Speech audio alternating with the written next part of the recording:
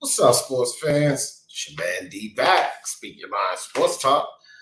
All right, check it out, guys. Speak Your Mind Sports Talk live daily. My man Jedi in the building. What's up with you? First up, Jedi. What's good with you, dog? Appreciate you coming through.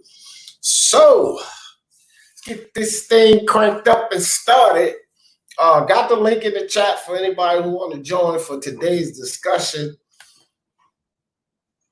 MMAChamp Commentary. What's up, dog? I just came from over on you guys' channel. I dropped a like, told everybody hit that like button, show a little support, man. But yeah, I see your man over there doing the horse racing right now. So y'all check my man MMAChamp out. If you into gambling, y'all definitely better check him out, because if you do some MMA gambling or you gamble on some horse races, y'all go kick it with those guys. They give you the good tips. Go check that channel out. You'll win some money. Go check out my man Odds, guys. Odds. That's the name of the channel. I'll put the link in the chat, or MMA. You can put the link in the chat if you want, bro. Put the link for your channel in the chat so people come check you out. And if y'all like what y'all see there, click that subscribe button. I'm subscribed. Boxing Monster in the building. What's good, Princess and Queen? What's good with your beautiful queen? Princess and Queen in the building. Martin Ramos. We have another queen in the building. Queen Lisa in the building. What's good with your Queen Lisa?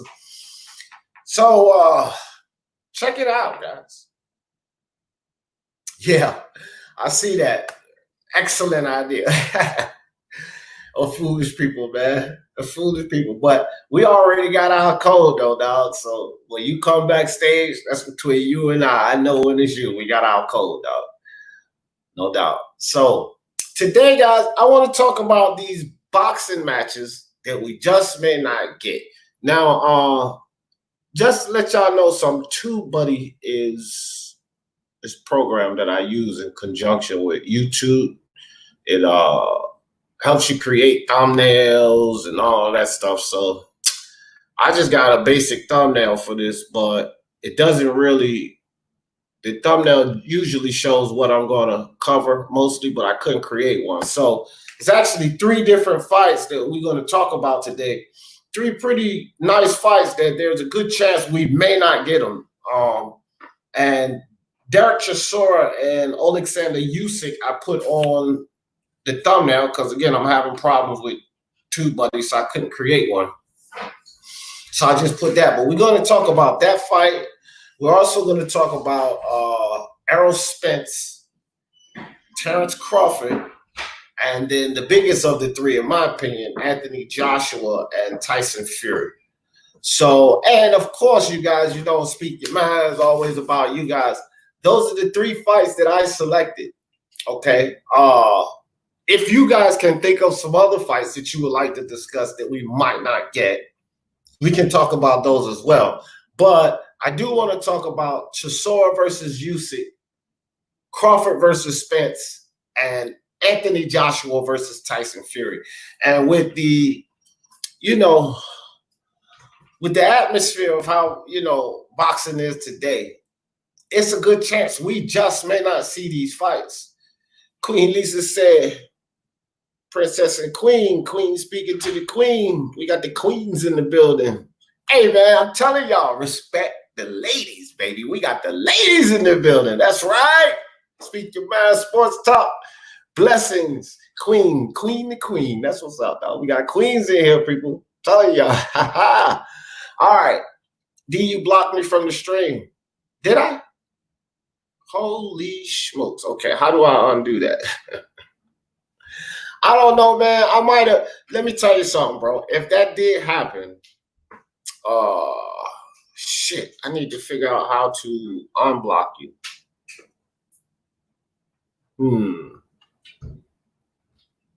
If that did happen, that was because of the idiots that kept coming in under your tag, bro, and I got tired of removing them. And fuck. I'm not even sure. I don't even know how to undo that. Do you know how to undo that, MMA champ? I'm not sure, bro. I'm gonna work on it while we're on the live, dog, because I definitely want you to come back up here. I do apologize for that. I just had somebody coming in. Hell, when you was running your live, actually yesterday, I was running the live too. You guys were doing the sports bet, and I was running the live too. And when I got off of here, remember, I came over to your channel and I told you about it. Well, while you were on live, that's when I blocked it.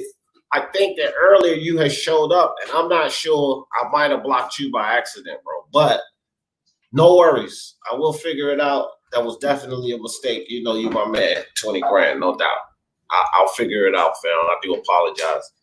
Best of the best, my DMV brother. What's up with you, fam? Appreciate you coming through. Dragon Leg, what's cracking, dog? Gonna talk about these big fights that we may never get. Never get. Very, very possible that we won't get them. Die Hard Casuals, what up? Luis Puente, what's good with your Scott Brown? My man Scott Brown in the building. So let me drop this link again just in case one of you guys want to come up, kick it with me for this discussion. So starting off, Derek Chisora, Alexander Usyk. Have you guys noticed that fight hasn't even been, they haven't even been talking about that fight here. And I really want to see that fight. More or less, I like, Derek Chisora's always been a guy that will be in there to compete. He's always been a good step, for up and coming. If you could get past Derek Chisora, and I think this is any heavyweight, if you could get in there and get past Derek Chisora, then you solidified yourself that you can at least compete at the heavyweight level. Beating Derek Chisora doesn't mean you're going to go to be a champion, but it does say that you can compete at this level. This is why this fight was so significant and so important for Alexander Usyk. And it's kind of fizzling out, bro. Like, we're not hearing anything about it. Eddie Hearn, they still haven't found a venue. They're still working on finding, but my thing is, it's not really being talked about. And I think that this is a huge fight, a fight that boxing needs at this state. With the UFC gaining ground, putting on cards two times a week. They just did a card Tuesday. They got one coming Saturday. The UFC is killing it. And, we get fights like Derek Chisora, Usyk. Boxing has to deliver that, man. Eddie Hearn and them have to find a way to deliver that. One of the problems is Derek Chisora is at least over there pay-per-view worthy, especially at the O2. I believe at the O2, like, he has big enough fan base for them to pack some people in the O2. Derek Chisora has fans over in the UK. So he's a pay-per-view guy over there. And that could be part of the problem, because now you guys know it's not the time to be demanding pay-per-views and certain kinds of monies and all that type of stuff. We're in a bad situation. Well, Derek Chisora, I will say, has earned his right, bro. He's fought some good fights, and so it's kind of hard with a fighter in his position to take that away from him. But it's also kind of hard right now with the state of boxing and everything going on around the world to deliver that to him. And I think that has a lot to do with the hold up on this fight, why it's pretty much fizzled out. We're not hearing about it and such. But that's an interesting fight that, again, this proves Usyk, because people's question is, can he take a punch? Well, you get hit by Derek Chisora a few times and you're messing around in that ring, then we'll have our answer there.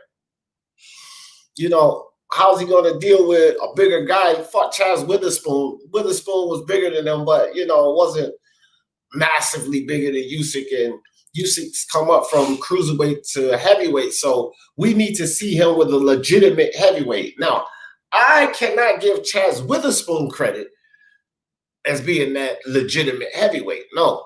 But fighting a Derek Chisora is definitely proof.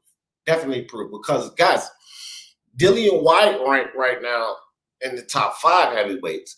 And let's be honest, Chisora was beating him all the way through to the 11th round until he got knocked out. But he was winning the fight. So as far as boxing skills, what he can do in that ring, and winning a fight versus a Dillian Whyte, you know, he's an established fighter. And if Usyk can get past him, that says a lot about, you know, how Usyk can compete at the heavyweight division, because the skills Usyk has, there's no question. I don't think anyone's questioning Usyk's skills. It's, can he compete at this size, at this level?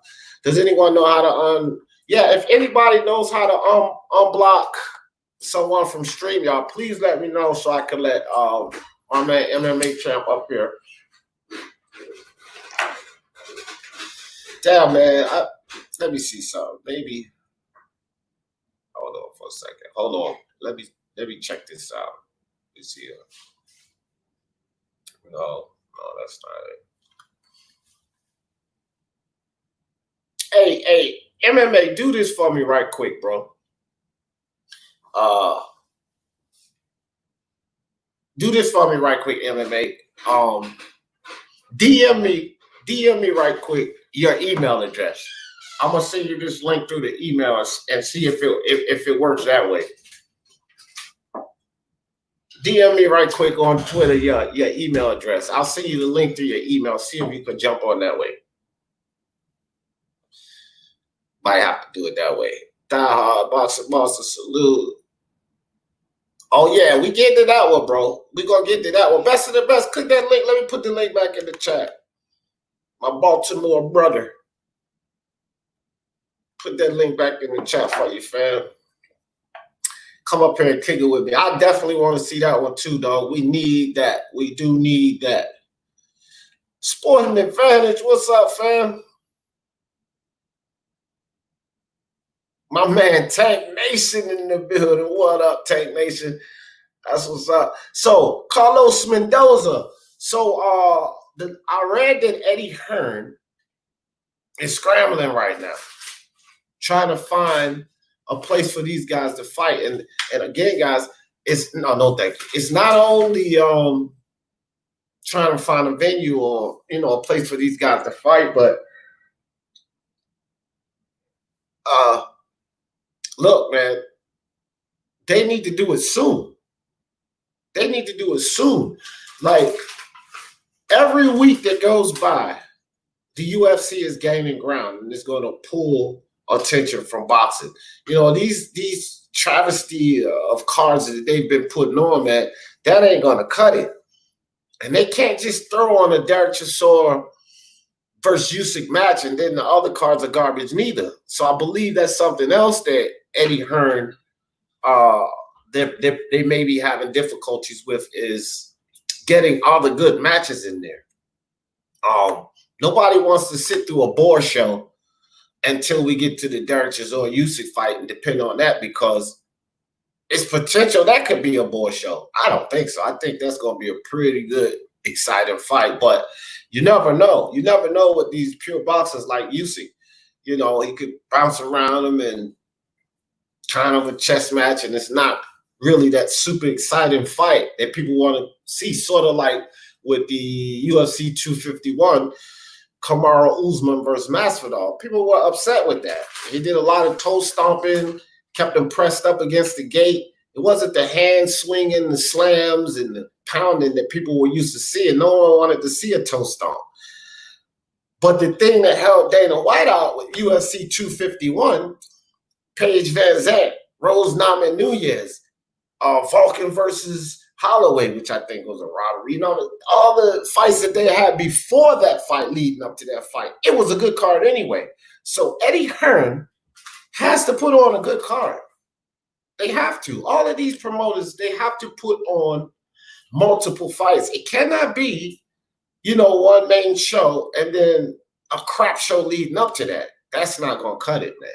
And I think that has a lot to do with why this fight is kind of fizzling out and we're not hearing much about it, because Eddie Hearn and Matchroom and Zone and those guys, they're having issues putting cards together. Guys want too much money. Fighters want too much money right now. They want close to the money they were getting before the pandemic. but it's not feasible at this time. And so it's tough for these guys to put on fights. And I'm afraid that if this fight fizzles away, we won't get it. And if it doesn't happen soon enough, I'm afraid we won't get it. You know, because if that fight, say, is delayed, so hypothetically, let's say that fight is delayed, Joshua fights Pulev, Fury handles his business with Wilder. Man, I'm going to tell you right now, Usyk's still supposed to be fighting Chisora. Bro, Usyk is going to dump the Chisora fight, his camp, after that Anthony Joshua, and he's going to cash in on his WBO title shot against Anthony Joshua.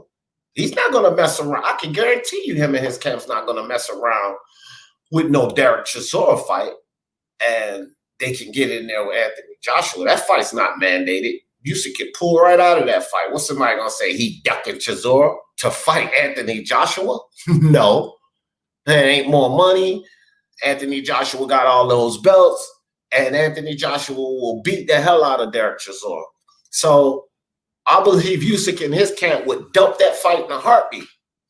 And so if this fight continues to be delayed and not happen, and the time arrives that it's Usyk's turn to get in there with Anthony Joshua, we're not going to get this Derek Chisora and Usyk fight. And even more so, I think that it's dangerous for Usyk in this camp. They may have the confidence, but I think he needs a fight like that before stepping in the ring with Anthony Joshua. But we will see. I just don't, you know, personally, I don't think that that fight is going to happen, guys. Die Hard Casual said Derek Chisora could be pay-per-view with another big name, but not stand alone against anyone. No, sir. Yeah, exactly. He needs the right guy across the ring from him. He needs the right dance partner for his pay-per-view to be successful. He's not a guy that carries a pay-per-view, you know. Joshua, Fury even, maybe. I'm not sure. Pacquiao, Canelo, you know, these guys carry a pay-per-view. Not a Chisora. Even Dillian Whyte, to a certain extent, over in the UK, may be able to carry a pay-per-view. I'm not sure if Derek Chisora can do that. So I agree with you there, Die Hard Casuals. I'm so ready to have a drink this weekend. That's cool. I don't know when the last time I had a drink concerning liquor. I mean, I might drink a beer every now and then. When the last time we had liquor, babe? 2 months? 2 months. My wife said 2 months ago was the last time I took a drink of liquor. I don't really drink that often, guys. And I don't get drunk either. That's getting drunk stuff ain't no good. I don't know if Usyk can compete at heavyweight. If he can, then it's exciting. Exactly. And that's why we definitely need this Chisora fight, Brian, because it shows us everything. Like if Usyk goes in there, even if he goes in there, say like 9-3, it still tells us that he can compete, you know? He washed Chaz Witherspoon. I don't believe that he washes Derek Chisora that way, but I do believe that if he can take the punch, I'm pretty sure Usyk will dominate that fight, 10 rounds or more, if he can take the punch. But that's why we need to have him in there, because Chaz Witherspoon is not hitting. Like, let's forget about comparing styles and all of that. I'm just talking about sheer power, tenacity, aggressiveness. Chaz Witherspoon doesn't offer any of that Derek Chisora does. And that's going to be the difference. And if Usyk can weather that storm, then I give him credit for being able to compete at the higher levels as well in the heavyweight division, because all I need to see from Usyk is how he can, his punch resistance. That's all I need from Usyk is his punch resistance. And if that's intact, it's sort of like Spence going into this Danny Garcia fight. I just need to see Spence's chin. If his chin holds up like it did before, first and foremost, Danny Garcia has no chance, and it's on with Crawford. Like, that's still a close fight. Of course, if Spence chin doesn't hold up, then he won't have the belts anymore, and we don't really have to talk about a Spence Crawford fight, because I believe Crawford wants the belts. So if you get it from Danny, if you get it from Spence, if you get it from Manny, Crawford wants the belts. He wants to clean out 147. I'm pretty sure he does want to fight Errol Spence, but that fight will fizzle away. Guaranteed. The intrigue will not be there if Errol Spence goes in there and loses to Danny Garcia. Like, it takes the allure away from that fight, in my opinion. You know, people already think, more people than not already feel that Crawford beats Errol Spence. Good chin before the accident or anything. More people felt Crawford beats Errol Spence because of his skill set. If his chin doesn't hold up against Danny, there's no question Crawford beats him. I got to tell you guys that too, because Spence is not the most defensive guy. He's relied in fight after fight on that chin hold up. When he was in there with Lamont Peterson caught Spence with some clean, hard shots. Spence chewed him up like bubblegum and damaged him, but he still got caught with some shots. He got caught with some serious shots against Kell Brook. Emmanuel Larte, that is not even he's no elite or top fighter at all. He rocked Errol Spence. Gave him the noodle leg. But Spence, that chin, that dude has arguably one of the best chins at 147. I think the only argument would be Pac and Danny Garcia and Pacquiao. Pacquiao, because I don't want to hear nothing about no damn Marquez knockout. This dude got 70-something fights. So he's got a chin. Forget that. He's got a chin. His chin's proven, Pacquiao. Danny Garcia never been stopped. Been punched hard plenty of times. Got a chin. Spence, we already know that fool has to have a chin. The hits he been taking. So, that's the key about Derek Chisora. Can he take those body punches? Can he take those chin shots? I mean, not Derek Chisora, guys. Sorry. Usyk. That's the key to this Usyk situation. Can he take those punches? If he can, he's so talented skill-wise, I could literally see him competing with the big boys. Now, again, guys, styles make fight, and dimensions, the dimensions of these fighters mean a lot. Anthony Joshua's a tall guy. He's got a long reach. He hits hard, probably. Since Wilder's finished, we can say Anthony Joshua is the hardest punching heavyweight right now, because Wilder's finished. I don't care what any of these Wilder fans say. Wilder's done. Done. Stick a fork in him. That fool is done. So the hardest punching heavyweight is Anthony Joshua. And there's no questions. So because you could take a punch by Derek Chisora, don't mean you could take a punch by Anthony Joshua. So when I look at Anthony Joshua and Tyson Fury for Alexander Usyk, that's a really tough win. Anthony Joshua because of how hard he hits, and Tyson Fury because he and Usyk share similar skills. The great footwork, the elusiveness, the jab, you understand? But what Tyson Fury has over Usyk is extreme dimensions, bro. Extreme dimensions. This dude's 6'9". The reach is ridiculous. And this is not Usyk getting in there on somebody that don't have the skills, that don't have the defensive skills, that doesn't have the elusiveness. This is Usyk not trying to get in on no fucking Chaz Witherspoon. This is Usyk trying to get in on a Tyson Fury. That ain't going to be no easy job with those long-ass arms, with that herky-jerky movement. No, that's not going to be easy. So I see it a really tough task for Usyk when concerning the top two guys. Everyone else, I think he can compete with. If he gets in there and beat Derek Chisora, we can't say he can't compete with Dillian Whyte, because Chisora almost beat Dillian Whyte. So we definitely can't say that. And Dillian Whyte's sloppy.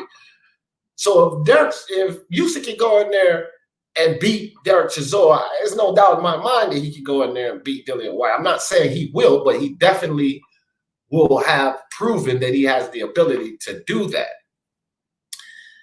Andy Ruiz, yeah, he has fast hands, but Joshua, with not the footwork at all Usyk has, not the lateral movement at all that Usyk has, he boxed all around Andy Ruiz.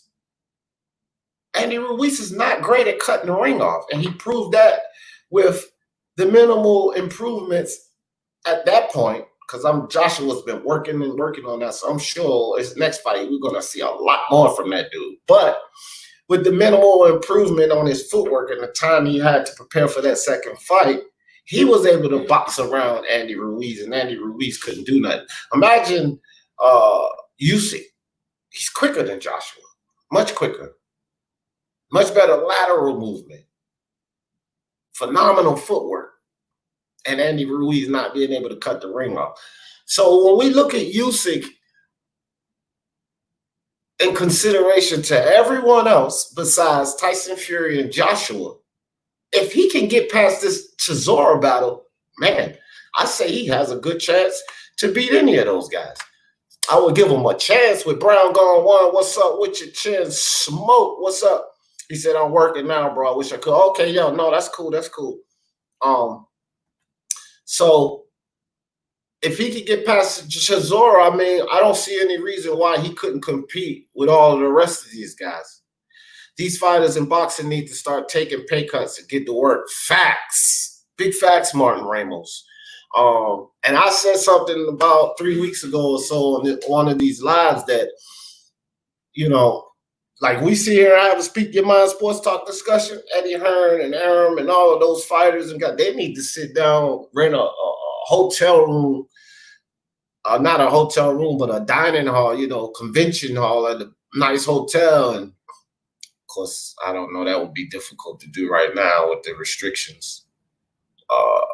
But they could do it online or something, Zoom. I don't know, man. They need to have some type of meeting with all of these guys and say, look, we're going to have to take a little less, but you guys are going to have to take a little less too.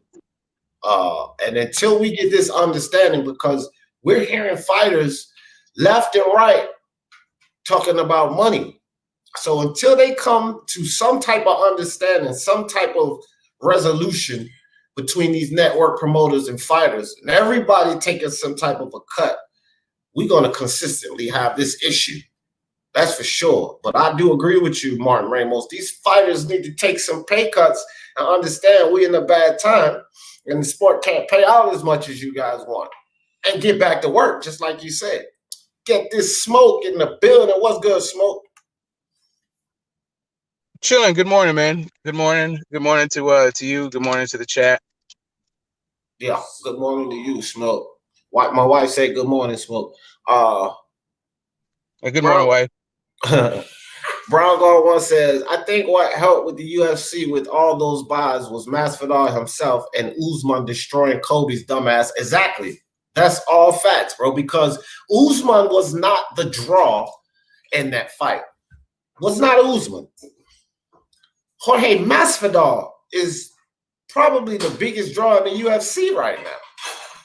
You know, slight Conor McGregor, but we never know what he's going to do. Conor's going to pull the numbers regardless. You know, so outside of Conor McGregor, I don't think there's a bigger draw than Jorge Masvidal. So you're definitely right with that, Brown Gone One. Definitely right. Toby Bartlett. You think Masvidal is a bigger draw than John Jones? Yes.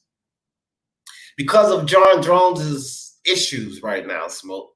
You know, all the drug and the doping, and then he's been talking about leaving, and he's trying to put the heat on Dana White for money and all of this stuff. And, you know, fans are turned off by that because John Jones has gotten 3 chances. You know what I mean? So they feel like, motherfucker, you back in the UFC. You know, you already got away with your picograms and all of that. I mean, this is just the atmosphere of the UFC fans. So, you know, a lot of UFC fans are not for John Jones right now because of the foolishness, because of the doping, and now he's coming with all of this trouble. Like, man, people want him to give Dominic Reyes a rematch. Yeah, John that's what I was Jones. gonna. That was my next question: is who do they have for him to fight right now? Well, see, that's the problem. And that's why I don't think that he would be a draw, because he's pissing the fans off. He's demanding certain monies from Dana White, threatening retirement. He would go up and fight Stipe or Francis Ngannou. But here's the thing. And people like, oh, John Jones don't want that smoke. Shut the fuck up. He was getting ready to go fight Brock Lesnar. Brock Lesnar is way bigger than Francis Ngannou. He was knocking guys out too. John Jones is not afraid of Francis Ngannou or Stipe Miocic, but he's asking for 10 plus million. Dana should pay him. I really feel like Dana should pay him, but we know Dana, he ain't paying. And not only is Dana not going to pay, you will not force Dana White's hand. The only one who forced his hand, I believe, a little bit was Conor McGregor. And the money was concerned in that, because he wasn't really all for the cross matchup initially, if everybody remember with McGregor and Floyd. He wasn't really all for that. But money swayed his judgment. John Jones don't bring enough to sway that judgment. You see what I mean? Dana White has this reputation of it's my way or the fucking highway. He proved that with Demetrius Johnson, Demetrius Johnson was mega, bro. And he did a historical, first time ever happened, trade with one. He traded him away. You know what I mean? So John Jones, I don't think he's a bigger draw. Not at this point, because he's ticking the fans off, bro. You know, you can't take the fans off and then be a huge draw. You know what I mean? I don't think so. I know that Dana was talking about scrapping Demetrius Johnson's entire division. Did that happen? You said what now? I remember, in that whole negotiation, Dana was threatening to actually trash Demetrius Johnson's entire division. He's like, "There's nobody in it. No one cares about these guys." No. Get rid of the whole division. Did that happen? Nah, he didn't do it yet. I think that was more of a. I think that was more of a macho thing. You know, him and Demetrius Johnson going back and forth at each other, and Dana White posturing, I'll shut down the whole fucking division. You know what I mean? And then what you gonna do? But move up. And you know what I mean? Because I think too that has a lot. You know, Dana White wants these guys to, you move up and try to win in multiple divisions. So he'll push that agenda. And Demetrius Johnson was like, hell no, I'm getting ready. I'm on a record-breaking title defense. You know what I mean? I'm reigning right now. I'm not moving because you want me to move. And then the issue started between those two guys. It was the TJ Dillashaw fight. Yeah, that's it. Exactly. Dana wanted him to go up and fight TJ. Then TJ went as far as to say, I'll come down and fight that motherfucker. But he decided not to do that, to fight John Dodson, to go against what Dana White wanted and fight John Dodson. If you remember that. And that's where these problems started, bro. They start going back and forth, and Dana threatening to shut down the division. But this is how Dana moves. And that's why he has control over the UFC. Like, that shit wouldn't happen in boxing. Demetrius Johnson would have went right over the matchroom. You know what I mean? All right. It seems like he punished Mighty Mouse for TJ Dillashaw's failed drug test. Like, I think that whole trading thing happened after TJ Dillashaw popped dirty. But I think it was more or less because you didn't do what I told you to do. Because that's Dana White's mentality. That's why they call him a scumbag. He does that, and then he doesn't want to pay these fighters. So again, it's more of his persona in the UFC is my way or the fucking highway.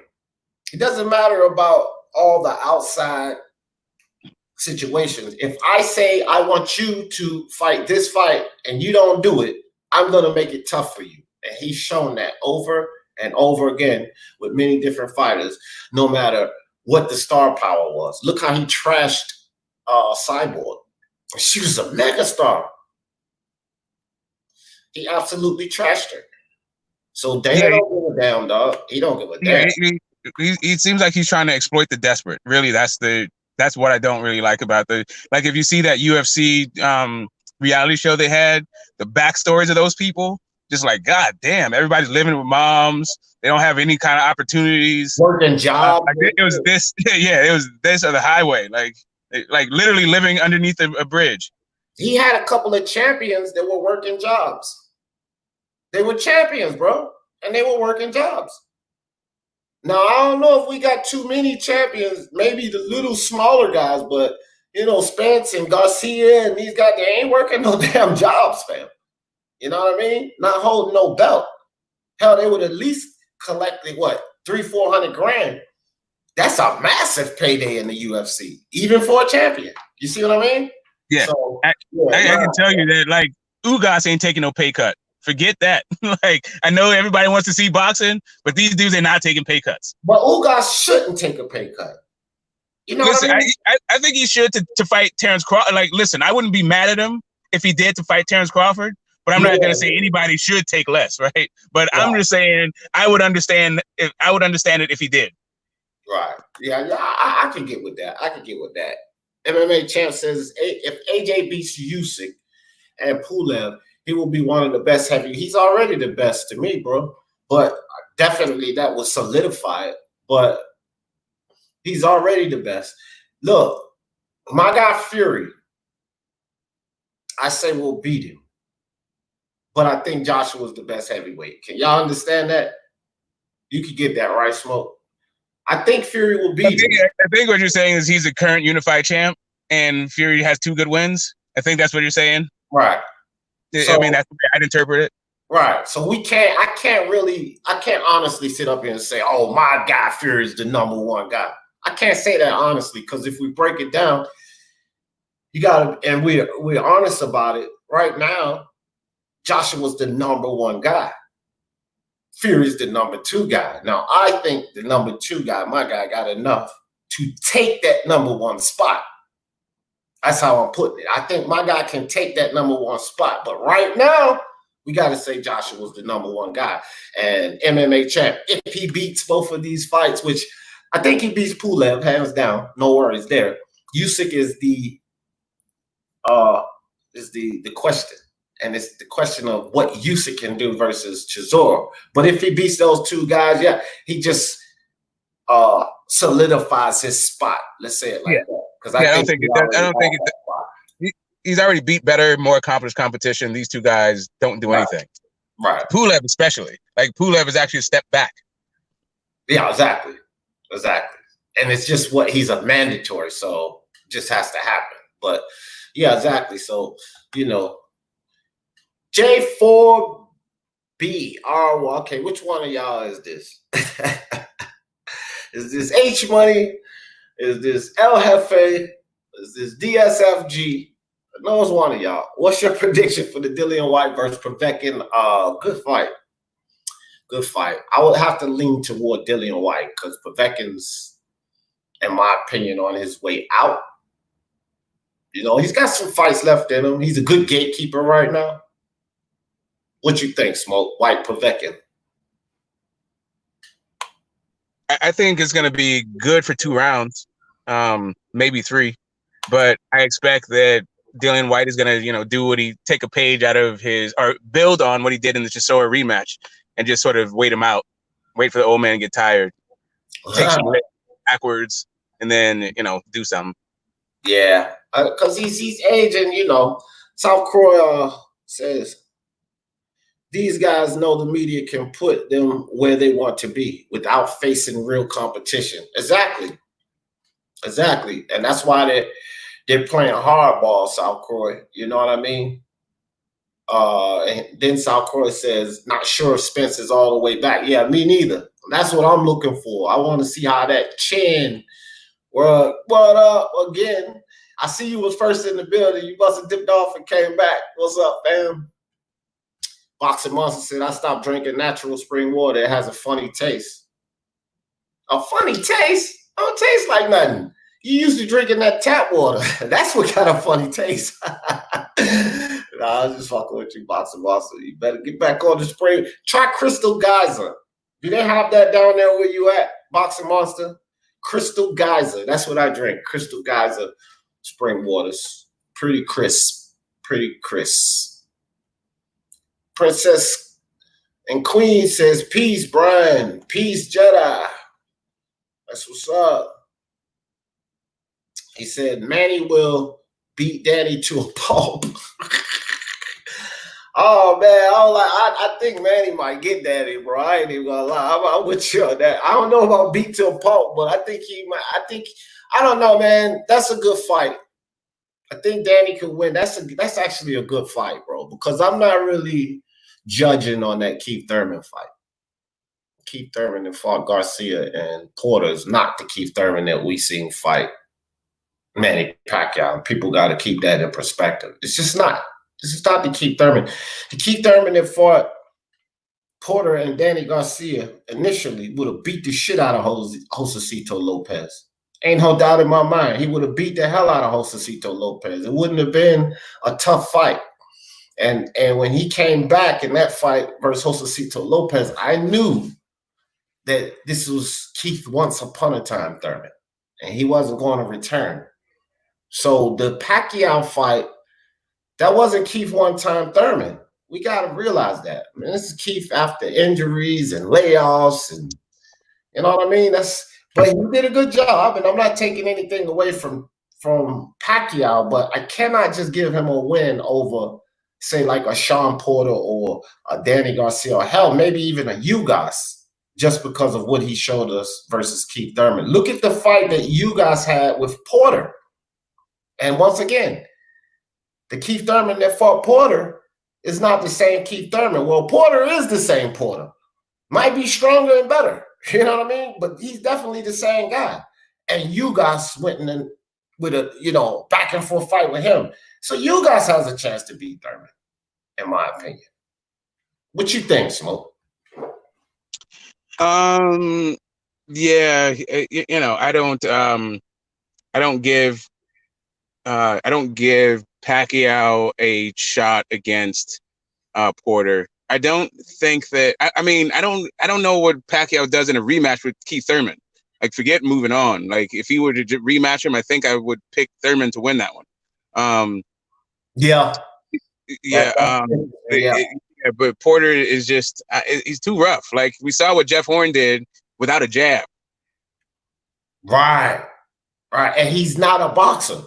He ain't no boxer. He was just bigger and stronger. Well, Porter is bigger and stronger, and he will muscle his way inside. But he's a better boxer than Horn. So, yeah, I'm with you on that, Smoke. And I'm with you on the rematch with Thurman and Pacquiao, because outside of that knockout, Thurman may still be holding that belt.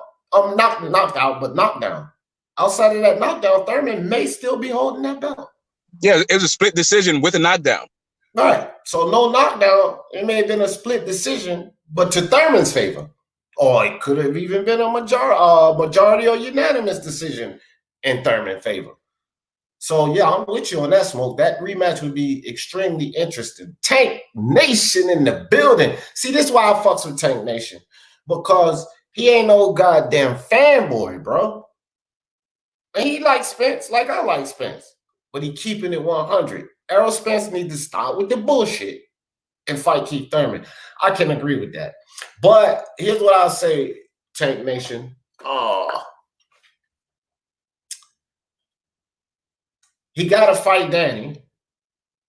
And if the Crawford fights arise, I ain't nobody trying to hear nothing about no Thurman. I ain't trying to hear nothing about no Thurman. Danny, then Crawford. Hell, Danny, then Manny before Thurman. You know what I mean? But with Thurman popping all that shit, you know what I mean? He should just say, all right, I'll beat you up. But here's the thing, too, though.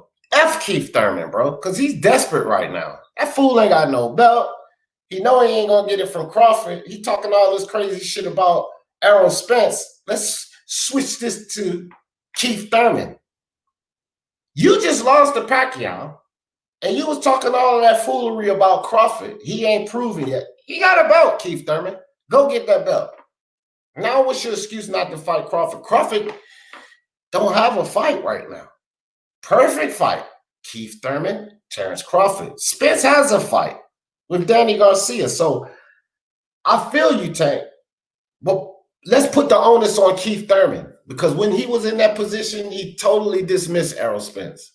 And that's part of what Spence's situation is now. Like, he's the man now, and he got bigger fish to fry. Thurman ain't no big fish, at least not on the Spence's agenda right now. Because I would agree with Spence that Danny, Manny, and Crawford are more important than a Keith Thurman fight at this juncture. Manny because he got a belt, Crawford because he's, you know, the best, and Danny because he's already scheduled to fight him. So F Keith Thurman. Keith Thurman, do something with yourself. Go in the ring with Crawford, get beat up, retire, and go enjoy your pretty wife. That's what I say about Thurman. What do you think about that Smoke? Keith Thurman needs to stop with the BS and fight Spence. I think that it's actually the other way. Spence needs to stop with the BS. Spence is not on some BS. Spence is on his BI. He's right now. And Thurman, actually, like, you know, I'm gonna fucking JFL heads. I gotta agree with JFL heads that Thurman Broner is a good fight at this point. Yeah, I agree. Get a win, get some money, bring your cachet back up, and then like try to get with these big boys. Because right now it looks like you're desperate and you're begging with people that you did not give any sort of, you didn't pay any mind when they were in that position at all. You were totally dismissive of all of them, Keith Thurman. Now that you done lost your belt, your stock is down. Now all of a sudden you want to fight them. Hell yeah, he seems desperate. And then Tank says Errol wants to fight Danny instead. That's not true, Tank. It's not that he wants to fight Danny instead. Remember, Keith Thurman was hollering for the Pacquiao rematch. Spence and Danny was already scheduled to fight. And Tank, if you follow my channel, which I know you do, when I put that video up about Errol Spence and Danny Garcia never intended to fight Terrence Crawford, remember, fam, I told you in that video, on the 25th of January, those two already agreed in principle to fight. This was way before Keith Thurman ever. This was before the Granados fight and before the Porter fight. Danny Garcia and Spence already agreed to fight, Tank Nation. So this was way before Thurman even lost to Pacquiao. Spence wasn't even on the radar at that time. Because the fight, I was about to slip. Because the punk-ass dude was still ducking Spence at this point. Remember, Thurman has been ducking Spence the entire freaking time, bro.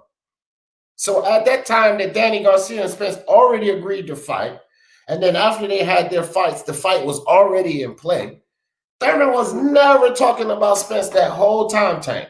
Now that he's desperate, just like me and Smoke just mentioned, now he's coming out his mouth with Spence, because he has no choice. Well, dude, you could have been fought Spence years ago. You try to act like Spence is scared, Spence is this. Where were you at, Keith Thurman, when you fighting Garcia and Porter over and over when you could have fought Spence? Where was you at then? When you told Spence to go get a belt, he went and got Kell Brooks' belt, and you were still BSing. Where was you at then? See? So even before Spence got the belt, why he had to go to England to get the belt? You the man, you challenging Floyd Mayweather. Why didn't you fight Spence then? Right?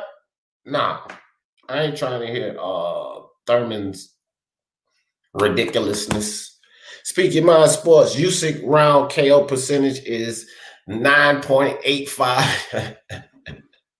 Yeah, but he's an extreme boxer, dog. Sometimes you get away with that. You don't got to knock everybody out if you can outbox them.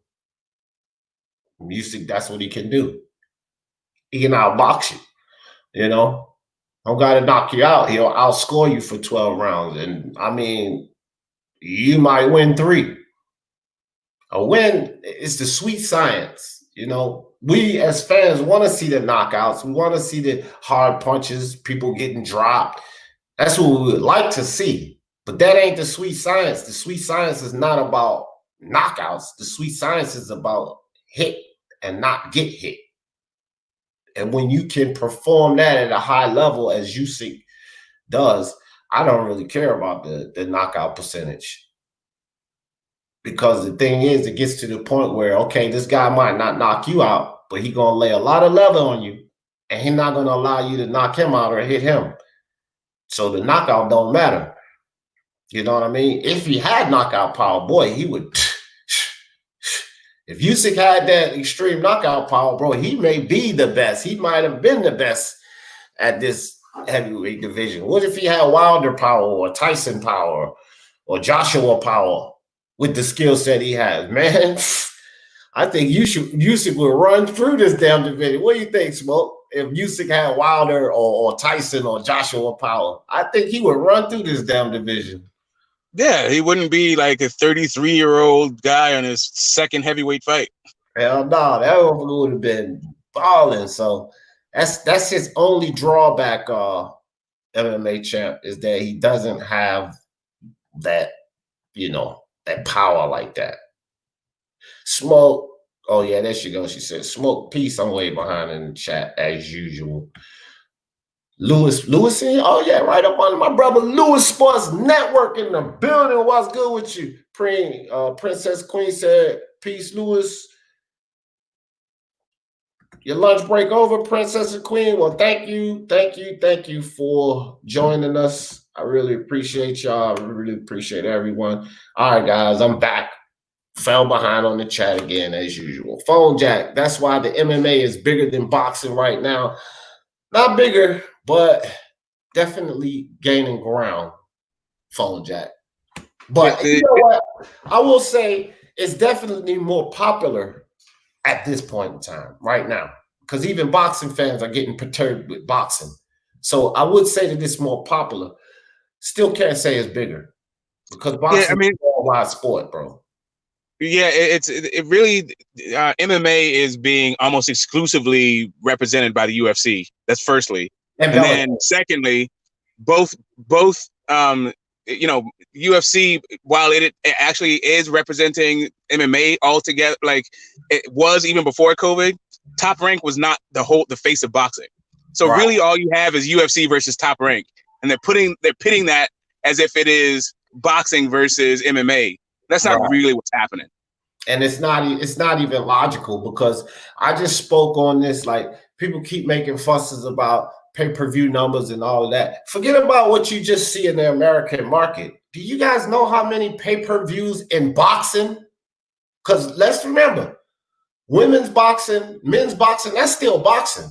Just because the UFC has all of that condensed and they're all within their same organization, women's boxing and men's boxing is still the sport of boxing. So when we start talking about UFC, that's why I'll be telling people to, look, bring it down some. UFC is gaining a lot of ground, but they got a ways to go before we start talking about this taking over boxing. Because Breakers female has pay-per-views in her own land. That's pay-per-view numbers. I don't care how you want to chalk it up or add it up. People always talk about, well, look at the pay-per-view numbers. And then just like Smoke said, they isolate.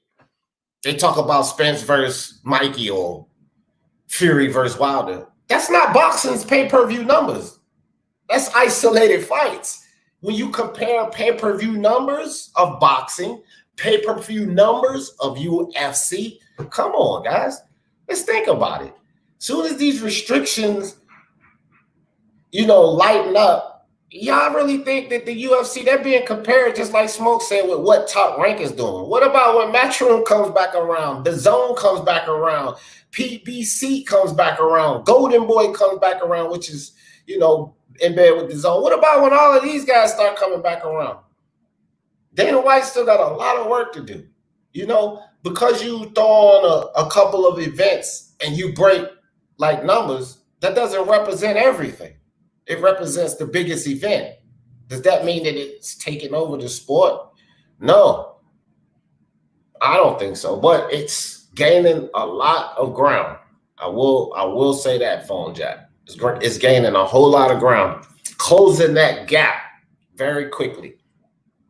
I'm here for the Trump or BFTV chat. Not today, Monster. Not today. BFTB chatter. I did have something.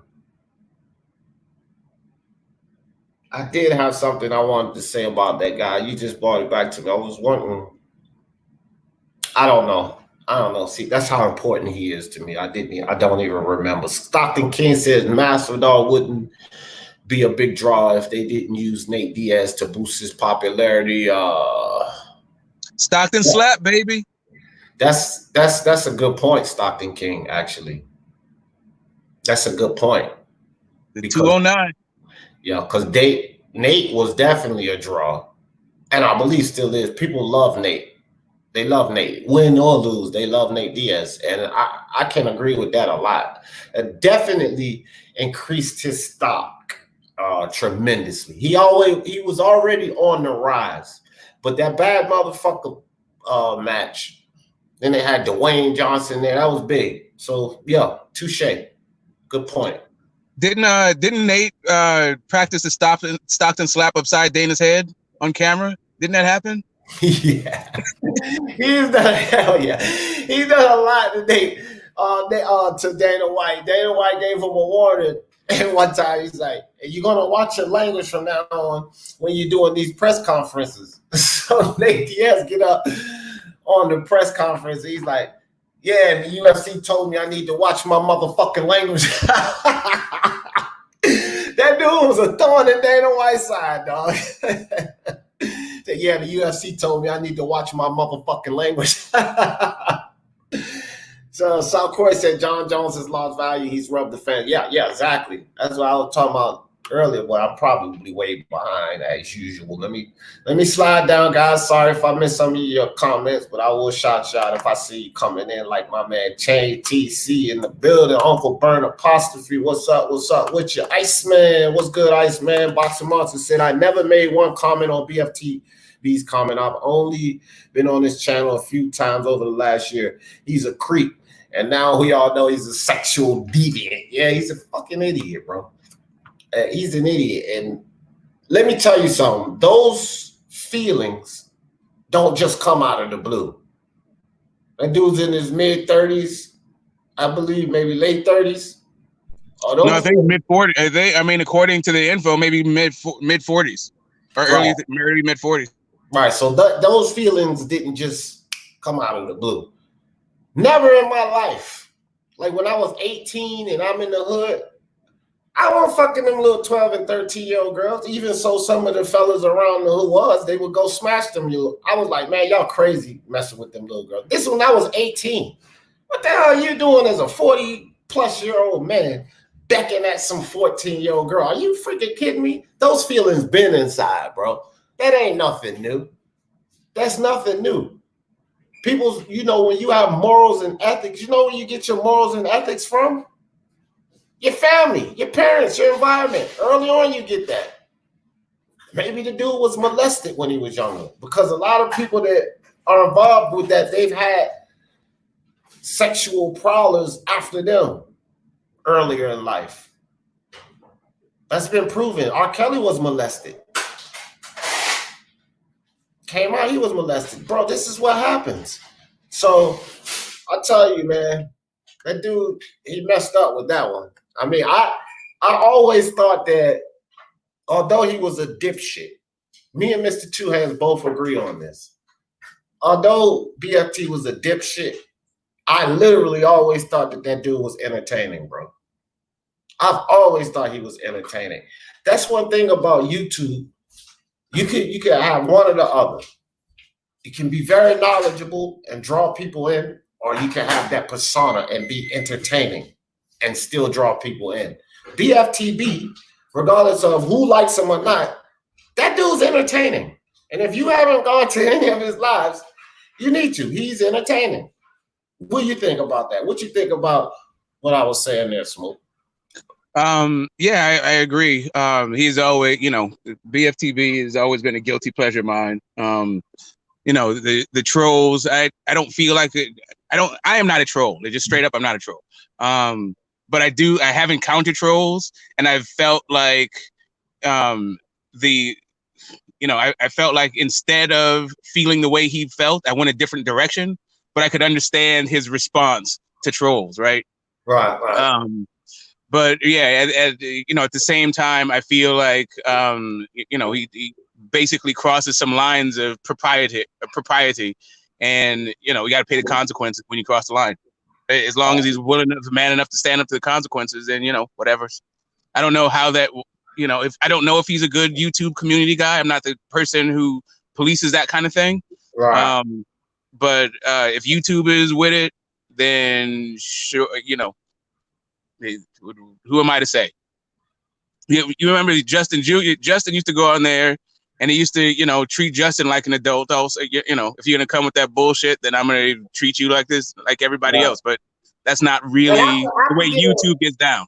I could get down with that when he used to do that with Justin, because Justin used to cross the line sometimes, bro. He even used to cross the line over here. You know what I mean? Like, Justin used to step out of a child's place. If you come on here and you a child and you show respect and you're respectable as a child, I don't think that you would get that response. But he often steps out of a child's place. And then so you want to play with the big boys? Then we're gonna treat you like a big boy. So I really didn't have any problem with him going off at Justin like that. Because I had to kick Justin off this channel because of the same reason, right? But back to 14-year-old girl, please. No excuse. Chad Ross in the building. What's good with you? Right. So Go ahead, I'm not quite sure what is going on, like why the dad's had his daughter there in the first place. Like it seemed like, I don't know. It seemed to me like BFTB often, if your girl is there, he'll do something like that. If he knows you're associated with a woman, to a female, he'll be like, "Shut your ass up, let me talk to you." Like he's done this shtick a bunch. Like he's done that before. He's done that before. Remember, he did that with YB, and then he's done it a bunch of times. He's done it with a bunch of people. Yeah, so I mean, that's just part of his shtick. But when he found out, so he was doing this thing, but when he found out that that girl was 14, that's when he should have changed it up, because those other women he did it to, that was actually those dudes' girls. They were grown. So, you know, you talking to a man, woman, you being disrespectful. That's his mojo. That's his thing. That's what he do. You know what I mean? But when you find out that this is a child, don't you take another level. You start focusing back on the dad, bro. You don't put the child in there, and then you don't throw advances and be flirtatious. He was throwing advances, being flirtatious. You don't fucking. He just kept calling even that. It was just a whole call her a bitch. I mean, I get that he was trying to emasculate the caller, and that's really what the whole deal was. It wasn't so much that he was trying to get at the chick, but he was just trying to emasculate the dad. But you know, the whole thing, I don't know. I just, you know, children need protection. They need protecting. That's it. All right, well, I'm on my same shit. You know how I do. We gotta catch up, bro. We gotta catch up. We way behind. Chad Ross, YC, Ramon, Luis Puente. What do you think happens after Virgil Ortiz wins? Who will be next? That's another person Keith Thurman fight. Virgil called him out. He should fight that. He should fight that dude. But let me get at these super chats right quick. I gotta slide down, guys. I missed y'all comments. I'm sorry. That's what happens. You guys are always highly involved. My man, Boxing Logistics United, Double M. What's up, fam? He said, I'm beefing with the trifling father that put his daughter in the situation twice. Why isn't anyone? You know what? Again, and Smoke just spoke on that, Myron, and I agree with people that have that sentiment, okay? But let me clear this up.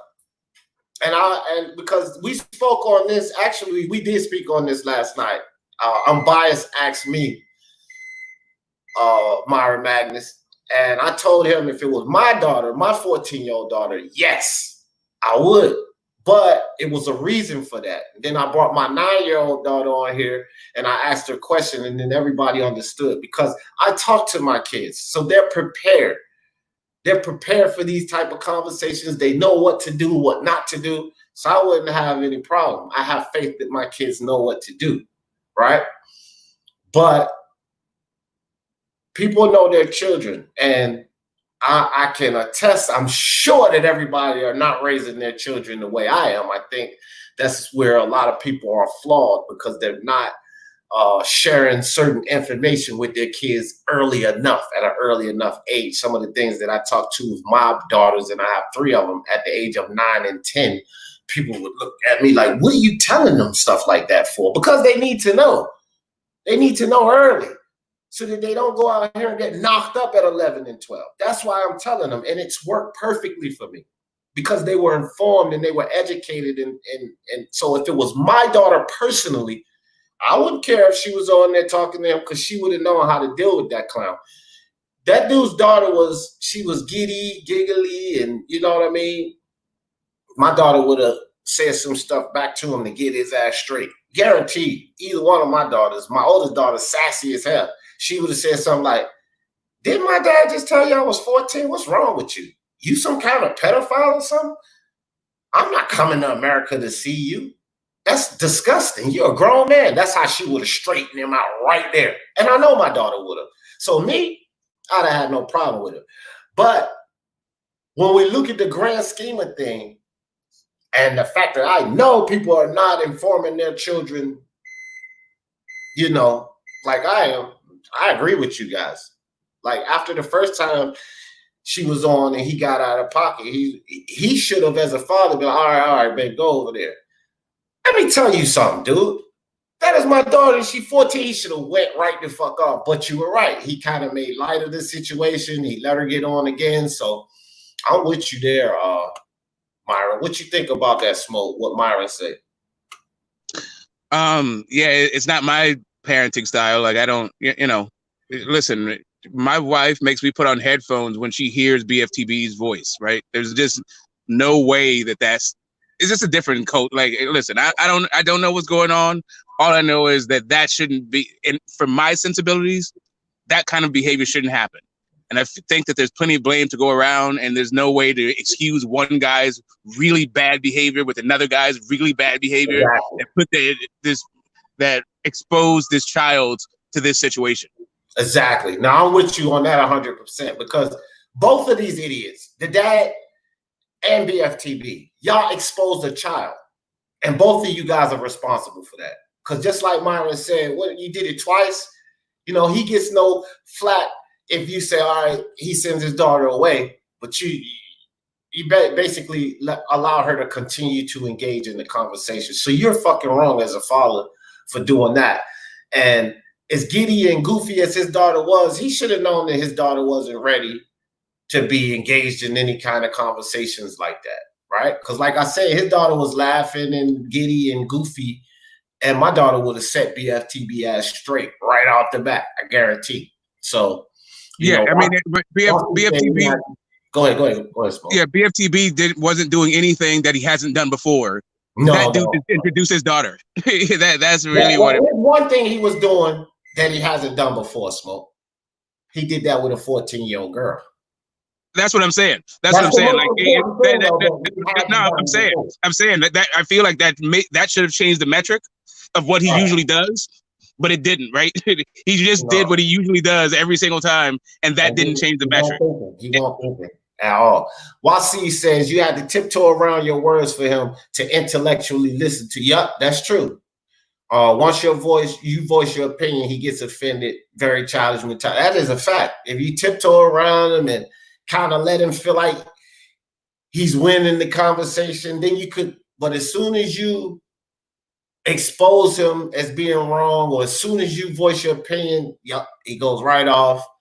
Start muting you, cussing you out, kick you to his sharks. They don't let you say nothing else. You know, all of that kind of foolery. Let me hit these super chats right quick. My man, Mark Unrivaled, I love you, brother. He said I spoke about the dad multiple occasions. Disgusting. Yeah, Mark did too, Myron. He damn sure did. Mark did too. What else we got in here? Let me see. Butcher's Bucket in the building. What's up, D and chat? What's up with your butchers? My man. All right, let me see. Texas boy, what's good, Texas boy? We are done with Errol. It's Virgil now. Hey, I hear you, Texas boy. But look, Texas boy, you can't really be done with Errol because Virgil's going to 154. He may even get there before Errol Spence, mark my words. He might get there before Errol Spence because Errol Spence might stick around for that Virgil fight. I mean, for that Crawford fight. And I think Virgil got 1 or 2 fights before he goes. What do you think about that, Smoke? You think Virgil might, it's a possibility that he might move to 154 before Spence? I think it's definite that he's going to move to 154 before. I mean, well, not definite. I would give it like 85% sure. I'm feeling that way too, dog. Yeah, I feel like he's like Spence is talking about becoming unified, becoming undisputed, and then moving up, whereas Virgil is putting a date certain on moving up. Right. Those are two separate concepts, totally. Right, because Virgil can't do it. That's the thing, guys. Virgil will probably end out at 168. So he can't continue. Spence continuing to be at 147 is just an anomaly. And that's why I always tell people, you can't just call a guy a weight bully, because that a lot of times this has to do, it's like any other attribute. A guy punches faster, a guy hits harder, a guy is more elusive. Well, a person being able to cut weight more efficiently and safely is about your makeup of your body. That's just a natural advantage that you have. Some guys can cut weight more efficiently and easier than others. Some guys, they're not built to do that. Virgil's not built to do that. Spence is an anomaly. Jared Hurd was an anomaly. Fucking Chris Cyborg was an anomaly. Well, almost, because she damn near killed herself one time doing it. But even still, some fighters can do it and still compete at a high level. Virgil and his camp know that it's time for him to move. He's going to have to move. Just like my boy Teofimo. I'm telling y'all right the fuck now. If that fight gets delayed too long, y'all can say Teofimo, duck Loma, all y'all want. But his dad already said it. They're not dicking around with Bob Arum, marinating this fight, waiting, and then Teo has to drain down to fight this guy. No, he's already at a disadvantage because he's way less experienced than Lomachenko. He's already at a disadvantage. You're not going to drain my guy down. So Senior and Teofimo is moving if that don't happen, because his body cannot continue to do that. Devin Haney's going to be gone from 135 soon. Some guys can't just continue to cut weight like that without risking them going downhill. Sweet Chin Music Boxing, what's up? Facts, keep the babies out of the situation. No doubt. You got to, man. Kids are important. Thoughts on H Money? Awesomeness. H Money, you idiot. There you go. There you go, dog. Lomachenko's another ducker. He ducked Devin Haney. Were you over there on He Knows His Sports channel? Sounds like a He Knows His Sports narrative. I heard him say that. I don't think he ducked Haney. What you think, Smoke? You think he ducked Haney? Some people actually do think he ducked Haney. I don't think so. What you think? I don't think that Loma is necessarily interested in a specific fighter. I mean, I don't know this about Loma, but that's just the impression that I get, that he's really just about his craft, and whoever you put in front of him, that's who he's going to fight, and he's going to fight him his way. Yeah. Punch Drunk Boxing in the building, Mr. Moonshine. What's up with your fam? It's been going on for a while, Punch. I'm gonna put another community post up. But Punch, if this happens to you and everybody else who has a channel that's listening, just unsubscribe and then subscribe and hit that bell icon again. And if it's happening with your subs, tell them to do that. I put a community post up and it worked for a lot of subs. I'm going to put another one up. It's something going on with YouTube, fam. But a whole lot of people not getting my notifications. And it's sporadic as well. It doesn't happen like, it's not a consistent thing. It's sporadic when it happens. Sometimes I'll start these Speak Your Mind live daily. Smoke them been in here. And we sitting here with like 11 people for fucking 2 hours. And then we'll get a spike. And next thing you know, like 40-something people won't be in here because they're not getting the notifications. So, I mean, it is what it is.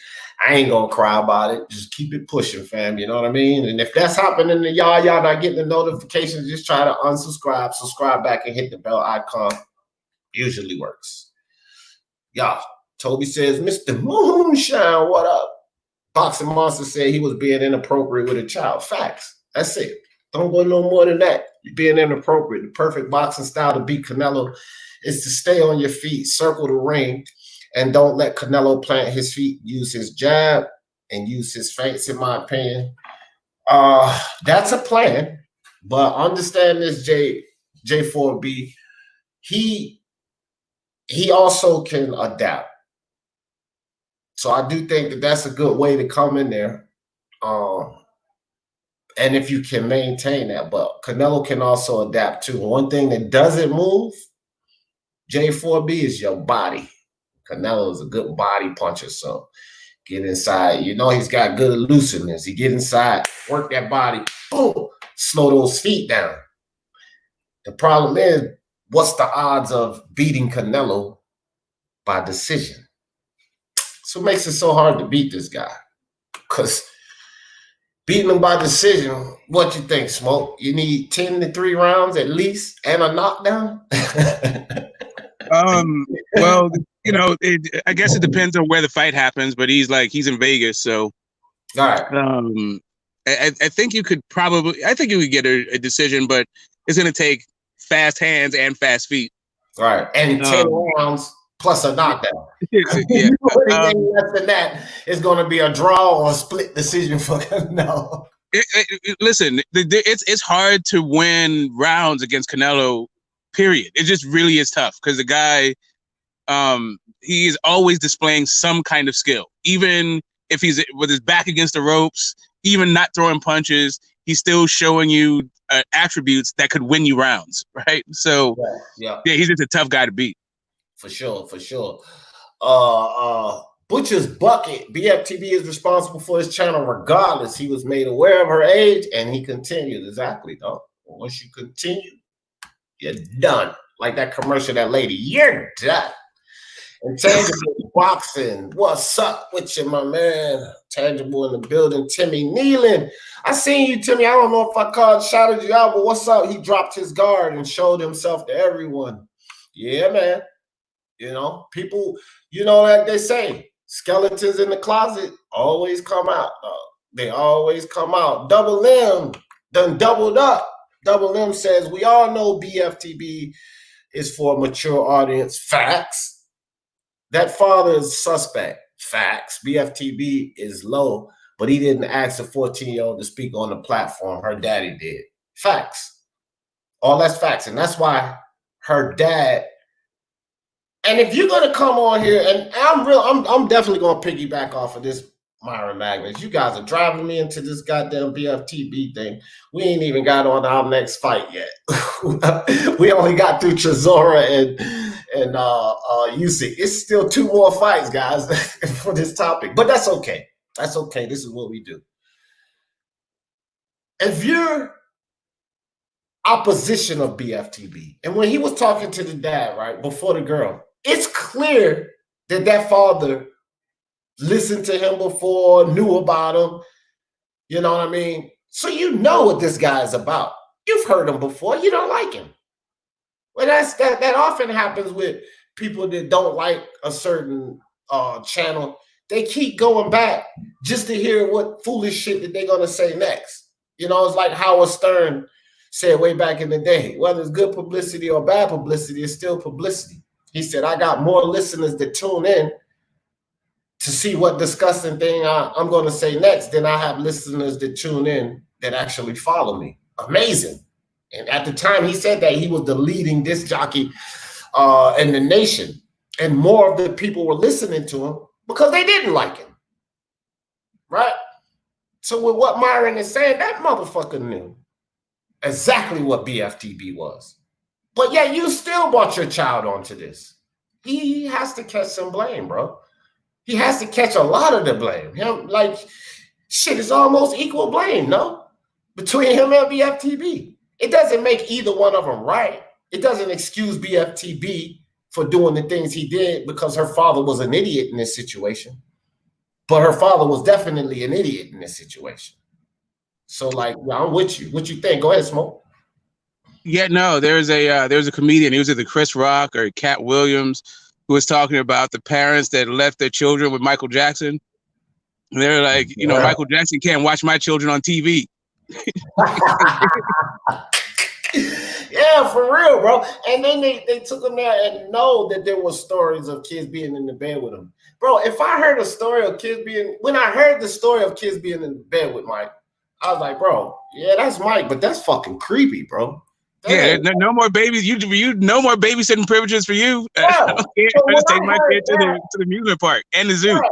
Well, so when I heard that, and this dude got an amusement park and a zoo on his property, that sound kind of suspect to me too. You got fun land and then fun time in your bedroom? Nah, fam. I'm not sending my child to go stay with Mike, but these people sent their child to stay with Mike even after that information. Like, yo, parents, wake up. What the hell? Parents, there's another joke, like Key and Peele. They're, you know, the Taken movies. They're like, at a certain point, it's just bad parenting, right? Like, why are there so many of these Taken movies? Yeah, right. Your daughter got kidnapped, and in France, y'all, this shit happens again, and then your ass go get lost and get her to come save you. Yeah, you're right, Smoke. Chenn TC said Virgil is next for Fernando Var. Yeah, that's the next scrap. For the boxing. I thought that shit happened in real life. Oh, let me see. To be honest, man, you guys are dropping some serious chats, bro. I'm way behind. I stay way behind. Raider from LA, what's good with you, my man? Chenn Smoke in the building. Julius R, what's good, Julius R? Bob ducked Haney. That I can get down with. But you do know, I think Bob decided to go another way. I still don't call it a duck.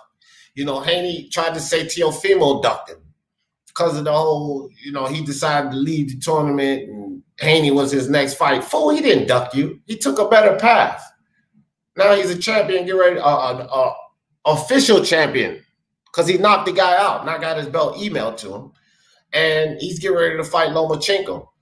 So, you know, he didn't duck you. And then a lot of the guys Teofimo fought, they're way more proven than Haney right now. So he didn't duck you, Haney. He didn't. So, you know, but Bob, I can't say he ducked the situation. He just look, man, one thing we know about Bob Arum, me and Smoke said this before. The dude has a knack for creating fighters, bro. He does that. So I'm not going to argue the path that Bob took Teofimo on, because look where it landed him. And Bob has done this type of shit historically. Look at what he did for Lomachenko.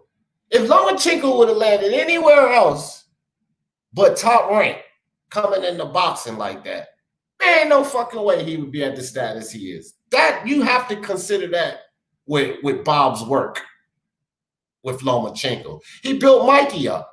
He built Floyd Mayweather up. They left him, but still. These guys started with top rank. Bob has a knack of building fighters. And if he sees an avenue, stay in this fucking tournament. And one thing that's no good with that tournament, that shit don't make Bob no money. Bob about making money. That's the problem with these tournaments. I would love them. I'm sure all of you would love them, but they don't make money. So to promoters and networks, they don't make sense. If it don't make money, it don't make sense. You feel me? So, you know, I give Bob all the heat in the world, but I can't necessarily agree that Bob even ducked him, because they led him to a better situation. If they led him to, if he was in a Tank Davis situation where he didn't take that fight, now you get ready to fight a goddamn Leo Santa Cruz next. Okay, I will give you that. But he ain't in no Tank Davis situation. He's getting ready to fight Loma next, who Tank should have fought a long time ago. And if Floyd and Ellerby had any goddamn sense in their head, he would have fought Farmer and he would have been in the fight with Loma long time ago. But Ellerby wants to make a pay-per-view star. So I'll leave that at that. Haney is still learning. I doubt Lomachenko wants to fight a green Haney. Loma, I don't think Loma gives a shit who he fights. I think Loma would want to go in there and rough up a little young prospect to continue to build that somewhat overrated resume. Because I do think that Lomachenko's resume is somewhat overrated. What you think about that, Smoke? Am I wrong by saying that? Because I know a lot of people won't agree with that. No, I think it is. I definitely think it's overrated. Yeah. So I mean, I think it's not. I don't think it's a bad resume, anything or by any stretch. No. You know, it's just the best win is Guillermo Rigondeaux still. Oh, Riggy. Old Rigo. Black Lives Matter in the building. What's good? Yeah. Just, you know, look, man. A lot of fighters got hype behind them. A lot of fighters. Look at all the hype behind my dude Tyson Fury right now. This motherfucker got so much hype around him. Overhyped. Yes, I'm saying it. But it's not like by me, but bro, they overhyping the hell out of Fury right now. They overhyping the hell out of Fury. And that's just the nature of the sport. So, you know, whatever. That guy in the building, what's up with you? What up, fam? Chopsticks. Loma is that white boy Haney would lose. Right. I ain't gonna lose to no white boy. Yep. There you go, Chopsticks. Alistair 49 in the building. He said the biggest loser is coming back. Jillian, oh yeah? Oh man. I don't know, man. Interesting, Alistair. The gold is actually above the WBA interim. So if Manny Pacquiao retires, Virgil becomes WBA champion. So I doubt Virgil will move anytime soon. He may be forced to punch. His cat was talking about this a couple of fights ago. He may be forced to. Bro, he's getting too big for that weight class. You see how this kid is filling out? Look at Virgil like what, Smoke? Like a year and a half ago. He was so frail, I didn't think 147 would suit him well. But man, this dude done filled out quick fast. He's young still, so he's growing like this. I don't think his body will allow him to stay at 147 but so long punch. That's just my opinion on it. And if he does stick around, then he may be risking it. What you think, Smoke? The more these guys work out and get into their real weight and grow into their actual, their muscle density and their, I think they're done growing vertically. Like he's not going to have a growth spurt like that. But as he actually comes into his real weight and his real frame, that's going to be an issue. Big issue because you don't know how his muscle is going to develop, right? Right, because like if your bone structure is a certain size and the dense muscles start packing on, that's when cutting too much weight becomes unsafe because you're just not meant to be that small. You see, and that's why different fighters can cut weight differently because bone structures may be different, muscle tone may be different, the way your muscle develops may be different. You know how you went to school with these kids, and I'm talking elementary school, and you got this dude in the 5th grade that's just built like what the hell, bro? Where you get on? Or look at Mike Tyson at 12 years old. That motherfucker looked like he was about 18, 19 at 12. So some guys they're just built differently. And then they can't do certain things. And I think Virgil falls in that category.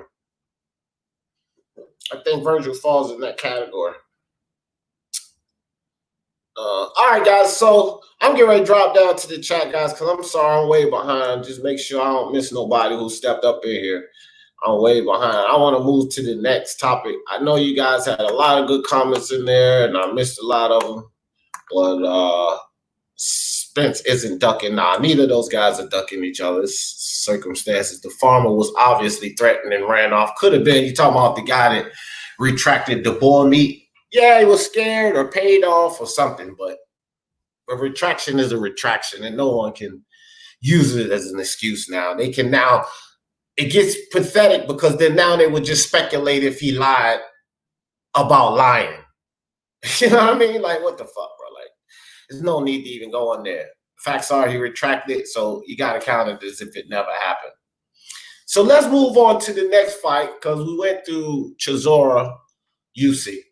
The next fight on my list that I think, guys, that there's a good possibility that we may never get this fight, and it's upsetting to me, is Spence versus Crawford.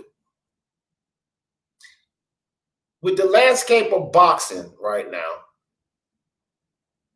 the fans being in limbo, and fighters and promoters not willing to take less money, I think this Crawford Spence fight is going to be very, very difficult to make, and we may possibly not get this fight. Here's the thing. Terrence Crawford is one of those fighters that a lot of us are complaining about. So all of you people that like and love Terrence Crawford, understand this. Terrence Crawford said he ain't taking no damn pay cut. He just came out in the article and said that a couple of days ago, maybe yesterday. He's not taking a pay cut. That's a fucking problem. And F Terrence Crawford on this one. He's going to catch flame on this one.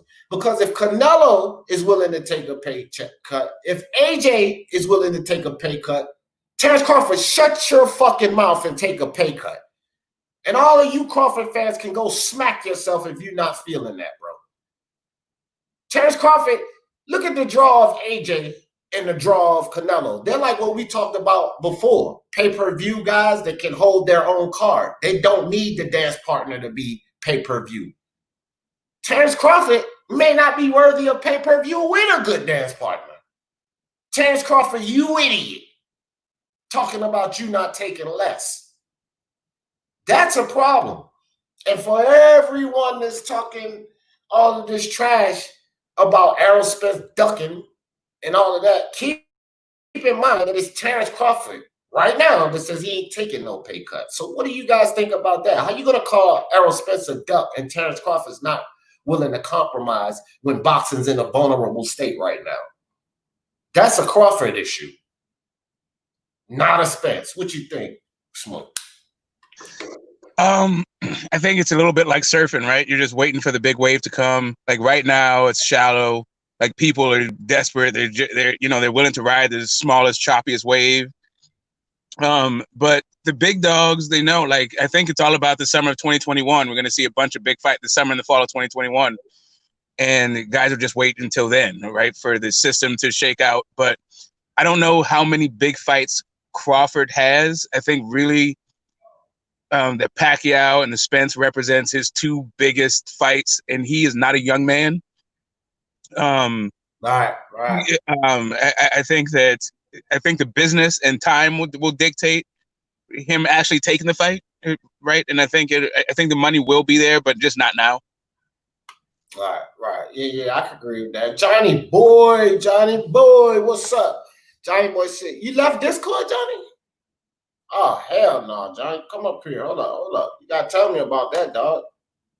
Johnny boy done left Discord. It's all right. I got your phone number. And a lot of other people. I'm just messing with you, dog.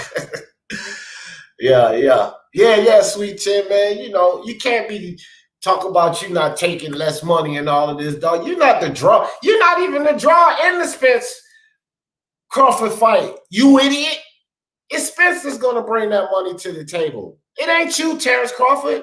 It's Spence that's going to, I mean, again, you do need the right dance partner, and Spence need him in that. But the drawing side, like the two guys that would bring the draw would be Spence, not you, Crawford. And now you demanding, talking about what you ain't going to take. Just like when he said, see, people that hate Spence in the PBC, they gloss over a lot of this. I like to call it from both sides. Crawford said he ain't taking less money. But prior to that, y'all remember when he was talking about he ain't trying to hear no A-side, B-side. You're not the B's A-side, dude. It should be a discussion. Spence has 2 belts. He's been in pay-per-views. He's fought for you. You've done none of that. So what do you mean you're not trying to hear A-side, B-side? Now he's talking about he not taking less money. Come on, Crawford fans. Put some heat on your boy. What the fuck you mean you're not going to take less money? You're not trying to hear A-side, B-side. Who have you fought significant at 147? Right. Amir King Khan. All right. And if that's your most significant fight. Well, on the PBC's end, I think both guys have their separate issues on how to make the fight. On the PBC's end, they seem to be more of an independent, separatist sort of a promotional company that's sort of trying to create their own league as a stable. And on Crawford's end, he's unwilling to take any sacrifices in order to make the fight. He's unwilling to maybe take the short end of the stick for once in order to maybe get a greater reward. Yeah, well, but you know, PBC has their issues, but intangible. I'll tell you like this, because we always talk about the PBC issues, and we, you know, there's no argument. But when you have a guy that's involved in this, that's saying, I'm not trying to hear A side, B side, and I won't take a pay cut. He's more of the problem, fam, at this point right now. Period. I don't care what shots people want to take at the PBC and all of that. If he's telling you guys that he's not taking no fucking pay cut, which we know everybody should probably be thinking about taking a pay cut right now. I just said this, intangible. How the fuck, Crawford, you going to sit up here and talk about you ain't taking no pay cut to make it happen when Anthony Joshua and Canelo's willing to take a pay cut to make it happen? F you, Crawford. You're not bigger than them. You can have your argument about Spence. Those two guys are arguably the face of boxing. Many people don't even know your face. So how can Crawford get up here and be like that when you have two guys that's way more valuable to boxing than him willing to take a pay cut? I don't want to hear nothing about no PBC discretions. This is a Crawford situation, fam. And these Crawford fans need to suck that shit up. I also do think that it's more affordable. Well, it's how should I put it? It's more of a it's a better plan to make their greatest assets take pay cuts, since they're the one they're probably paying the most. Now, I don't know how much Top Rank is paying Crawford. I mean, if he's taking quite a bit of the budget up, if he's taking up a lot of money, then I think he should. But I don't know the details of the contract, so I can't really say. Well, check this out. YC, I know the fan of Crawford. If we have to fight for the minimum, so be it. That's what YC says. Brian Harkin says it's bullshit. A guy like Crawford won't take a pay cut. Brian Harford agrees. Like I said, bro, this is the thing. Crawford's wrong in this situation. We've been throwing shots at the PBC, and we give the PBC the heat for what they deserve. Let's not talk about the PBC right now. Let's give Crawford the fucking heat he deserves right now. We can give PBC heat forever. That's what guys like to do. Crawford's doing wrong. Well, the PBC, this. No. Crawford's doing wrong. Well, what they do at the PBC. No. Crawford's doing wrong. Well, he didn't say that when Spence. No. Crawford's doing wrong. Well, Al Heyman. No, let's talk about Crawford. Let's do that one. See? That's all I got to say about that, bro. Let's talk about Crawford without talking about the shit we already know at the PBC. We've been talking about that for years. So now that Crawford is being a dipshit, we're going to start bringing up the shit that we've been recognized about the PBC. That shit that's already recognized about the PBC. It's been recognized. It's been acknowledged. This is something that's happening now with Crawford. This situation has just arrived. Ain't no need for us to keep talking about what we've been talking about for the last year. We know that this is what the PBC do. What about this new situation that arrived? And then when I bring that situation up, because people hate the PBC so much and hate Spence so much, they don't want to acknowledge that. They just want to talk about the PBC's woes, which we are clear of already. I don't think Spence and Crawford is going to happen anytime soon. I think Crawford should take the pay cut. There's another one for you, tangible, to fight Spence, but that's not going to happen. And they can't do it because for the mega, it's usually, it is a mega fight, and that's it. And like I said, man, a lot of people are, even if they hate Crawford or whatever, a lot of people going to start seeing the light. Crawford still needs a good fight, a bigger fight at 147. And, bro, and even though they love Crawford, no one's going to keep dealing with this with Crawford. Shit, if you're not going to move up, relinquish the belt. These Crawford fans, don't fucking sit there crying about Manny Pacquiao holding up a belt.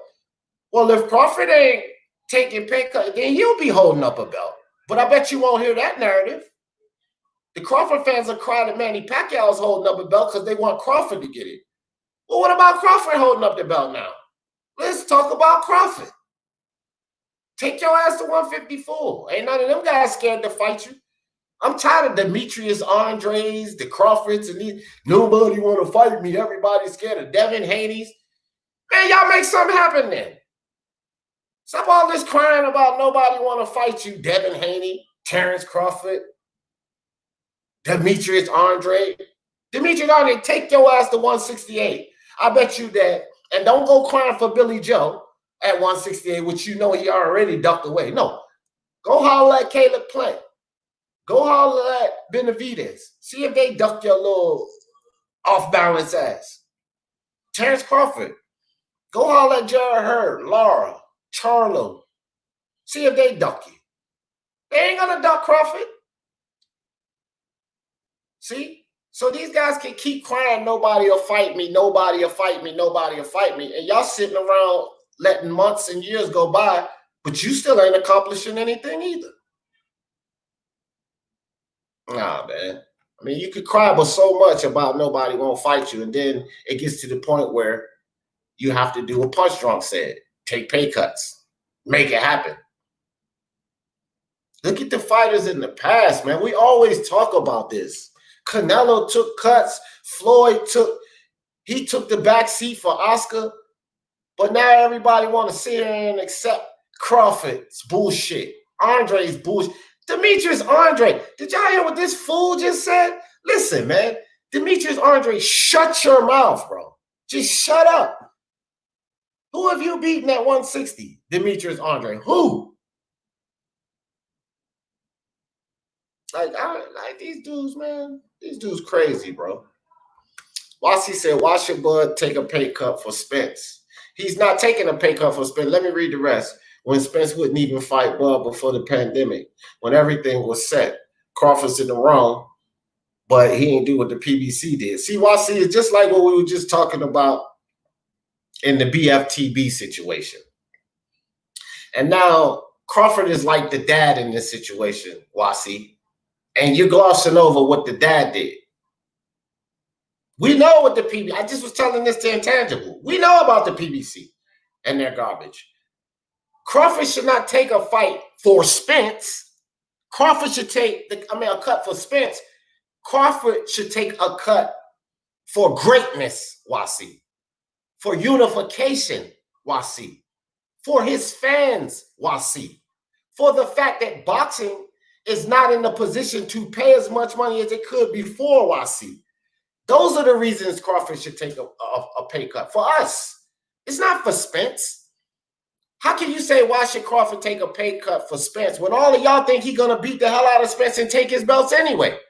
So he wouldn't be taking a pay cut for Spence. He would be taking a pay cut to go collect those belts, to please the fan, to understand that boxing is not in a position to pay him all the money when you ain't no fucking pay-per-view draw. Dude, you're not the draw. That's why he should take a pay cut, Wasi. That's why. To make this happen, fam. Again, we can't. Didn't Floyd take pay cuts? Isn't Joshua and Canelo willing to take pay cuts, Wasi? Why the fuck should they take pay cuts? You mean to tell me they should take pay cuts before fucking Bud, Wasi? Come on, bro. Don't be on that all on Crawford side. Let's keep this shit straight, Wasi. You know how I do. I call it straight down the line. And by you not being, reasonable about this Crawford situation, it's not calling it straight down the line, fam. I don't give a fuck about none of it. Listen, at this point, when the two biggest guys in boxing are willing to take a pay cut to make the fight, none of these guys should be talking at it. Not you guys. Even though I don't think it's fair he take a pay cut because he's gotten this short end of the stick. But if Joshua and Canelo's willing to do it, shut up, you guys. Mikey Garcia. Oh, no, he's not going to do it without. Fuck you. Shut up. Make the fight. Terrence Crawford, shut up. Make the fight. Because these two guys are willing to do it. So I'm not trying to hear that shit about he shouldn't take a pay cut. Yes, the fuck he should, bro. Yes, the fuck he should. Austin said, boxing virus. I know I was rebutting MMAChamp's comment earlier. Okay. MMAChamp said he can fight Porter and you guys. They won't fight him. No. Let's not do that. You guys has taken a championship fight. Now, think about this. You guys has taken a championship fight. Signing on with Crawford Bob is going to hold that fight off, MMA champ, until the fans come. You guys going for this belt is not predicated on the fans coming. So now he has an opportunity to win a belt that will force the Crawford situation. Because then you'll have that. This will eventually force the Crawford situation. So you don't have to jump on that. I think you guys going to fight for his own belt right now. I don't think that's a bad idea, especially in this pandemic, because if he signs on and say, okay, they announced the Crawford fight, that's still predicated on if the fans come back or not. Because every fight that Bob and Eddie and them were talking about, somewhere in that conversation, they say, well, if the fans come back, depending on whether the fans come back. So that would be a fight that will require fans. I can't say that Usyk, Sean Porter, the Sean Porter situation, Nick, is Porter and Crawford agree that they don't want to fight each other.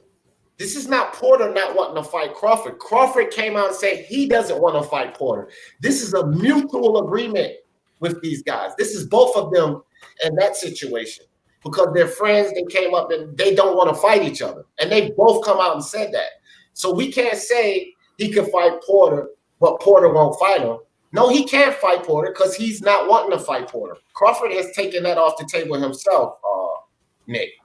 But with the Ugas situation, why should he fuck around and wait for Bob Arum to marinate a fucking fight and prolong his career when he could go fight for a belt right now? Nah, bro, I can't put that on Usyk or Porter. Well, with the Porter and Crawford, I put it on both of them because I've been saying these idiots. Listen, tell you something else too about that, Nick. Both Crawford and Porter said this when they said that they weren't looking to fight each other. Both of these guys said this. They said, and at the time they said this, it was 100% true. But they said, we got plenty of fights ahead of us. We got plenty of guys we can fight.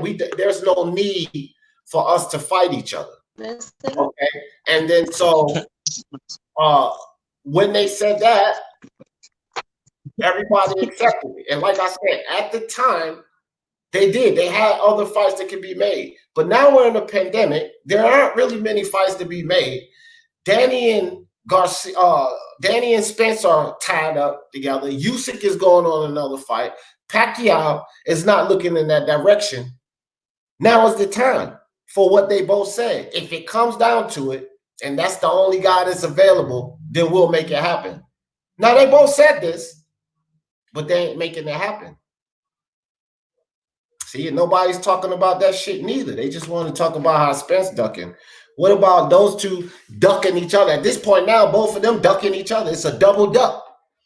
That's a duck. Yeah, let me ask y'all too about that. At this point, and anybody in the chat too, at this point, let me read Chet Collins' super chat first. Chet Collins, my man, appreciate the super chat. He said, I read yesterday that Crawford and Pac-Man are in negotiations for a fight in the fall. They've been in negotiations. That's been going on. But it's predicated on the fans. That's not stopped. That didn't fizzle away. That just is predicated on the fans, and they don't know, so they still have to look in different directions just in case the fans are not going to be available. But that fight was never off the table, to my knowledge, Chet. But let me ask you guys this about Porter and Crawford, and everyone else in the chat. I'm gonna scroll down. I want y'all to answer this too. The fact that these two guys both said out of their mouth that if it comes down to it only being me and him, and that's the best fight available, then we'll make the fight. I'm calling this a double duck because they both said the same thing, and now we're in that situation. We're in the situation where the best fight, the only other man in front of them right now is those two guys.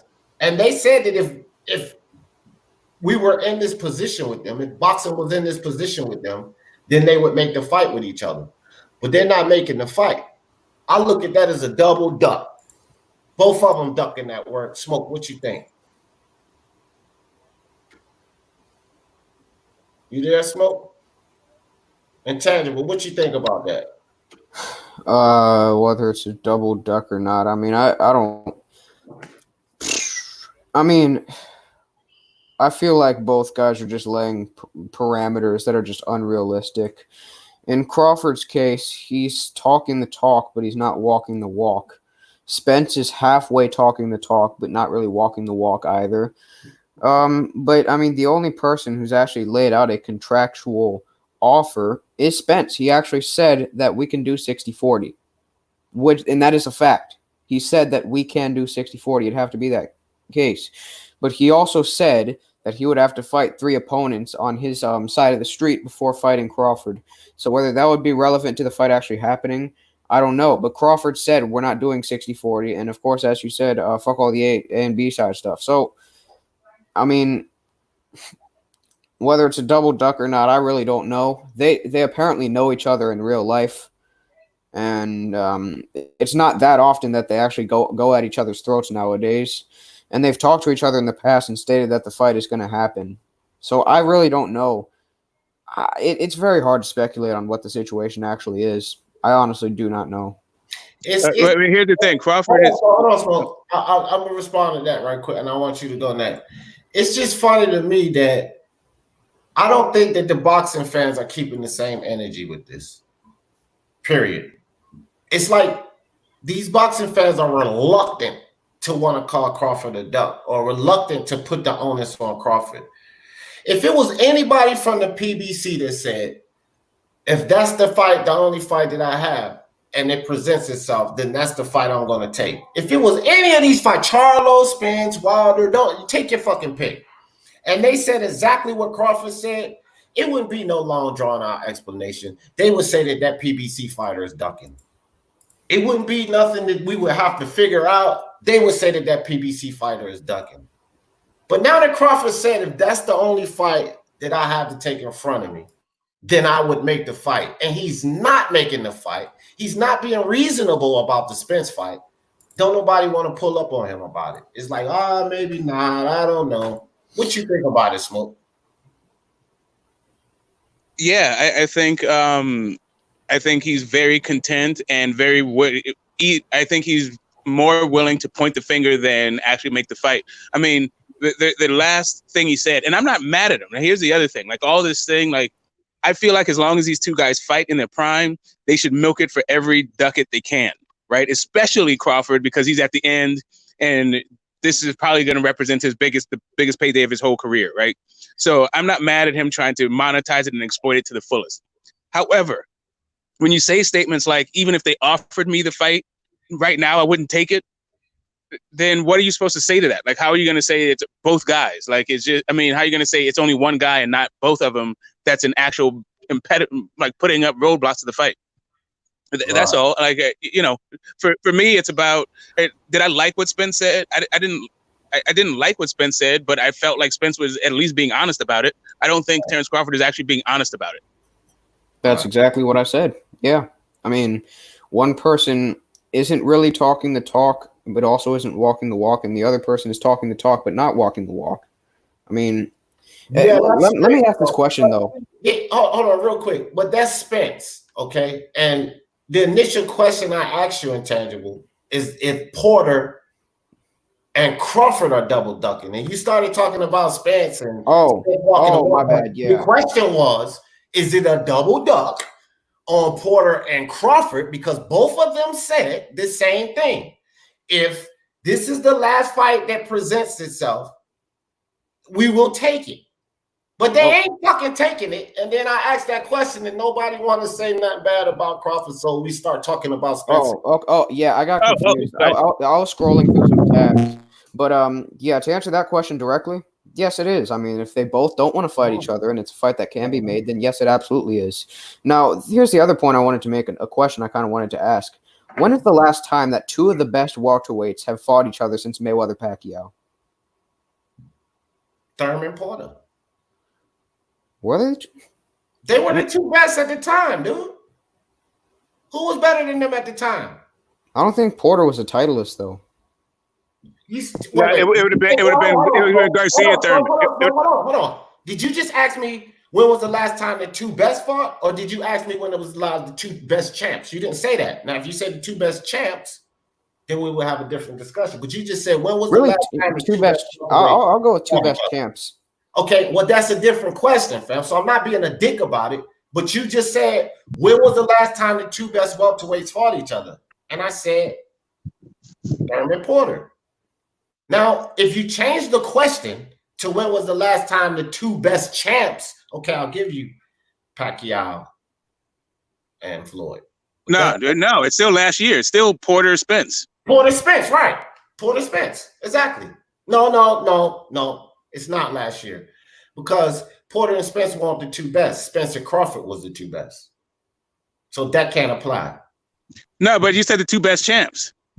No. Okay, Smoke, hold on. Oh, okay. I hear what you're saying. Okay, now I get the question. Yeah, now, apply. Either right, way, all right. Because they weren't the two best.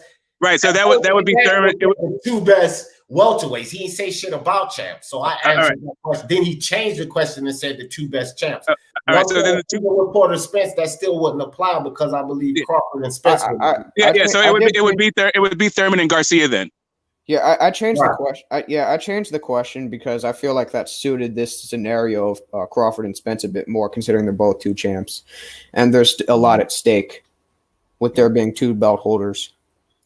Which is more of a reason why Crawford should take the fucking pay cut.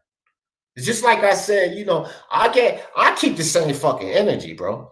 I keep the same energy. Just last year, I was all on Nuke's channel, me and him going back and forth. I'm like, man, damn all of this with Wilder and Eddie Hearn and Joshua should stop being greedy. Just to get a hold of that 4 belt, pay that motherfucker what he want and make the goddamn fight. That's what I said about them. So I'm going to keep the same energy on Crawford. Make the fucking fight, fam. Because that unification is important for you. It's a big fight. It's important for the fans. Make the goddamn fight.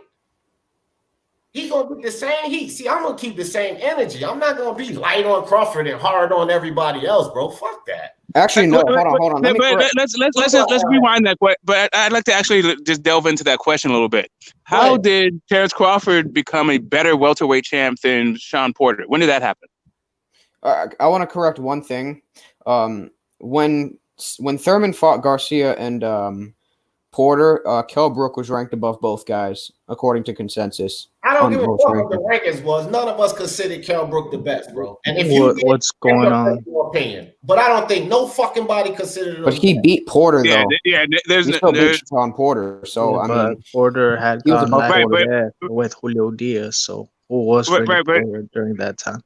But Porter wasn't Porter. But Thurman had already beat Porter also, right? Right. Yes. Thurman was a guy at 147 before Errol Spence came in, bro. Yeah. And this whole Terrence Crawford situation is just, I can't find no words for it, bro. It's getting to the point where Bud is either gonna have to fight these young contenders coming up and do like Mayweather, school them, and then as soon as they start doing good, Bud will start receiving credit. You know what I'm saying? Because you're beating a young fighter, bro. Or why not fight Jose Ramirez or Josh Taylor? Move them up to 147. Like everybody talking about Ortiz and Thurman. Ortiz shot fire over there Crawford way too. Where your response at, Crawford? Like, fuck all this shit, man. I'm tired of everybody goddamn being so easy on Crawford, bro. Give him his heat too. What's wrong with y'all, man? Give that man the heat he deserves too. Well, you know what it is, bro. You know what it is, man. Hold on. It's the thing is, I'm gonna tell you what it is. It's PBC bias, bro. Because if any of these PBC fighters were doing what Crawford is doing, all of these people that's light on Crawford, they would be crucifying the PBC fighters. They would. It's PBC bias, dog. People always want to act like they're not biased. I say everybody got fucking bias in them. And people are biased as fuck with this PBC narrative. Because if Crawford was a PBC fighter, if he was a PBC fighter who fought Horn, who fought Cal Velasquez, who fought Khan and Benavidez, and then he was a PBC fighter hollering about I'm not trying to hear A side. If he was a PBC fighter talking about I ain't taking no pay cut, man, get the fuck out of here. They would be killing that PBC fighter. But now when it's Crawford, everybody want to be so light on the situation.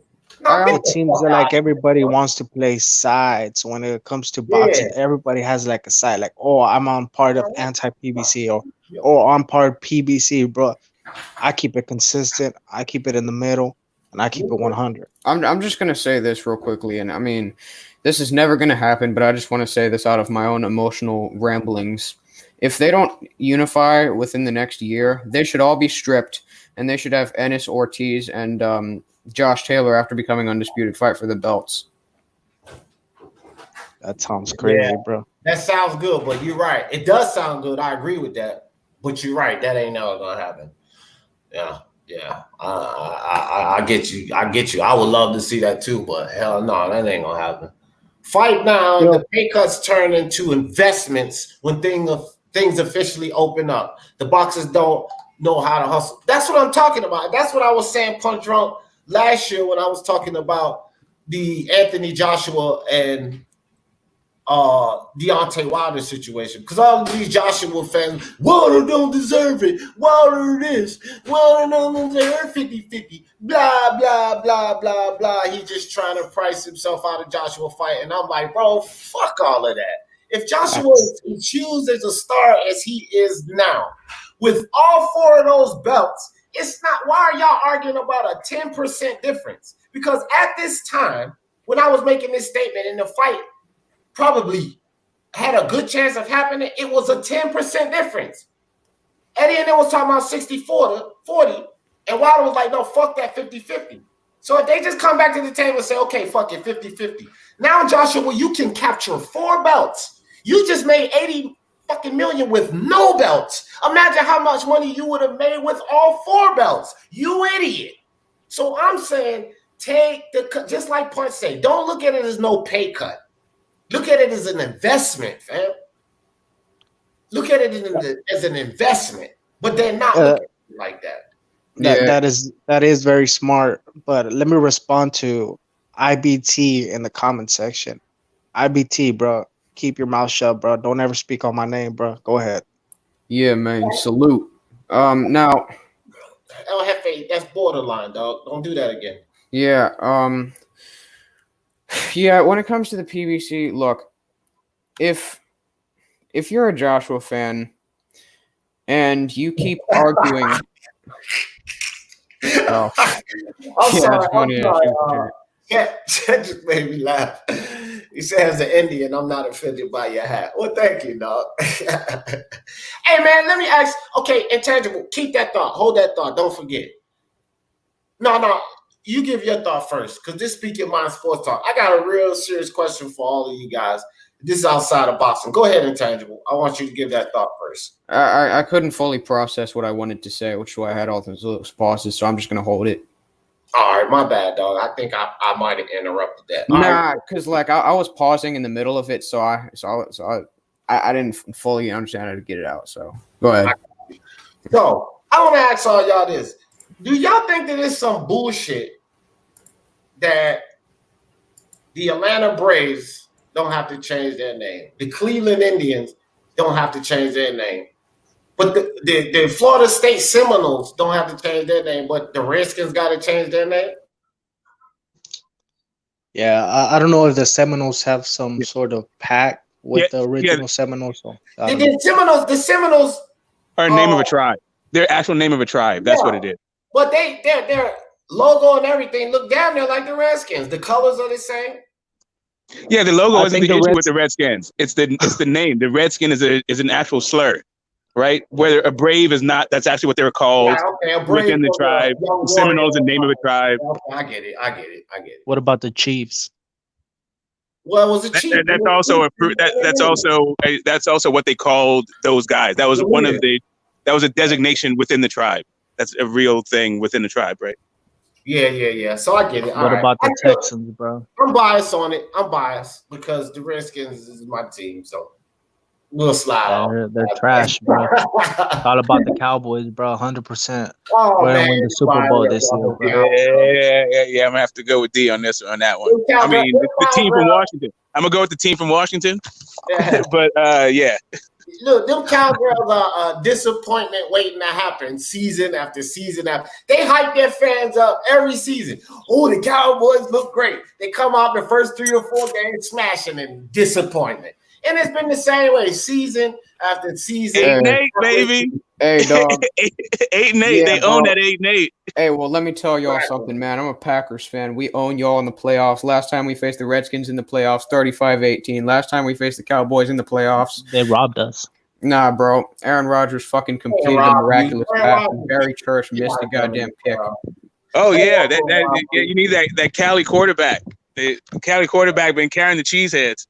And I got to say, Aaron Rodgers is one of the best I've ever seen do it. That dude is amazing to watch. Yeah, for real. Very, very glad to hear that as a Packer fan. Oh my God! It's some heat.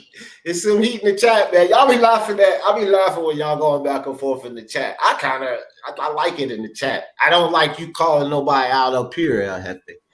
Ralph, the PBC fighters already fighting each other. Bud is one of the last to come up with 147. Pat came to PBC and got the title shot. Yeah, well, Pacquiao is a different situation because punch drunk. None of them guys felt like Pac was the risk. All of them wanted to fight Pac because they felt like they could beat him, they could make money, and he would be a great name on their resume. They don't want to fuck with Crawford, fam. And that's a given. So that's different. Pac came over there and they was thirsty, willing to fight this guy. Ain't nobody thirsty to fight Terrence Crawford. He would be like a Spence over there. When Spence was in the PBC, they weren't thirsty to fight Spence. They want to stay the fuck away from him. That's why it took him 5 years to get a legitimate fight with any of those fucking idiots. So nah, bro. Like I always tell people that PBC, Crawford to the PBC is not the answer. We just need to get that out of our minds. Crawford over at the nobody going to the PBC so that they can get fights because so many fighters are in their stable. That ain't the fucking answer, bro. Because if that was the answer, why the fuck don't we have Caleb Plant and Benavidez yet? Why? Why the hell is it taking so long? Did it take so long for Crawford? Thurman Spence, Porter Spence, Garcia Spence. Dog, he's fighting these guys within this last year. Within the last 12 months, he's fighting these guys. How long he been calling out Porter and Crawford? Porter and Thurman and Garcia. Now all of a sudden they want to fight him. Porter, I'm not sure Porter even wanted to fight him when he fought him. He had the WBC belt and he had no choice. But I think after you guys, Porter, if it was up to them, they would have fought somebody else. I still don't think he would have fought Spence. Danny Garcia's fighting him because Spence got in a fucking accident and he's vulnerable. So now Danny Garcia, now I'll get him. Keith Thurman only wants to fight Spence now because he's destitute and desperate. But the whole time, them motherfuckers won't trying to give Spence no action. So simply coming to the PBC, people got to stop that. Simply coming to the PBC, that ain't the fucking answer for Crawford because the PBC with inside have their own issues. And just coming to the PBC does not guarantee Crawford a fight because I believe a lot of those guys will still avoid him. And Al ain't going to make nobody do nothing. Come on, bro. Like, PBC, going to the PBC, in my opinion, is just not the answer. He said, IBT, what's up with you, IBT? Ralph Unreal, what's good with you, fam? IBT said, how on earth am I speaking tough? Jesus, you guys are on payroll. Dudes talk shit all the time. What are you talking about, IBT? He's talking about El Jefe. Oh, I was about to say, I ain't saying nothing about you be speaking tough. You my man, dog. Hey, El Jefe, man. Don't speak on my hood ever again, bro. Don't speak on my name ever, bro. So that's what El Jefe must have went in the chat so he can give IBT the music. Oh man. Oh damn, Pink Panther, you gonna do that to my team? He said the Washington Foreskins. That's a good one though. I gotta give it to you. That is a good one. Chet Collins said, for the record, I am a Redskin. You know, look, I've been called worse. Hey, you know what, Chet? And Chet will probably back me up on this. There were actually some guys from the reservations that were coming out and saying that they didn't give a fuck. This lawsuit is happening. There are some people complaining, but it was some just like Chet that they didn't give a fuck. You know what I mean?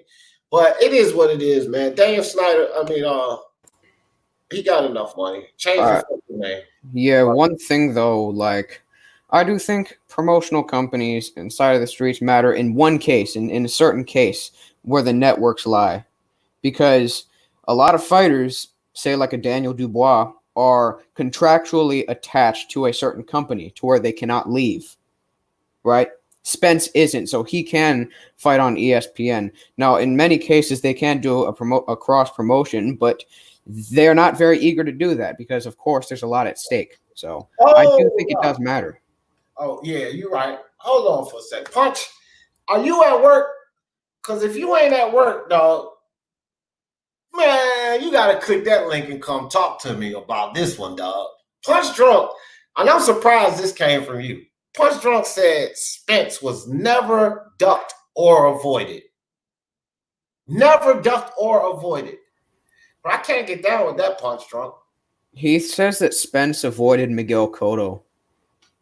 Who? Miguel Cotto. Miguel Cotto said Spence avoided him? No, Punch Drunk said that Spence avoided Miguel Cotto. Is that true? I don't know. I don't even remember talk to that fight. I don't know. Yeah, Punch, I want you to come up here for that one, dog. Because do you think that Spence, you guys, smoking and y'all think Spence was never avoided or ducked? Spence was never avoided. I don't. Yeah, no, he was definitely never avoided or ducked. I think he was definitely avoided. I don't know about ducked. I think he was ducked by Thurman for sure. And then I know he was avoided by Thurman. Like, he was avoided by the other fight. Like, how was Spence not avoided when these guys decided to fight each other? Punch, I'm getting ready to drag this down, Punch, because usually we agree on a lot of things, but this will happen every now and then. T-Tone Toledo in the building, boxing virus, what's good with you?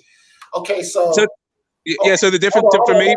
Let me ask him this question right quick, Smoke, then I'll let you take off. Punch, I want you to tell me, how do you feel Spence was never avoided when these guys fought each other multiple times without fighting him? That's avoiding Spence right there. And if you ask me, they fought each other multiple times before they decided to get in there with Spence. How's that not avoiding them? I mean, Keith Thurman flat out ducked him. I don't care what no one say on that, but dude, all the way up until now, all the way up until now, Keith Thurman, all the way up until now, Keith Thurman diminished Spence, pretty much minimized him to a guy. Like, look, it was like in early 2018 where Spence wanted to fight Thurman. Thurman went on Twitter and said, yeah, you have a belt, but you're not ready. The fight is not ready to be made right now. I'll give you your chance later down the line, but you're just a young pup right now, even with a belt. Does that sound like a guy who wants to fight Spence? Does that sound like a guy who's, going out of his way, just chasing the smoke? It absolutely does not. Now, of course, there was no contractual agreement that was ever, or contractual anything sent by either man. But, I mean, Thurman wasn't taking it. Thurman was injured, and he was waiting to go take a tune-up, and then the Pacquiao fight showed up, which was more lucrative, of course. Now, so I wouldn't say that anybody just blatantly put out contracts, but I don't think Thurman was ever eager to face Spence up until now. I don't think that's really deniable. That's out of Thurman's own mouth. Yeah, the two reasons why I say duck is because they fought. Smoke, you electrocuted. Oh, okay. How about now? No, you good. How about now? You good? Yeah, you're good. Okay, cool. Yeah. So the reason why I was saying that it's avoiding for me, not ducked, because there's no offers, and then also the guys that he fought. He fought good enough competition that you can say that I don't know that that's I can't call it a duck. If you don't fight Spence, but you fight Garcia or fight Porter, that's not really ducking to me. Like that's just choosing, that's choosing also high risk guys. So that falls under avoiding to me. All right. So Punch Drunk says that's a false narrative. Spence, as soon as he got in position, he got his mandatory shot. Spence avoided. Cotto for business reasons.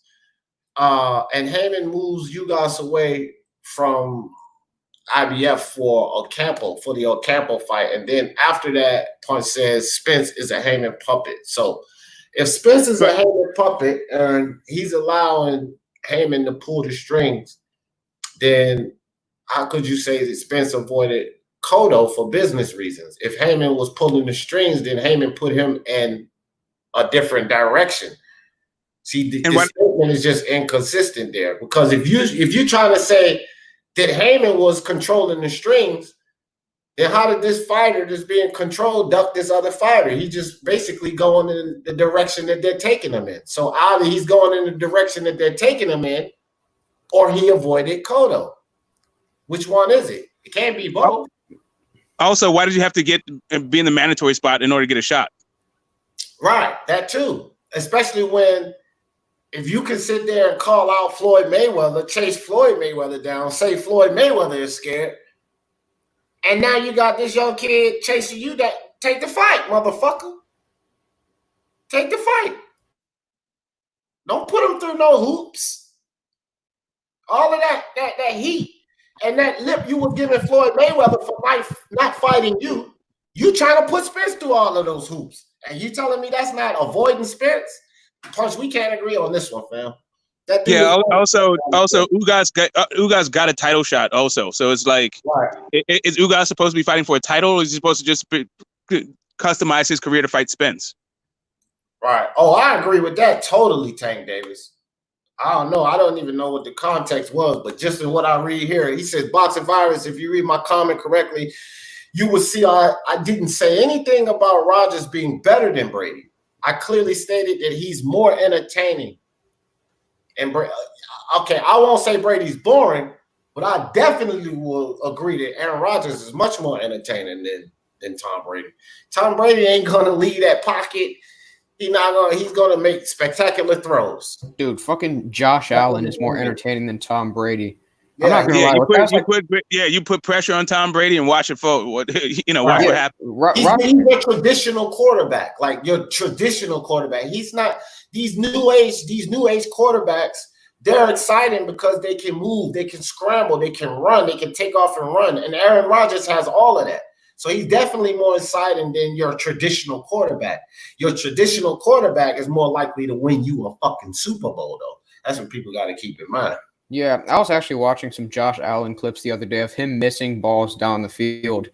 And honestly, it was entertaining him just throw the ball 55 to 60 yards down the field and overthrow his man by 20 yards. It was entertaining because just to see how far the ball went. Man, that Patrick Mahomes, I love watching that dude play. Yeah. Like, straight up. That's fun as hell. Boxing Virus said the Brady hate is real. It is, dog. That's my favorite quarterback. Tom Brady. You're talking about two California kids, too. Yeah. That Brady hate is definitely real, but you know what that is, Boxing Virus? Brady the same way it is for Anthony, Joshua, and Canelo. When you the best, they gonna hate. And ain't nobody can argue but that motherfucker ain't the best. He might not be the best now because he's on his way out the door. But I might have to get that too. Right now, shit. Probably one of these young guns. Jackson, Mahomes. What's the boy over there in the Rams? All of these guys are coming up. You said who? Golf. Yeah, Jared Goff, and then Ty that just came with Arizona. These kids are gonna be they keep your eye out on these kids, bro. All right, let me see. Punch said that's false narratives. Well, Punch, I'm gonna tell you like this, bro. And we don't agree on everything, fam. But one thing's for sure, two things for certain, Punch Drunk. You don't get no fucking false narratives over here on Speak Your Mind Sports Talk. I don't do that type shit, bro. Now, we know what unit generally puts out those false narratives and push those false narratives. But I always come with validity, fam. When you're pushing a false narrative, you don't have anything valid to back that. That's a false narrative. When you out there pushing false narratives, you go listen to He Knows His Sports. Those are false narratives. Kovalev gonna knock Canelo out. Canelo goes and knocked him out. Kovalev was paid to lose. That's a false narrative, fam. That's a false narrative. I don't put false narratives over here. I give opinions, and you may not agree with my opinion, but I don't push no damn false narratives, fam. So we disagree here, but I ain't pushing no false narrative. I wouldn't accuse you of that because I know you do your research and you come with information that you believe to be true and not pushing false narratives for people that push false narratives are doing it for some form of agenda. I don't have no fucking agenda. My agenda is the truth. So we don't agree on that. No, we don't agree on that. But I don't push no fucking false narratives here, bro. I always jump on comments like that because I don't even want that fucking idea over here. I call it straight down the line, dog, or at least to my knowledge. I can be wrong sometimes, but to my knowledge, I call it straight down the line. And anytime I say something, you'll see this from here on out, Punch. I always back it up with valid points. Don't tell me it's not a valid point that Keith Thurman was fucking calling out Floyd Mayweather the best in the business, but bounced all around the idea of fighting Spence. That's enough for me to come up with a reasonable assumption that he avoided him. That's not a false narrative. You may not agree that you feel like he avoided him because of that, but that ain't no damn false narrative, fam. You can't say I'm pushing a false narrative when all of that shit happened. Did he not tell Spence to go get the belt and then start talking sideways out his ass when it happened? Did he not do that? Did he not what Intangible just said? Sit up there and talk about how the kid young, he ain't ready, blah, blah, blah, blah. Did he not do those things, Punch? Now, if he didn't do those things and we sitting up here and we saying Keith Thurman avoided Errol Spence, then you can say it's a false narrative. But you don't feel like even though he did those things, that he was avoiding them. Okay, that's your opinion, and I respect that. But don't say I'm pushing a false narrative because Thurman is the one who did that shit, fam. He the one who told Spence to go get a belt. That was Thurman. And I seen him do that. I seen him at the time. Floyd was my dude. I seen him calling Floyd all kind of scared. Floyd this, Floyd that. Come fight me, Floyd. Then you get in the position of Floyd and you turn tails. Now you the Floyd. Well, if you was calling Floyd scared, this, that, and the third, then what the fuck are you, Thurman? Come on, Punch. Straight down the line, fam. Yeah, so Punch is from what I can tell, Punch is a Thurman supporter that has been let down. Like basically Thurman's let him down, and now he's looking for other people to equivocate, right? Like all these other guys are just like Thurman, but these other guys ain't acting like Thurman. Like they're just not. I mean, I get it, that's your guy, and you still want to support the guy, but just let Thurman be who Thurman is and stop trying to like paint Thurman's sins put Thurman's sins on everybody else. Damn, right. That's a harsh critique. Listen, check this out. Iron Call. Brethren, what's good with you? Iron Call in the building. Bullshit. I'm gonna tell you one thing, man.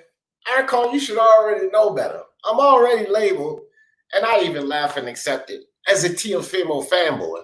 So you should know better than to come in here with this bullshit. Even though people label me as a Teofimo fanboy, I laugh at it. I accept it because I'm always pushing the kid, but I still come with valid information. Just like I'm getting ready to come with you, Iron Kong. It ain't no goddamn future duck, because here's one thing we know for certain about Bob Arum. He's a fucking liar, bro. How many times has Bob Arum said something and went the totally opposite way? Now you telling me it's a future duck because of what Bob says? Well, here's what Teofimo and Senior said. That they're going to run through this division and fight Loma. What are they doing, Iron Cone? Then here's what Teofimo and Senior said. After they fight Loma, they're moving to 140 immediately. And if Devin Haney is consistent with winning, they want him when he comes to 140. That ain't no fucking duck. And we ain't gonna start calling Teofimo no duck because he ain't never fucking ducked Haney. I already dispelled the first bullshit that Haney's talking about. He ducked him with the whole tournament situation. The tournament won't do a shit for Teofimo. Look at the path he went on. He fought people that were more proven than you, better than you. He's fought a champion, not got an email belt, and now he's getting ready to fight the best guy at 135. What the fuck are you doing right now, Devin Haney? So I don't know why people hate on my boy Teofimo so much or love Haney so much without the proof. But man, cut all of this out. This ain't no future duck. And if you was asking for my explanation, because you said explain that, Mr. Jefferson, what is your explanation? Bob Arum's full of shit. And up to this point, Lopez Sr. and Jr. has done every fucking thing they said, Iron Cone. Now tell me I'm wrong. Bob Arum has been a liar and a snake for years. Well, this is proven. This is proven.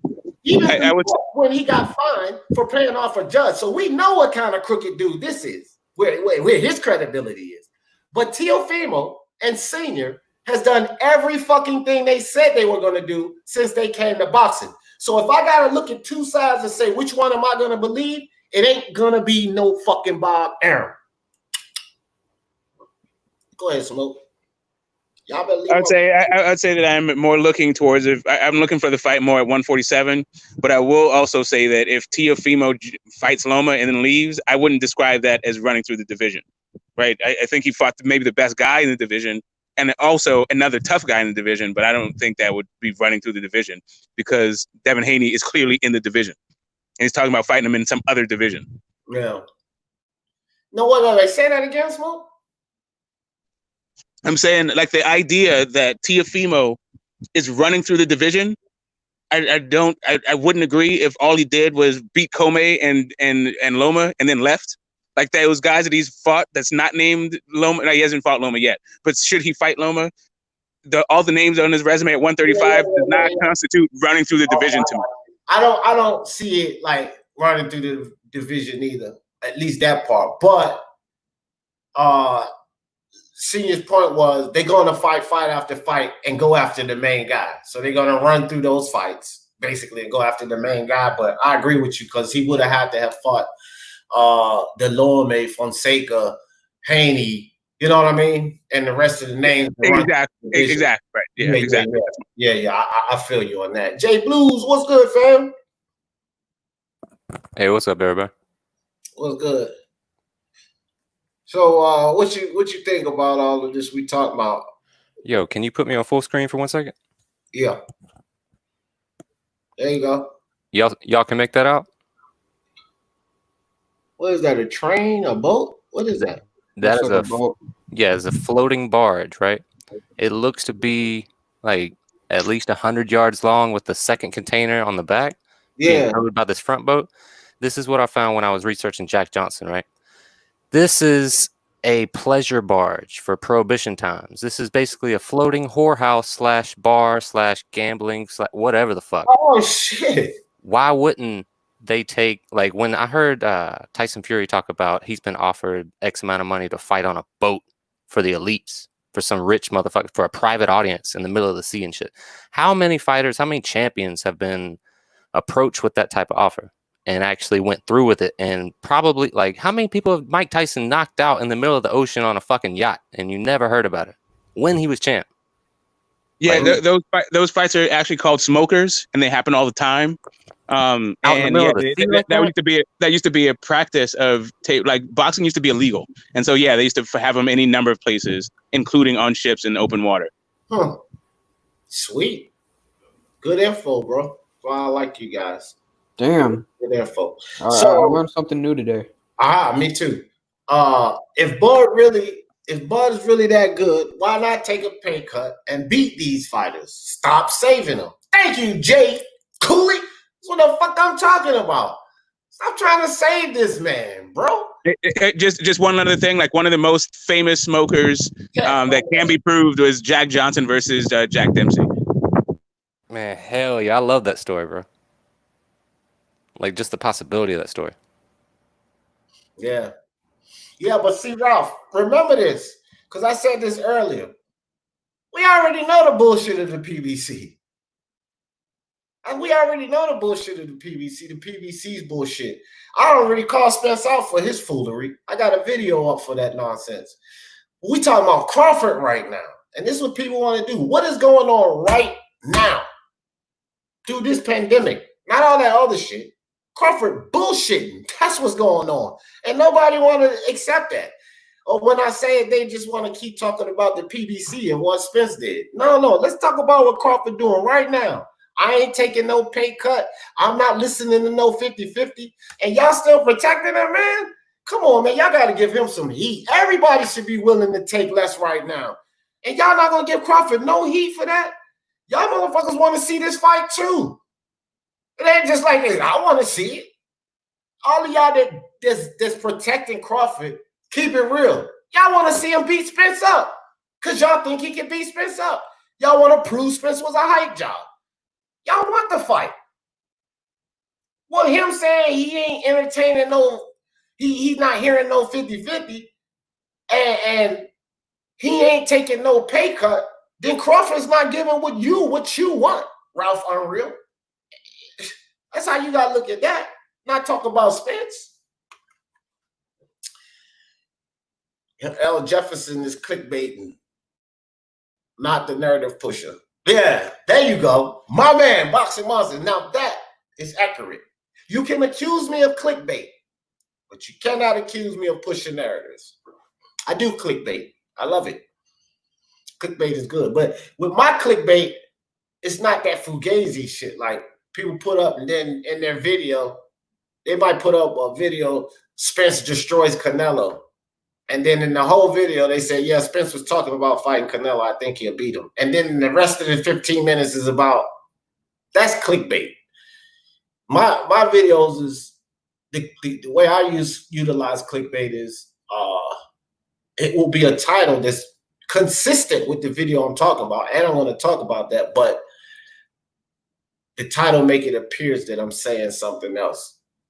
And I'm not really saying that. And once you get into the video and listen to it, it still follows the title, but the perspective is skewed from what the title.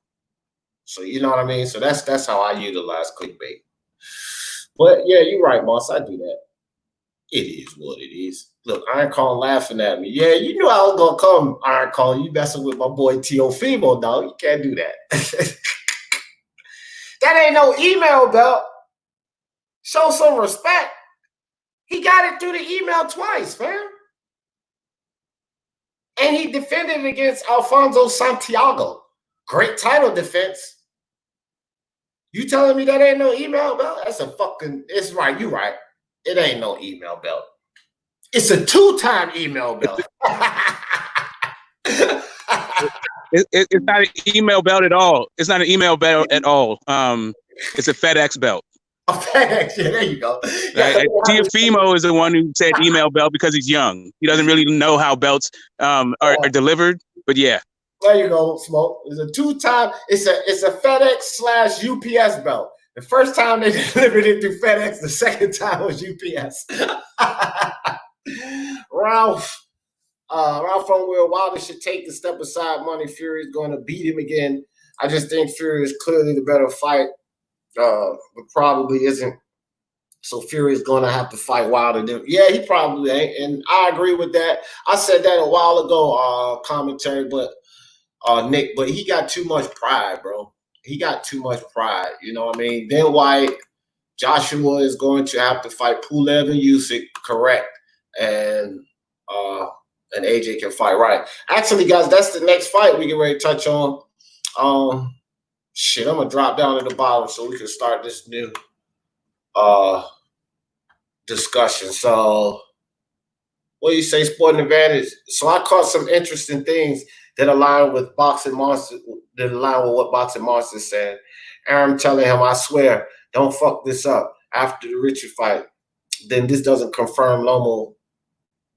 This doesn't confirm Loma in post fight. I don't know. Bob always says some crazy shit, bro. Like, you know, back after that fight, after that video where Spence and Crawford met up and they bet each other $1 million and all of that stuff. Bob Arum came out and started trashing Al Heyman. I mean, completely trashing him in the media, saying he's disgusting for boxing, blah, blah, blah, blah, blah, blah. He's terrible. And then demands negotiations for a fight. Bob Arum know fucking well that fight never going to happen, him doing it that way. Taking public shots at Al Heyman and then demand negotiations, that means that Al Heyman would show in the public that he's submitting to Bob Arum. And Bob Arum knows Al Heyman would never do that shit. But then people want to sit up there and say, oh, well, Bob tried to make the fight. No, he didn't. He did everything he can so that Al Heyman would ignore his fucking ass and not entertain that fight. This is the type of shit Bob Arum does, and he's been doing it for years. And you people eat that shit all up, bro. Stop eating up Bob. He's the biggest, most knowledgeable snake in the business, dog. Nobody is better than him at it. Do y'all get this? He's the GOAT right now when it comes to that shit.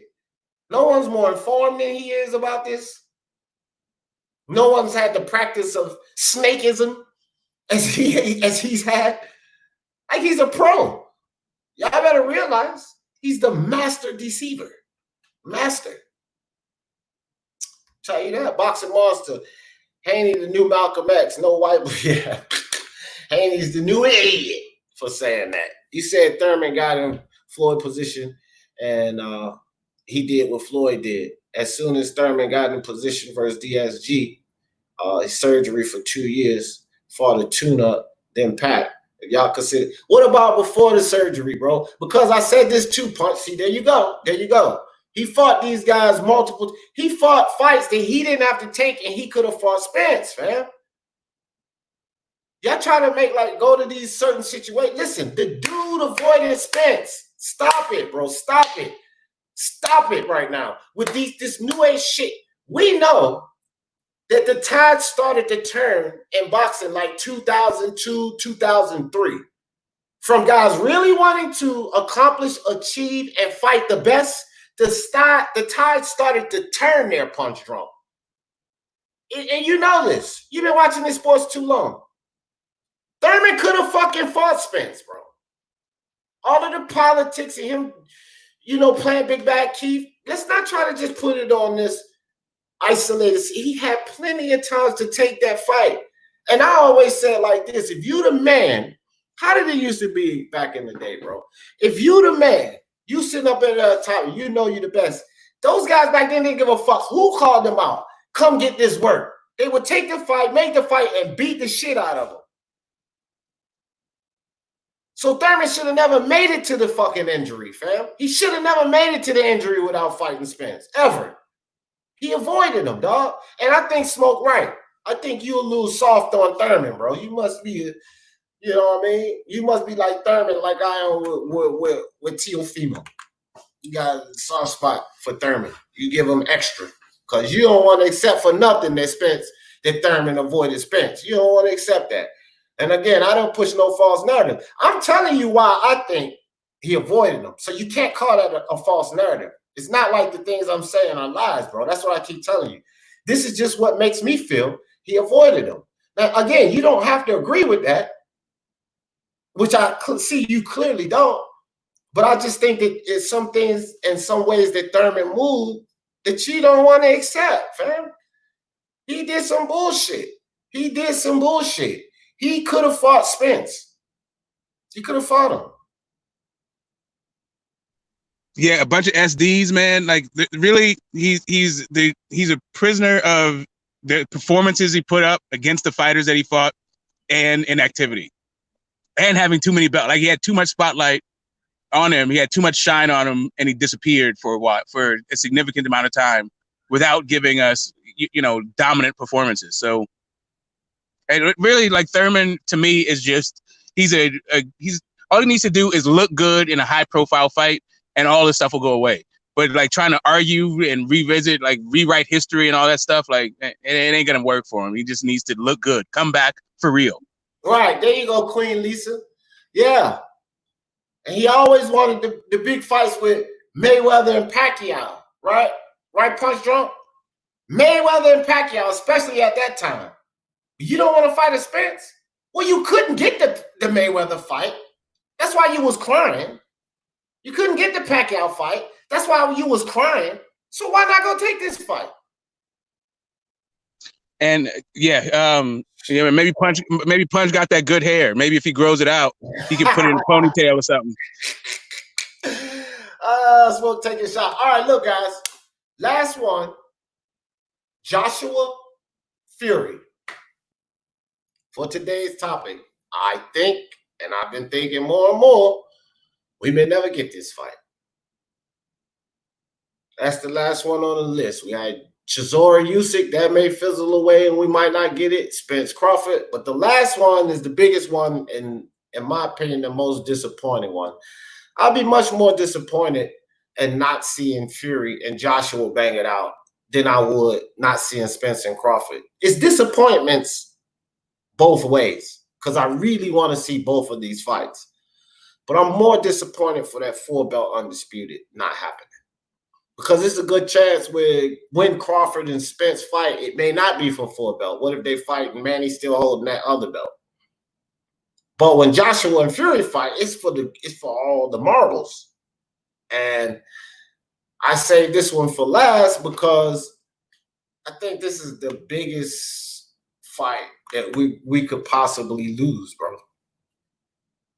I think this is the biggest fight that we may not get. Because here's the thing, or this is my line of thinking. So Fury goes and fight Wilder in the trilogy. According to Suleiman and everything is laid out, he ain't getting past Whyte after fighting Wilder. He's going to have to fight Wilder and he's going to have to fight Whyte. It's a given, or they're going to strip it. And Joshua already came out saying, and Hearn, they want the belts. So I can guarantee if they strip him and say Ruiz or Whyte or Rivas even gets a hold of that WBC belt, then Fury can go back to WWE because Hearn and Joshua are going to go seek that WBC belt, right? So he's going to have to take the Whyte fight or he'll get stripped. Now, possibly, because when the fuck does the WBC ever enforce stripping anybody? But at least that's what they're saying. So we got Wilder, we got Whyte for Fury. Joshua has to fight Pulev next. He ain't going to be able to get out of that Usyk situation. It's not looking good. And Usyk in its camp, they talking about they ain't taking no damn, they're not taking any step aside money. They want to fight him. They probably feel like they can beat him. Tony Reviews in the building. What's good, Tony? So, with that being said, you got 2 fights ahead of these guys. 2 fights ahead of these guys. And then we're going to have to worry about getting a fight with them too. Well, I'm not really too concerned with Joshua or Fury in their first fights. Their second fights are actually pretty interesting. Dillian Whyte could potentially upset Fury. And depending on what we get from Usyk for Chisora, he could potentially outbox and upset Joshua. But if either one of these guys get upset, it throws everything for a loop. If Joshua don't have all 4 of those belts, then we won't get 4-belt undisputed. But we still may get Fury Joshua because Fury said he wants to beat Joshua regardless because he was considered one of the best, so he wants to beat him up. But if Fury loses to Whyte, Joshua and Hearn ain't going after him. That fight's done. They're going after the belt after 4 belts. So it's a good chance that we never get this fight as well. What do you think, Raider? Is that you? What up? What up? What's cracking? What's up, dog? You be silent as a rock. What's up, dog? What do you think? Potential we never get this Fury Joshua fight? Well, fuck. This first thing I think we gotta look at is it possible, and then how is it possible, and then what are the chances? You know what I mean? So just like you were saying, is it possible? Yeah. How can it be possible? They gotta fight the mandatories and the contractual agreement that Fury and Wilder have. Then after that, possibly Whyte, and then Joshua's with Pulev, fighting Pulev, and then what's the other one? Usyk probably. So what are the chances of those guys beating those guys? I mean, Fury, I think he's good enough to beat Wilder again, and Whyte, and then Joshua beating Pulev, a good fight. I think he can beat him, and I also think he can beat what's the other dude's name? Fucking Usyk. So I mean, there's a good possibility that those fights can go in both of those guys' favor, and then we can get the monster fight. But I mean, what are the chances of that happening? That they all four fights go their way? Probably 50-50. So I'm thinking maybe it could happen. You're on mute, D. Yeah. Go ahead. It's on you, Smoke. Oh, me? Gangster. I mean, sorry, 100 miles and running. Maybe 2022 if everything shakes out. Both are young enough in order for it to take that long, and I think the top 3 guys can really just beat everybody else. So, I think that is a possibility it happens. I think it's a strong possibility that the strongest possibility of it happening would probably be like, the middle of 2022. But yeah. Yeah. Hey, off topic a little bit. I am 5 points away from taking my fucking title. Just want y'all to know that. 5 points. 5 points. And if I don't win this season, I ain't making no excuses. But if I don't win this season, I'm telling y'all, bro, this last week fucked me terrible. We had fucking 5 or 6 voided fights this week. Hello, D, you're right. The hell out of me, bro. Yeah, I missed yesterday's altogether. I had a friend come in from out of town that threw off, but I didn't even get my picks in for yesterday. Man, Smoke, we had I think at least 5 voided fights. That means everybody gets 10 points for the shit. I can't close the gap. Well, you know what I mean? That's hello, you all right, mate? What do you say, Dixon? How you doing, mate? You all right? Yeah, we're good. Good. What are you talking about, lads? Oh, everything, man. Just a little bit. Right now, we was talking about the fact that it's a good possibility we never get the Fury versus Joshua fight. There's a good possibility I'm going to shit in Mr. Shelton's mum's mouth. All right, Mr. Dixon, look. Oh, okay, well, he ain't off no more. But, Mr. Dixon, if you're in the chat, bro, that's against the rules. We ain't doing that shit no more, bro. I don't want you to, talk shit about no one. Unless it's BFTB. He's disgusting. Y'all want to come up here and say something about that disgusting nonsense he did, that's fine. After about 2 or 3 days, that shit's going to stop too, because I don't want to hear about that dude either. Respect Keith Thurman. Damn Keith Thurman, Tank. Damn Keith. Fury has to fight Wilder and Whyte, and Joshua has to fight Pulev and Usyk. Yep. Facts. I can see the fights being made easy. Yeah, those fights will be made easy. Those fights. But the fight after that, man, let me tell you something, MMAChamp. Y'all, you know how long all of us wanted 4 belt at heavyweight? It would appear that this fight is easy to make. Fuck, we should have been had this fight. I don't care if it was Joshua that folded, if it was Wilder that folded. One of those motherfuckers should have folded. Because if either one of them got a hold of all 4 of those belts, they would be the man. I think that they could have passed Canelo. Because you're talking about a 4-belt heavyweight champion. Joshua already right here with Canelo. Imagine if he had 4 belts. Fuck that. He would be the face of boxing. Joshua, Deontay Wilder had 10 title defenses. He had idiots talking about he was greater than Ali and all of this bullshit. Well, as much respect as Joshua has in this day and time, had he beaten Joshua, he would have been that guy. The American heavyweight with all 4 belts, bro, it wouldn't have been nothing about no goddamn Canelo. If either one of those guys would have taken that fight, they would have been, in my opinion, the face of boxing. I really, truly believe that. They would have been the face of boxing, but they didn't make it happen. And this is how difficult it is in this sport to get 4-belt undisputed, dog. It's hard. It's only 4 guys done it. Boxing champs, always something to come in there and throw that shit off. And with all of this riffraff going on, not knowing when the fans is coming back, I'm scared of this fight. I'm scared of this fight potentially not happening. Tony, what's good with you, fam? What's going on, man? So I want to run a ringer by you that I don't think anybody's thought about yet. So we got Tyson Fury and Deontay Wilder 3, right? I look at it like this.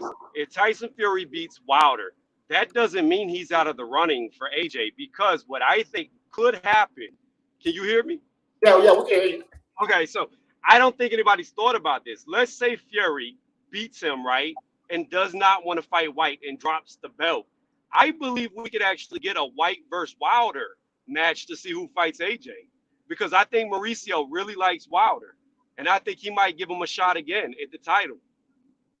Yeah, but Tony, that scenario I agree with all the way up to the point of Wilder winning and actually taking the AJ fight. Bro, I have zero faith that Al Heyman, Shelly Finkel, or any of them motherfuckers will make the Joshua fight. If Wilder got back a hold of that belt, they would milk that motherfucker until he retires, bro. I really believe that 100%. If he got a hold of that belt again, he ain't gonna fight nobody else that put him in danger of taking that belt back.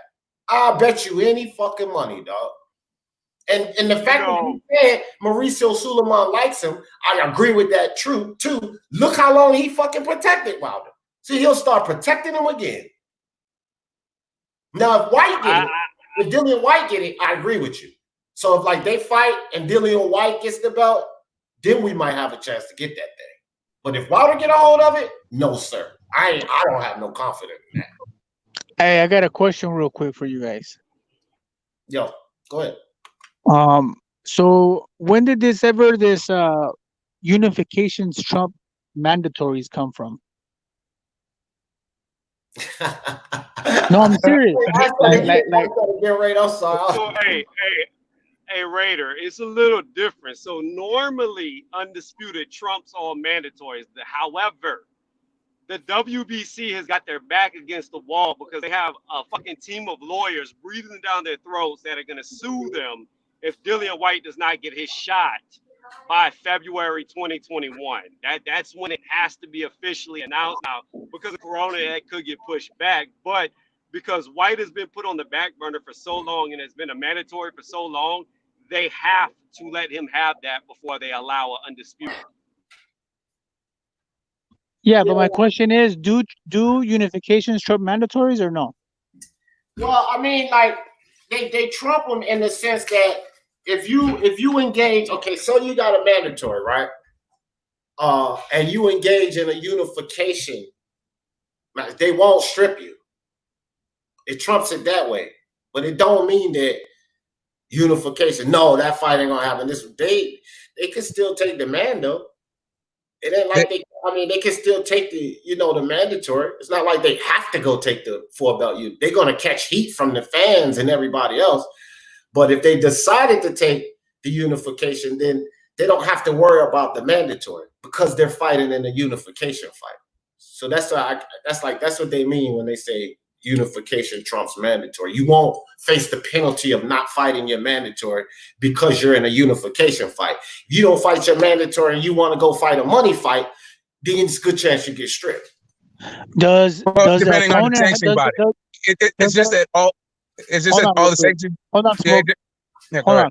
Does the mandatory guy, does he have to accept step aside money in order for that to work or no? Yeah. It depends, and also depends on the sanctioning body. So what the WBC did, they just didn't order the fight, right? They just kept postponing ordering the fight, even though Brazil was the mandatory. Right. So it just depends on the sanctioning body. In IBF, yeah, you have to come up to some sort of some sort of agreement. The WBA, you might have to take step aside money. It just depends on the sanctioning body you're dealing with. Okay, so hold on. So check this out. So if what's his name has to be the mandatory legally by February 21st, can they push the fight, undisputed fight, before that date? Like say 2 days before that or a week before that? Yeah, they could, but No. why not? Yes, they could. Well, if he's talking about Fury versus AJ, they couldn't do it because there's not enough time. Because by the time him and Wilder are fighting, there's not enough time in between Okay, to have an Tony, AJ fight. Tony, hold on. Hypothetical though. He was just saying if the time was there and they got it done before that, which I'm with you, Tony, because don't nobody fight that much in this era. Raider. These guys those guys ain't no fucking Navarrete and Tevin Farmer. They're not fighting that much. But if they were like Navarrete and Tevin Farmer and they fought and they scheduled that fight before that, yeah, they could get away with it. Yeah, I mean, hypothetically they could, so yes, they could do that, but you got to remember, Raider, if they have that fight before, then immediately the winner's got to step and fight Whyte next at that same deadline. So that's why I'm saying in this circumstance, there's not enough time. But if there was, yeah, they could definitely fight before the Whyte mandate fight, and there would be no legal actions that you could do. Yeah, because he's technically still not the mandatory until February, right? 21st or 23rd. No, he is the mandatory. No, he's already the mandatory. Yeah, he's the mandatory. They got to make it happen by that date. Right, that's the deadline that they have to fight him, or else they're stripped and he's the new champion. I think that's Can I just quickly butt in, guys? Can I just quickly butt in? I just want to quickly say, El Jefe, your mama's smack smell like roadkill. All right. No, he off. Dixon, you off for the day, dog. So ain't no need to click back on. Probably never. This guy ain't getting it. Ain't none of that shit here. But and get better material too. That's hella old. Yeah, I know. Hell yeah, Dad, he made me forget what the fuck I was gonna say.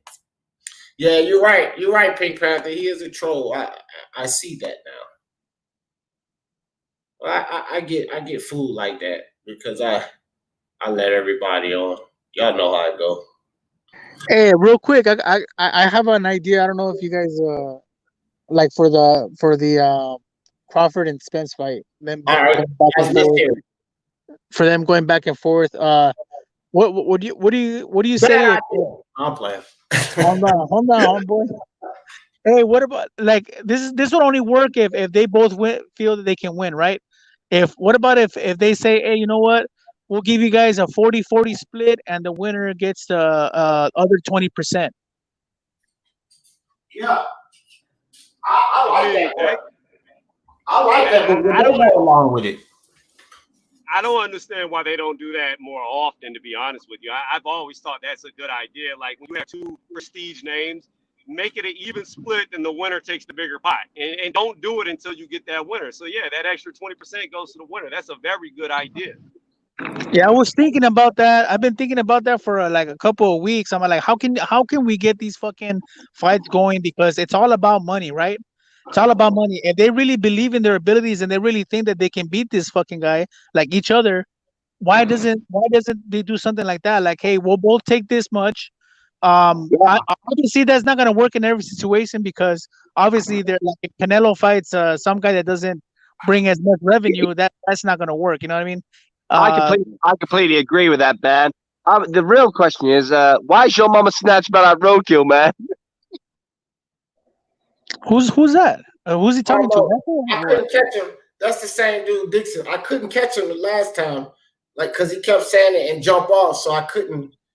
Hey, like you can hey, kick. Dixon, You can kick people off, or you can ban them for good. So when he came on the first few times, I didn't catch it where I can ban him. But but I know real quick though. I think he thinks I'm El Jefe. Whoever that was, I'm not El Jefe.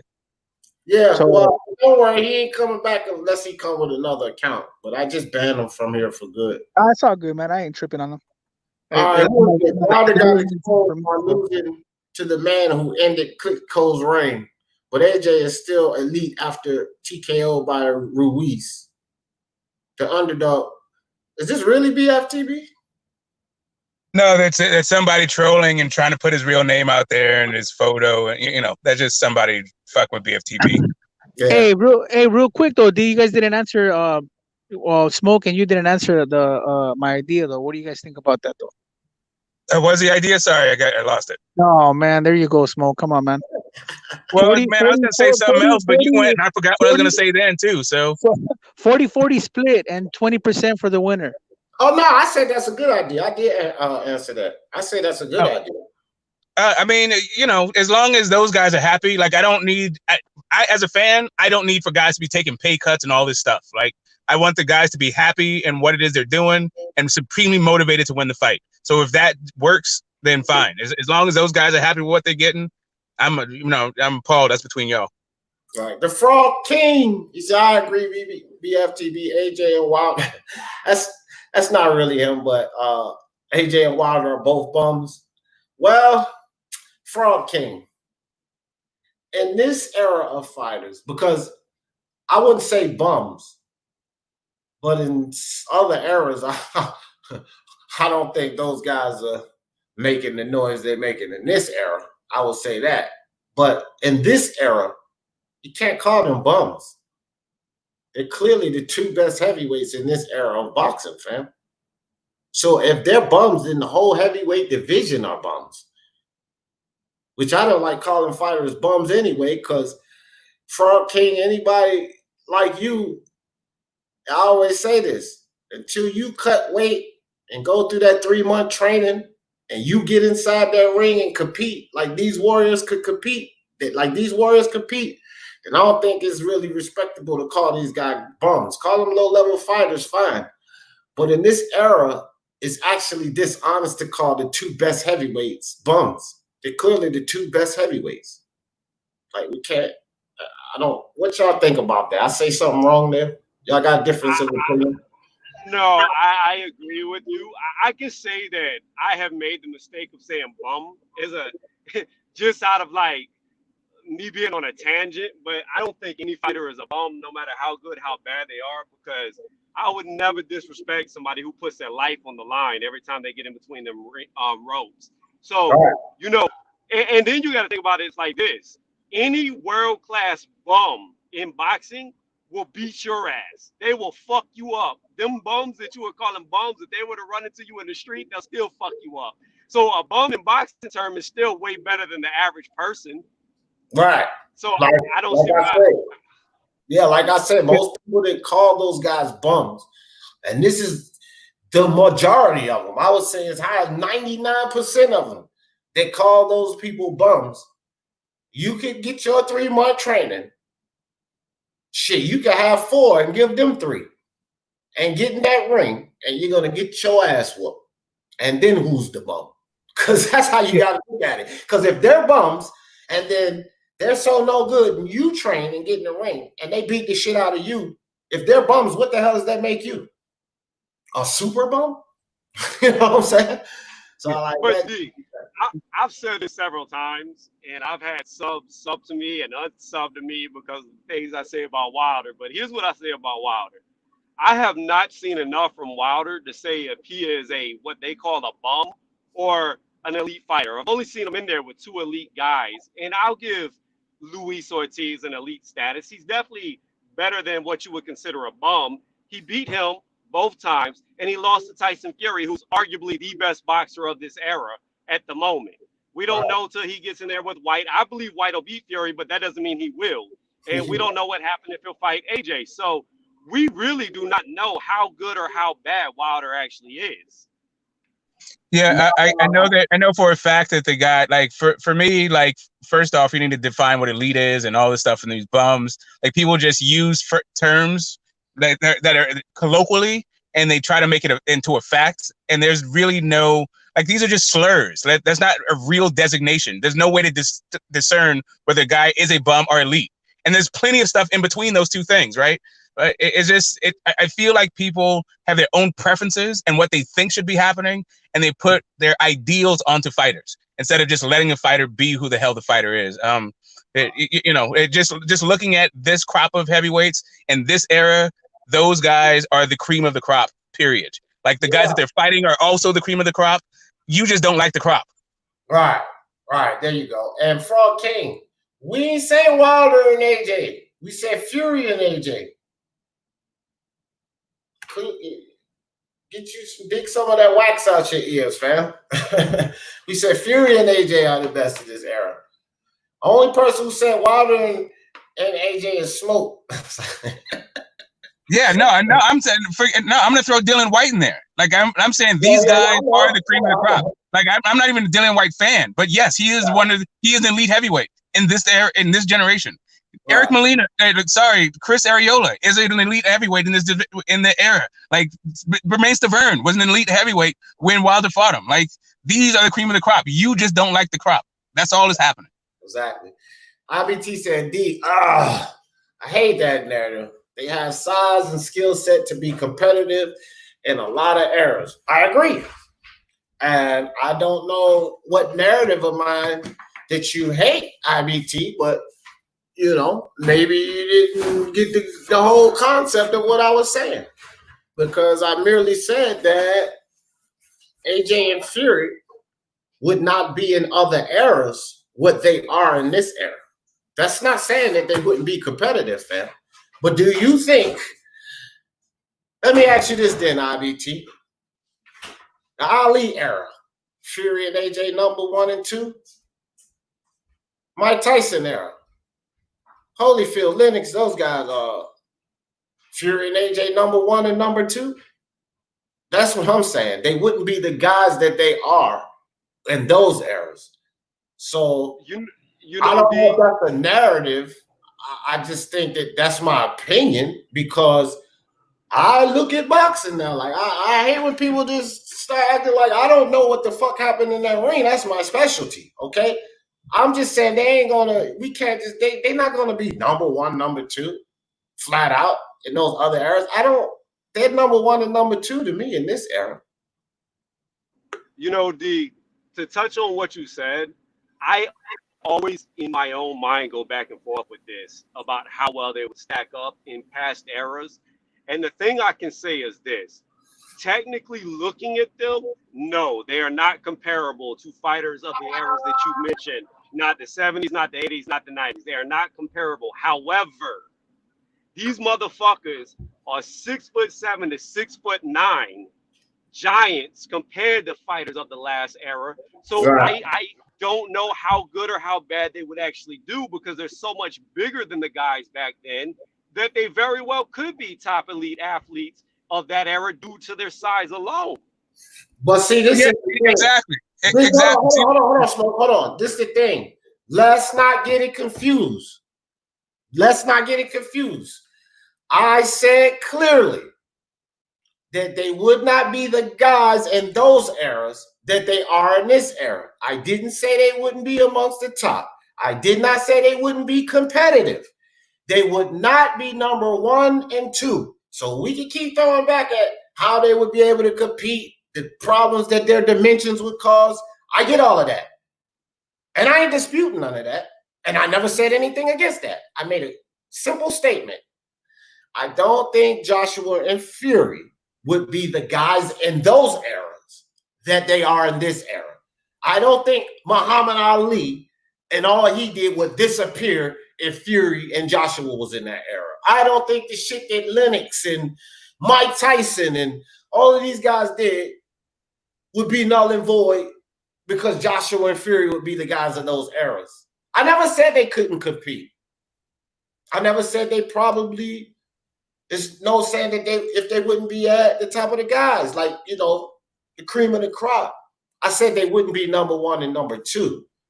So let's keep everything in context to what I'm saying. I'm not even going against what you guys are saying. I'm just saying. So, No. If I could jump in there, if I could just jump in there. As soon as I finish, they wouldn't be the guys that they are in this era. That's all I say. Go ahead, Swoop. I think if you guys take a look at the WBA in the 80s, you know, when you see Mike Weaver and Michael Dokes and Big John Tate, like, you know, Mike Hercules Weaver, if you touched his chin, he was a completely different fighter, right? I think that maybe you could have been number two. I don't know if you could have got past Larry Holmes, any of these guys. Maybe Tyson Fury could have got past them. I'm not sure, depending on the circumstances. But doubt it. I doubt it. But, you know, boxers gave the guy problems, right? So movers gave it Larry Holmes. Anyway, I would just say I'll put the jury out on that, but I would definitely favor Larry Holmes in that fight. But you probably could have got a number two spot, giving on what what was happening in the WBA in the early 80s.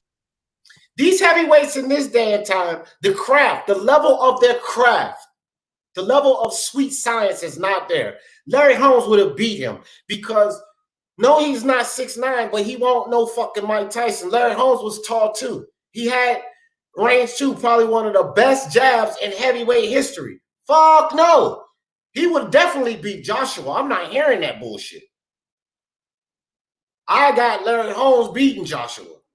So again, I cannot put these guys at number one and number two. That's all I'm saying. I ain't saying they couldn't compete or anything like that. I'm saying it could be competitive for the second spot. Dee, I was not trying to disagree with you because I do agree with you.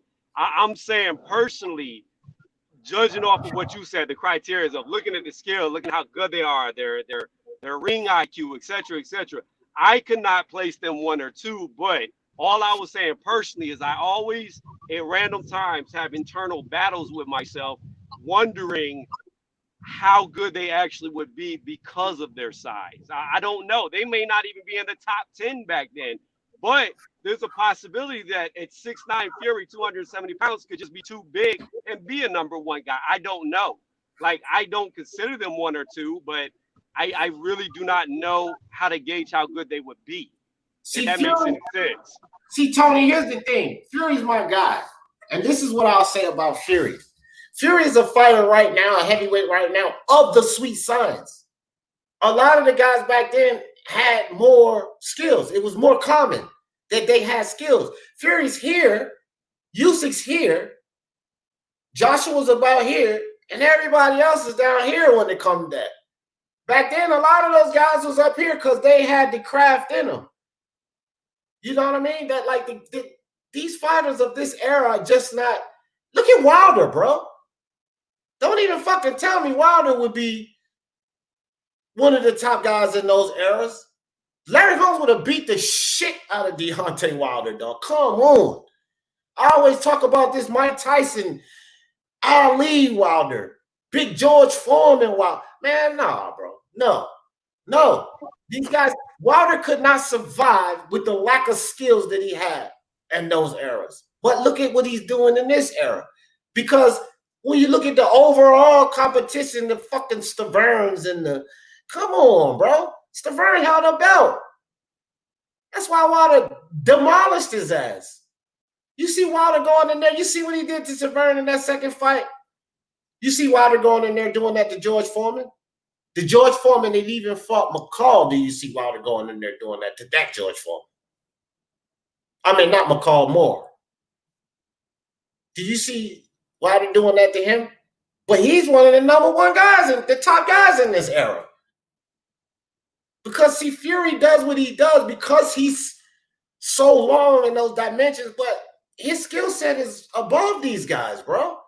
He's actually of the skill set of the older fighters in that era. They studied the sweet science. It was in there using, you know, feints and head work. And a lot of these heavyweights don't even fucking use feints. Some of them don't even use jabs. It was like a normal thing for a lot of those heavyweights back then. Remember Tucker? Hold on. Remember Tucker versus Tyson? Y'all remember that fight? Tucker versus Tyson?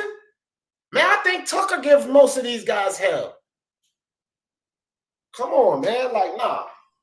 Yeah. I don't know what any of the guys would have been able to do with a 6'9", 275 guy who can move and jab and feint the way that Fury does. Like, I would like to see those fights. In my head, I have a way that they would play out, but I think he would do very well. I think all three of those guys would have done very well in the WBA.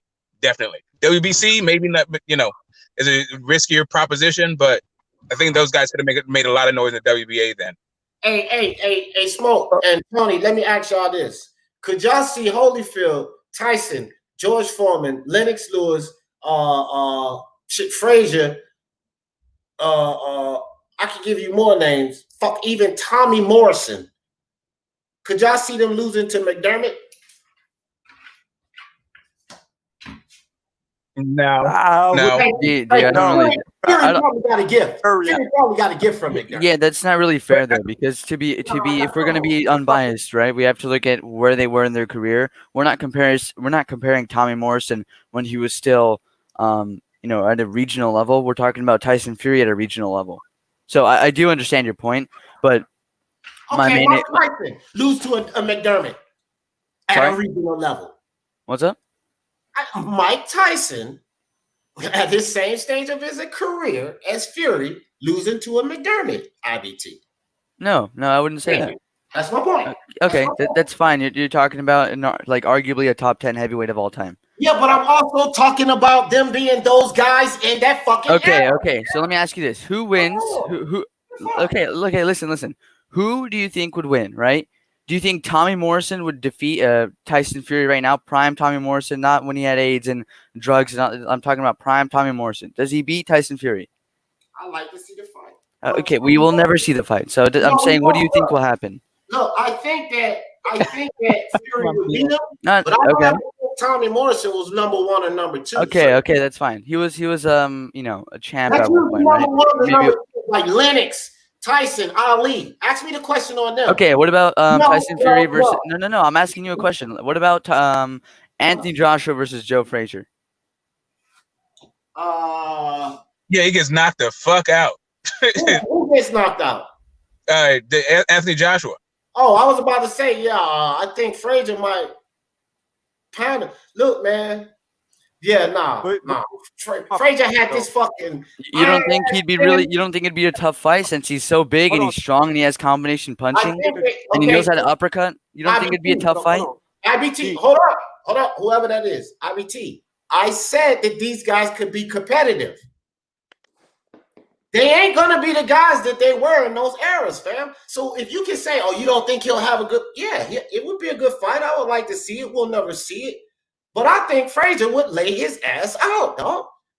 Hey, hold on. Let me talk real quick. That's my turn, real quick. Hey, I think, man, any of these guys like Joshua or Fury, these fools, if they use. Hold on, let me talk, man. You guys been talking. I haven't talked.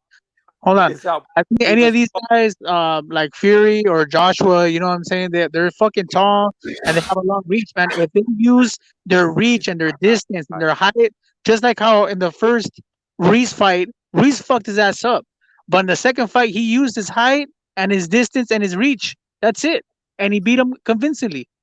So once they're on their A game on that, I mean, they can fucking and their height, they can fucking pretty much beat almost anybody.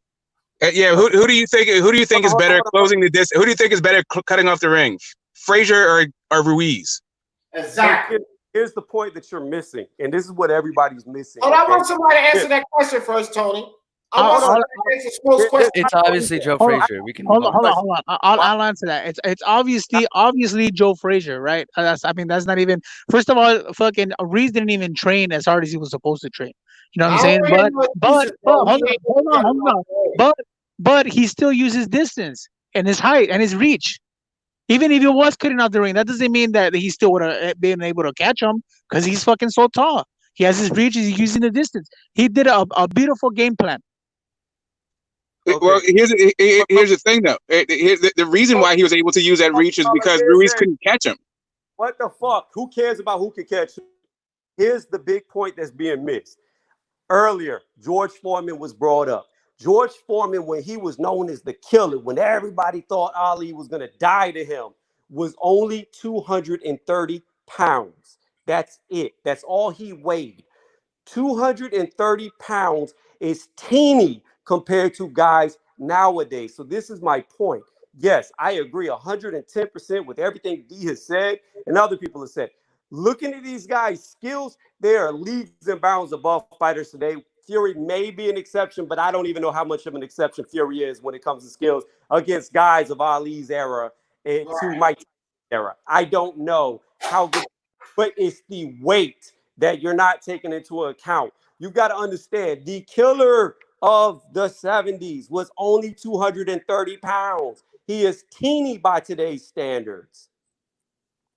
Yeah, the size differential is very important, but I also think 15 rounds is very important too, right? Because these guys, like these guys are big as hell, but they don't have tanks.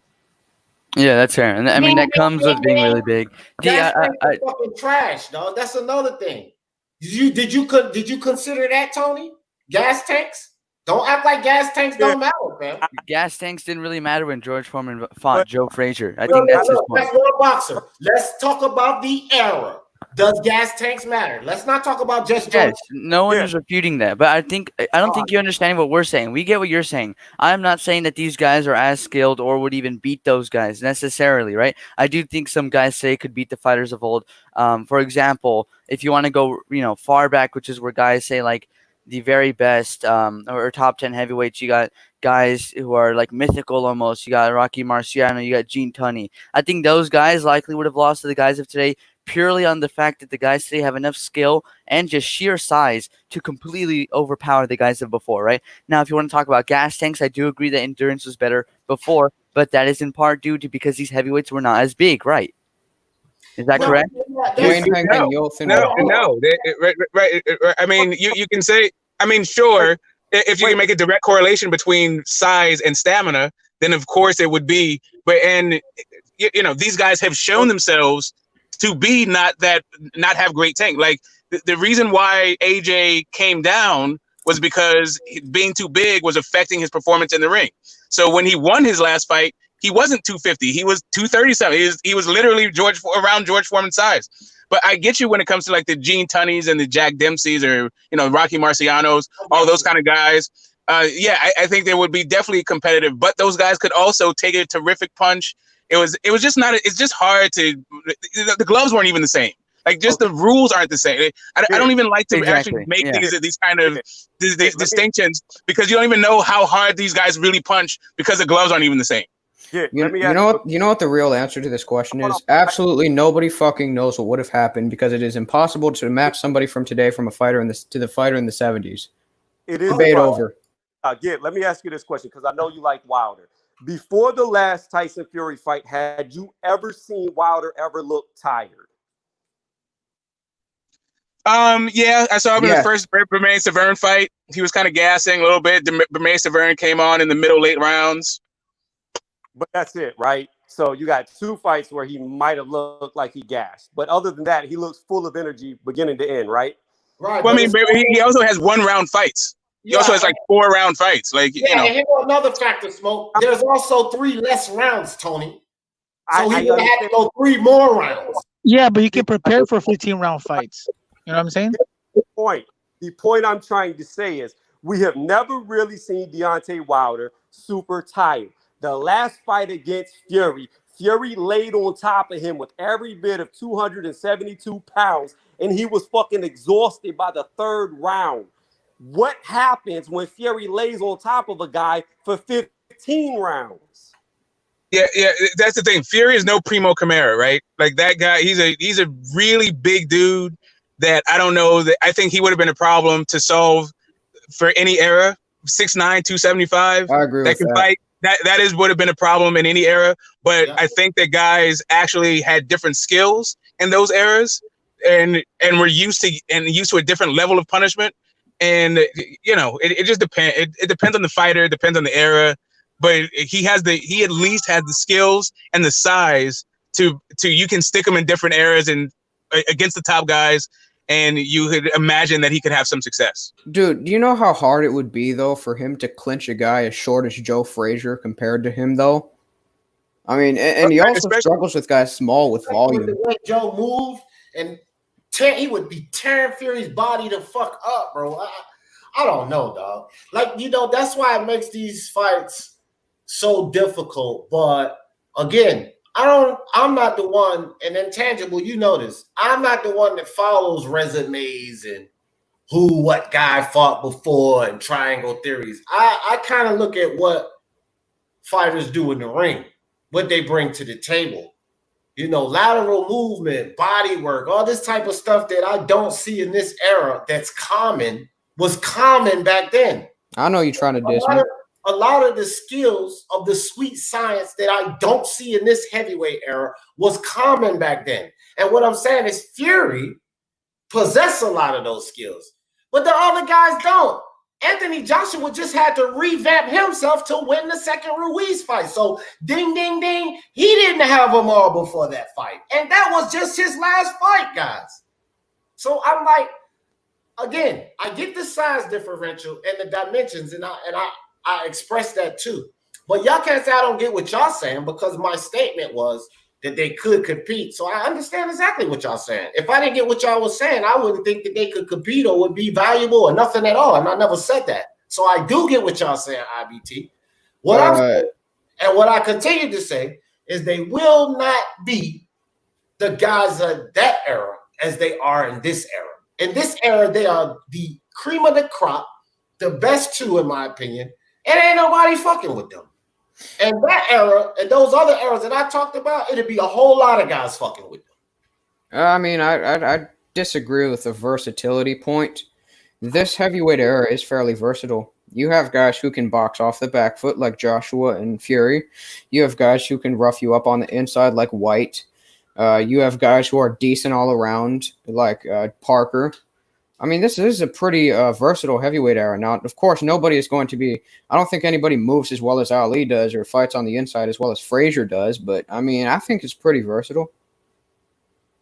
Yeah. Ballers like Wilder. Okay, I can't imagine what it would be like. Hold on, Smoke, because I hate when I make a statement and then somebody responds to me with something. Who is that? Hold on, let me talk. I hate when I make a statement and somebody responds to me with something that I really didn't say. That's when I always jump back in. Intangible. I didn't say anything about versatility. So great explanation, and I don't disagree with you. I said it wasn't as common.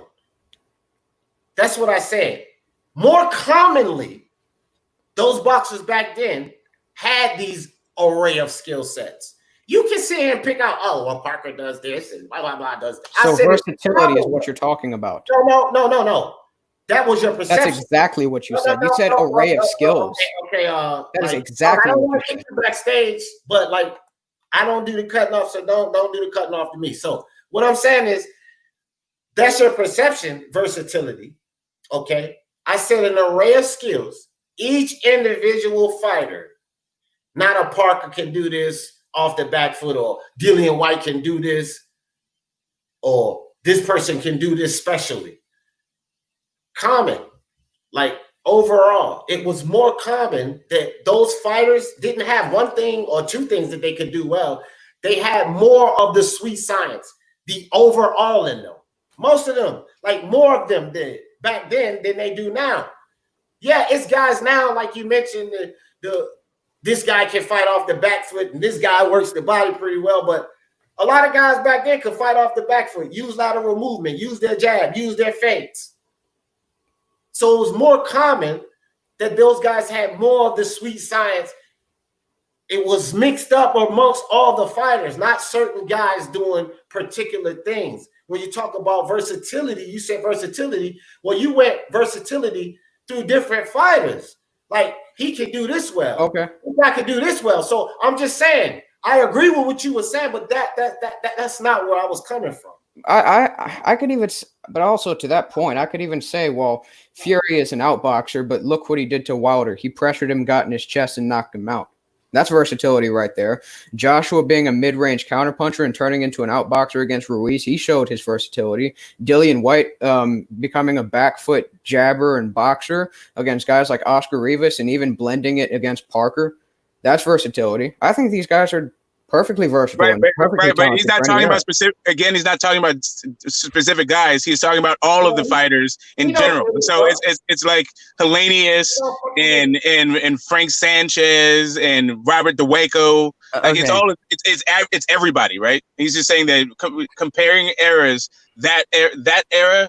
It had a lot more. The fighters of that era showed overall more versatility than the fighters in this era. Not to say that there aren't versatile fighters in this era. Okay, yeah, but what era is he talking about though? Yeah, because if you say like fucking 30s to the 70s or 80s, it's like 40, 50 years of an era compared to. First of all, I ain't saying no 40, 50 years. And Tony cleared it up. I said 70s. I was basically pulled out 3 eras, bro. Yeah, so you decided to pick the 70s, 80s, and 90s, right? In the let's say early 70s, top guys: Joe Frazier, Muhammad Ali, George Foreman, right? Who were the other people that you're talking about that you would consider had a better overall skill sets, right, compared to what we're talking about? Because I think the point of contention. Now you're changing the subject. It's not about the top guys. No. I have a question. I'm asking a question. I'm not debating. Can I just finish my question? Yeah. Oh, I thought you was finished. But look, let me give you 3 names real quick. Merciless Ray Mercer. That's not the early 70s. I gave 3 eras though. I know. I'm specifically. I'm going through it. That was on Google. Hold on for a second, Intangible. IBT. Because I've already told y'all motherfuckers this shit all the time. I'm not fucking Mark or IBT. Okay? So I can't just spit off my head all of these fucking fighters. And I've perfectly said this shit all the time. Now I can get on Google and take a look at some fighters in that era, and I'm sure that I could give you fucking plenty. I'm pretty sure Smoke can probably give you plenty, but I'm not that type of historian. I remember fights, I remember names, but I can't just pull them out like that's not my specialty. But overall, but hold on, whoever that was, hold on. But overall, those guys were more dedicated and focused on the sweet science. They were more gym rats. They practiced, like I said, back foot movement, front foot, lateral, feints, jabs. They sure? More on an overall level. Overall. They did have better training. And I never once said that you guys were not correct. So y'all can keep coming back at me. But the point y'all made, I understood, and I never said y'all wasn't correct. I mean, Anthony Joshua and Tyson Fury would not be the 1 or 2 guys in those eras. That was my point. That's right. I'm not even talking about that anymore. I could actually look. You said that fighters back then were more dedicated to their craft. Look, I know a lot of fighters from back then. I think you know that as well, dude. They were undisciplined too. Muhammad Ali wouldn't even train in between his fights. James Toney wouldn't, and he fought in the 90s. And fighters in the early portion, like the early 1900s, they had serious gambling addictions and would fight basically for money. They wouldn't even be able to eat. Mike Tyson is almost known for done coke and weed. Wasn't he high when he fought Galata? I know that's not his prime. I think you guys are missing the point that it's not about individual fighters. You guys keep bringing up individual circumstances. You just keep bringing up individual circumstances when he's talking about the entire group. I understand How that. do you know? We're just pointing out examples. That's why IBT was saying who. Yeah, because it's not about who. It's about the entire group. It's not about the who. So who is the group? Who's because he is right in this aspect. Hold on, Tony. You too. Listen. Thank you. Intangible is the only one on this panel right now. Me and Intangible. I ain't kicked none of y'all off, but y'all gotta let each other talk, fam. It's not me being a dick. They cannot hear y'all in the chat with everybody.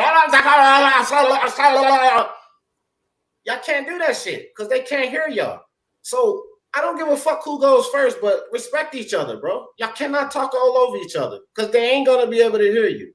It was like 4 of y'all talking at the same fucking time. One thing.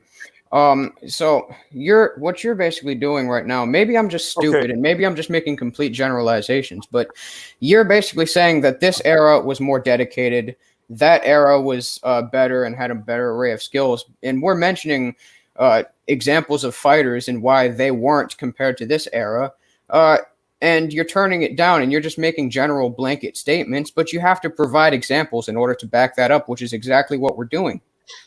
Okay, so here's the issue, though. The examples that you're providing is a tangential argument. Like, regardless of the dedication or whatever they show to the sport, because that's actually not. I don't know how you would measure overall how the dedication to the sport. Like, but maybe I'll let Dee talk about that particular thing. My idea from where I was coming from was just the more versatile and having, you know, it was really about the versatility and the amount of skills and the different and the dynamic, the dynamicism of the skills that they have, right? And the reason why I say that there was just in general, not about specific fighters, was this guy more skilled than that guy? It's about the actual training that happened at the time and the people who were the actual boxing brains that were available then that aren't available now, whether it's the 70s, 80s, 90s, just whatever. Like, you know, you can even go back farther than that. But just for the purpose of this conversation, those 3 decades, I think that you still had a brain trust that is severely lacking in today's boxing. Yeah, I think Emmanuel Stewart and Eddie Fletcher are far superior than any of the trainers right now. But go ahead. Been over 10 I think Angelo Dundee and Cus D'Amato are. Like, you don't even have to go to the goats. Hey, y'all let Tony jump in there, bro. You've been trying to say something. Go ahead, Tony. For fuck's sake. It's easy. This is a very easy debate to have. I agree with everything Dee is saying 1,000 motherfucking %. 1,000%. If you're gonna fight today, right? I'm not gonna do a fucking film study on how Dillian Whyte fights to learn how I'm gonna adapt my style. I'm not gonna watch AJ, who's very stiff in the pocket and prone to count. I'm not gonna do it. If I'm gonna watch film studies, I would rather watch the eras of the 70s, the 80s, and 90s where they fucking move around and they know how to get in and out. The way they fought was just better. And that's coming from somebody who fought. I watch these, I do prediction, I break them down off of what I see. And I'm telling you, these heavyweights today are not as skilled. My only point was, if you were to shrink the guys from today and make them the same size as guys of past eras, they stand no chance. They would stand no chance. The only reason why internally I have an issue is they're so fucking big. The heavyweights today make the heavyweights of the past look like light heavyweights. It's the weight difference that I wonder how the guys of the past would stack up against the bigger men today. But if you're looking at how well they box and their skills, they're not even comparable. The guys today, like motherfucking Charles Martin was a world champion. Like, they're not comparable. They're just not. But again, my whole basis was, could the guys of the past be able to overcome the 40, 50 pounds disadvantage in weight? I don't know. But I can tell you skills, what Dee has been saying, they were way more skilled. They were way more skilled. Look, it's not even a... What you just said. Another thing too, bro. And don't take my word for it. Just go look at the fights. Those heavyweights back then were faster too. Hey yo, hand speed, boom, boom, boom. They was faster too, bro. Hey man, let me just say this real quickly. All the criticisms you're giving this era have been actually levied on those eras that you're speaking of as well. Like, do you realize that Jack Dempsey said during that Muhammad Ali's era that the heavyweight division was dead? Yeah, I think he has a point to it, and I think that's what we're saying, right? Like these ideas, like the secrets are lost from generation to generation because the secrets are only passed down from your proximity to the person who has the knowledge, right? The reason why Tony Yoka isn't as good as I thought he was going to be was because Virgil Hunter's health declined, and he just couldn't do it the way on the same level as he was when Tony Yoka first got in. So now, how do you replace a Virgil Hunter? And let me say this too, Smoke, because intangible. I think that he had every fucking right to say that, because it's what I say about the era of this day and time. Those guys was fighting 15, 20 fucking times a year. Not Jack Dempsey. Then in the Ali era, the amount of fights they were taking every year dropped. So somebody like Tony or those guys from back then look at these guys like these motherfuckers not even really putting in work like that. So they have every right to say that about that era. No, he now, doesn't. Let's look at those eras. Oh, man, give me a chance. Let's look at those eras and then look at these 2-time-a-year fighting motherfuckers. Come on. Yeah, look, Jack Dempsey actually didn't fight 10 to 20 times a year. He would actually fight twice a year like these modern A-side fighters. You are a real fucking dickhead sometimes. On average, back in the eras, they fought more. Is that good enough for you? Way more. Is that good enough for you, Intangible? Well, coming from Jack Dempsey, he shouldn't be applying it to that era. I think that should come from a guy like a Wills. Listen, dog, you're a real dick sometimes. I just want you to know that. Because you wonder why I got upset with you, or you felt like I was upset and I kept coming at you on Punch Drunk. Because you're a real dick sometimes, dog. Dean, now you're just attacking his character. I just think I'm sorry, bro. I am so sorry. I don't need no help, dog. I should be banished to hell. Okay, yeah. I will fucking explain what I mean by that. I'm not attacking the character. I will explain what I mean by that. This is what I mean by I'm saying you're a dick sometimes. If you know, because you will come back and say, well, I understand that, but. So you actually know these things. You telling me, oh, Jack Dempsey only actually fought. On average, because this is the same thing I just said about the overall skill set, and you broke into all of this bullshit. And you, Mr. Historian, because you know a lot about. On average, all of those fighters, were we looking at 2 fights a year, Intangible? All right, so not all the time, but in some cases, yes. Okay, no, but generally not. Generally not. Yeah, and rarely, dog. It's no fucking generally. 2 fights a year is normal. It's common. It's the thing this day and time. It was nowhere close to that back then. So when I say that you're a dick, because you know that. You're a historian. You know these guys. I'm not a historian. I've never claimed to be a historian. Fight. Okay, I'm going to put you backstage. You know these guys was fighting fight after fight after fight. You sit up here and argue with Johnny Boy on the shit they did. So you know how common, how often these guys were fighting. But then you want to come back with a statement, well, Jack Tunney only fought such and so. That's being a dick, dog. Because it still doesn't make the statement I made invalid or anything. Those fighters back then was fighting massive amounts of fight per year. So when they look at the Alis and them, they're like, those guys are not really fighting. They're not putting in the work that we put in. Ali and them look at these guys, they're not fighting or putting in the work that we put in. All right. Can I address what he was actually saying? Yes, Jack Dempsey would sometimes fight many times in 1 year. Can I finish the sentence, please? I didn't want this to turn to a debate or argument, but here's my question for anybody on the panel. If you were getting into heavyweight boxing today, would you study one of these guys to mimic them to learn how to fight? There are things you can learn. There are things you can learn from every somebody from a past era. That's the real question. There are things you can learn from every top fighter across many eras. However, I feel the consensus would be. Talking is super low. Hello. Can you guys hear me? Yeah. Yes. We can hear you. Okay, I feel like the consensus would be that you should probably look at older fighters, right? I do feel you can still learn things. All right, let me disconnect. I'll come back. Hey, yo, the only thing that I gotta say is like this, right? So Tony, you were saying that I know what you're saying, I know what Dee's saying, I know what everybody's saying. So basically you're saying that how they would do these fighters now against that era based on weight and size, right? That's what you're saying, but it's really hard to try to compare how they would do just based on size and weight. You got to put in skills in there. You can't base a fight how they would do just on size and weight. You can't. Yeah, I would also just like to clear up just a point, a factual point. Like Jack Dempsey fought 20 times in a year. Like he did. Like look. So look, Francis said this. Do you realize that Jack Dempsey won the titles in 1919 and retired in 1927 and only had 10 fights within that time span? Okay, France, listen. This is what I'm trying to say, friends, because that's what IBT just did. He pointed out Jack Dempsey in the time that he had, few fights.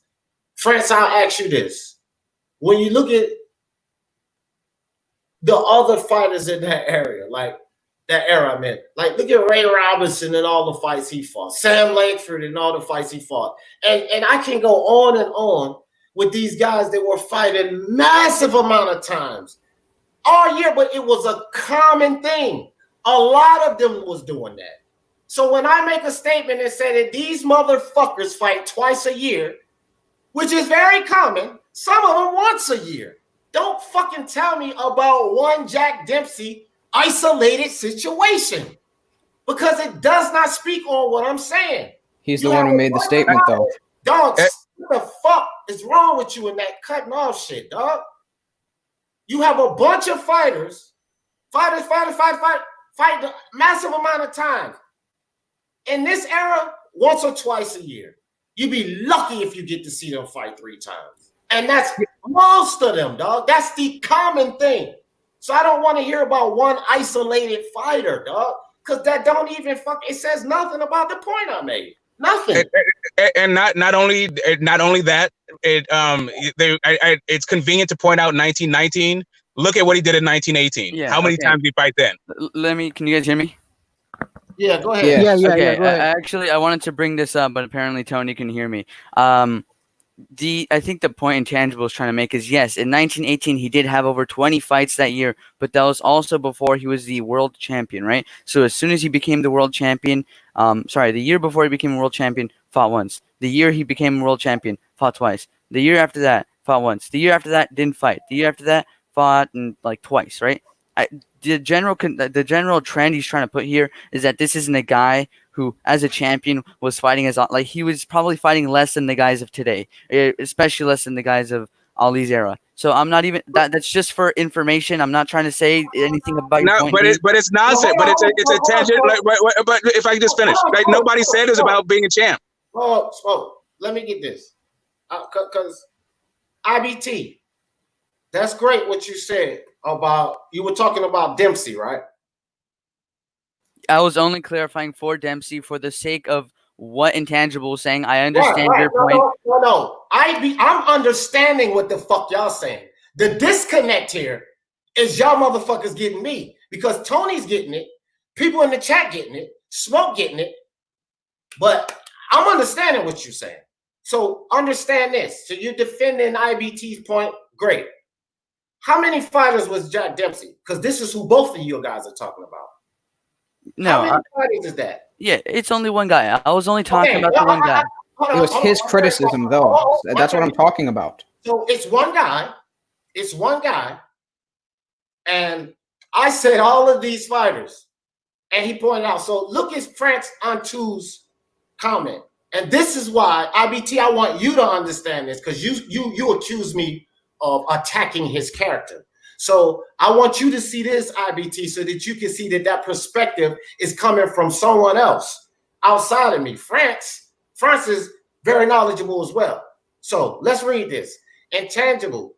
That's great, brother. But you were shooting these narratives and you were coming off condescending. Just saying.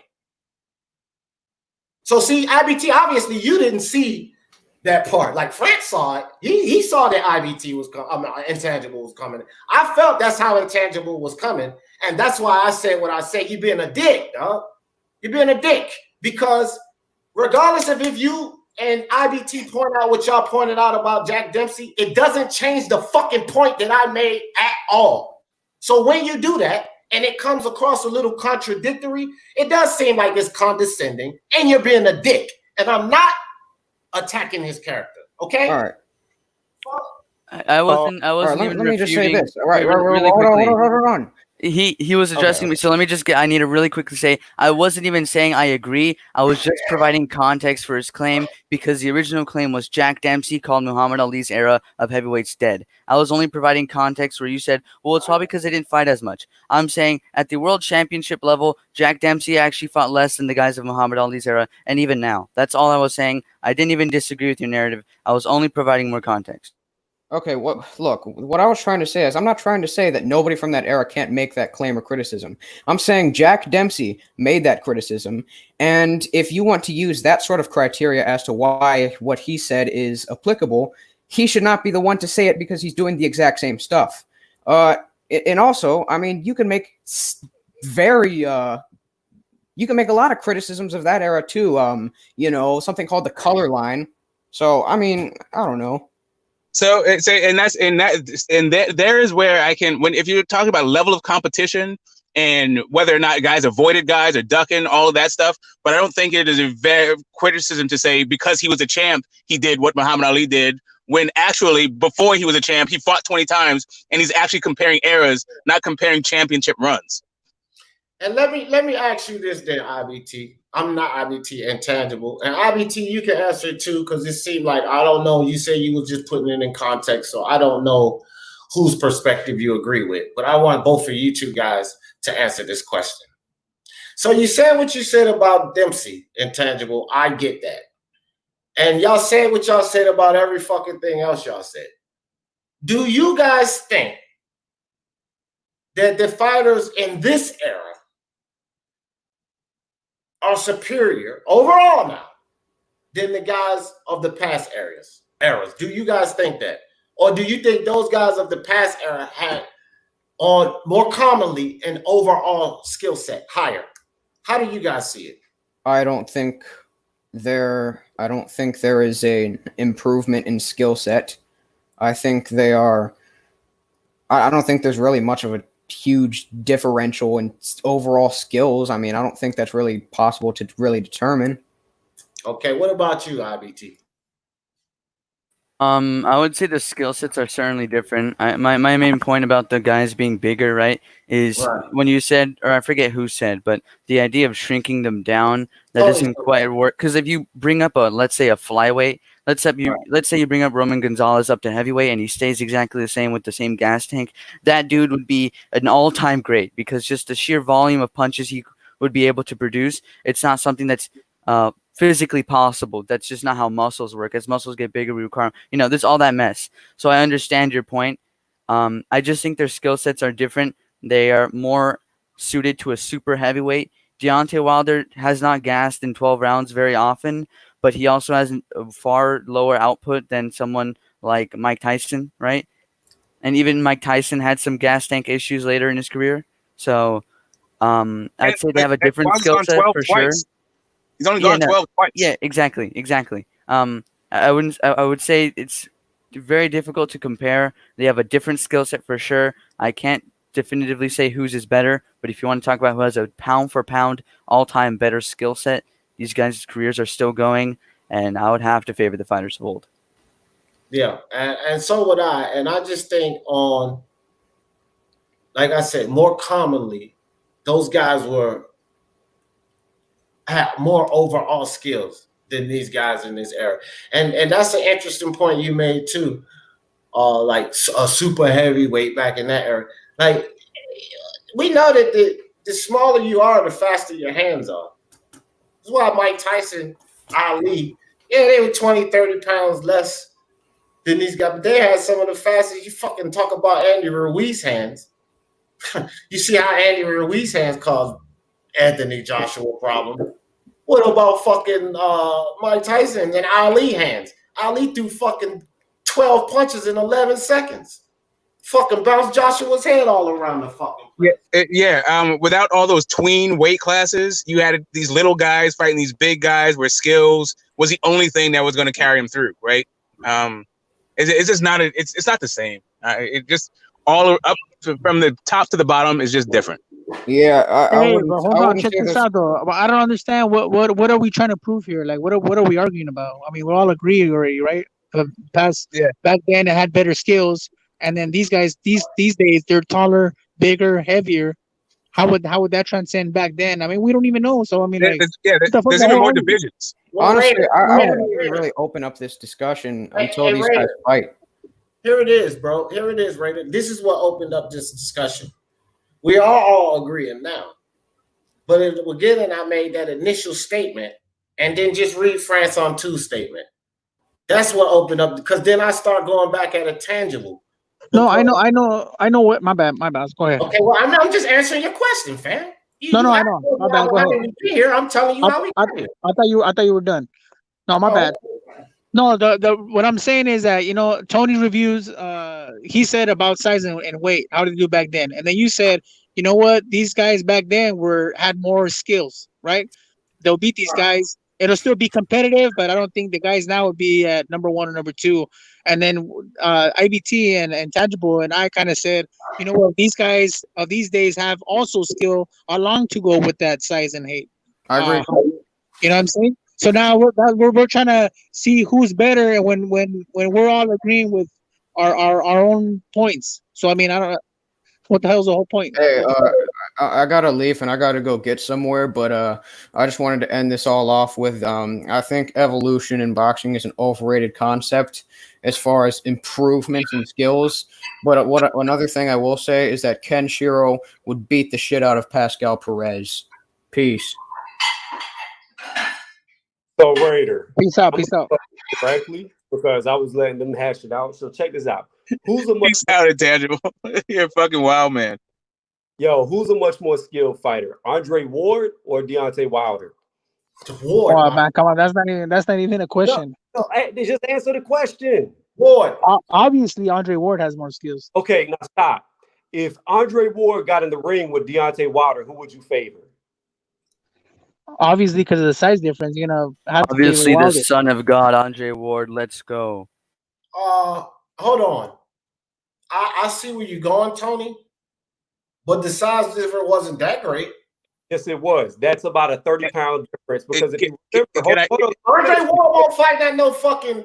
What Andre was fighting 175, fam. Yeah, and Deontay Wilder, wait, stop talking, Git. Deontay Wilder weighed in at 209 against Fury the first time. That's about a 30 pounds difference. That's the difference in size between heavyweights of today versus the past. That's why I'm saying that was my point to Raider, that there is a huge size difference. And if you go off of skill alone, there's no question who would win, the fighters of the past. But when you look at the size, my only thought that I mentioned earlier, because Raider was asking about my point, was I don't know how well the guys from the past will stack up against the pure size difference. But when it comes to skill, he is 1,000% right. They're not even comparable. Yeah. The only thing. Let me respond real quick. Right, Raider, let's smoke jump in real quick, dog. And then you got mine is just real fast. It's just a little factoid. Ward was talking about fighting AJ on his way out. All right. So check this out. So the only difference is great lack of skills. Hold on. The only difference is when you look at that fight, you're not looking at Wilder's size and weight. You're looking at his power. That's the only reason you would give him a shot to win. I mean that's the only reason you would pick him to win. It has nothing to do with size and his height and weight.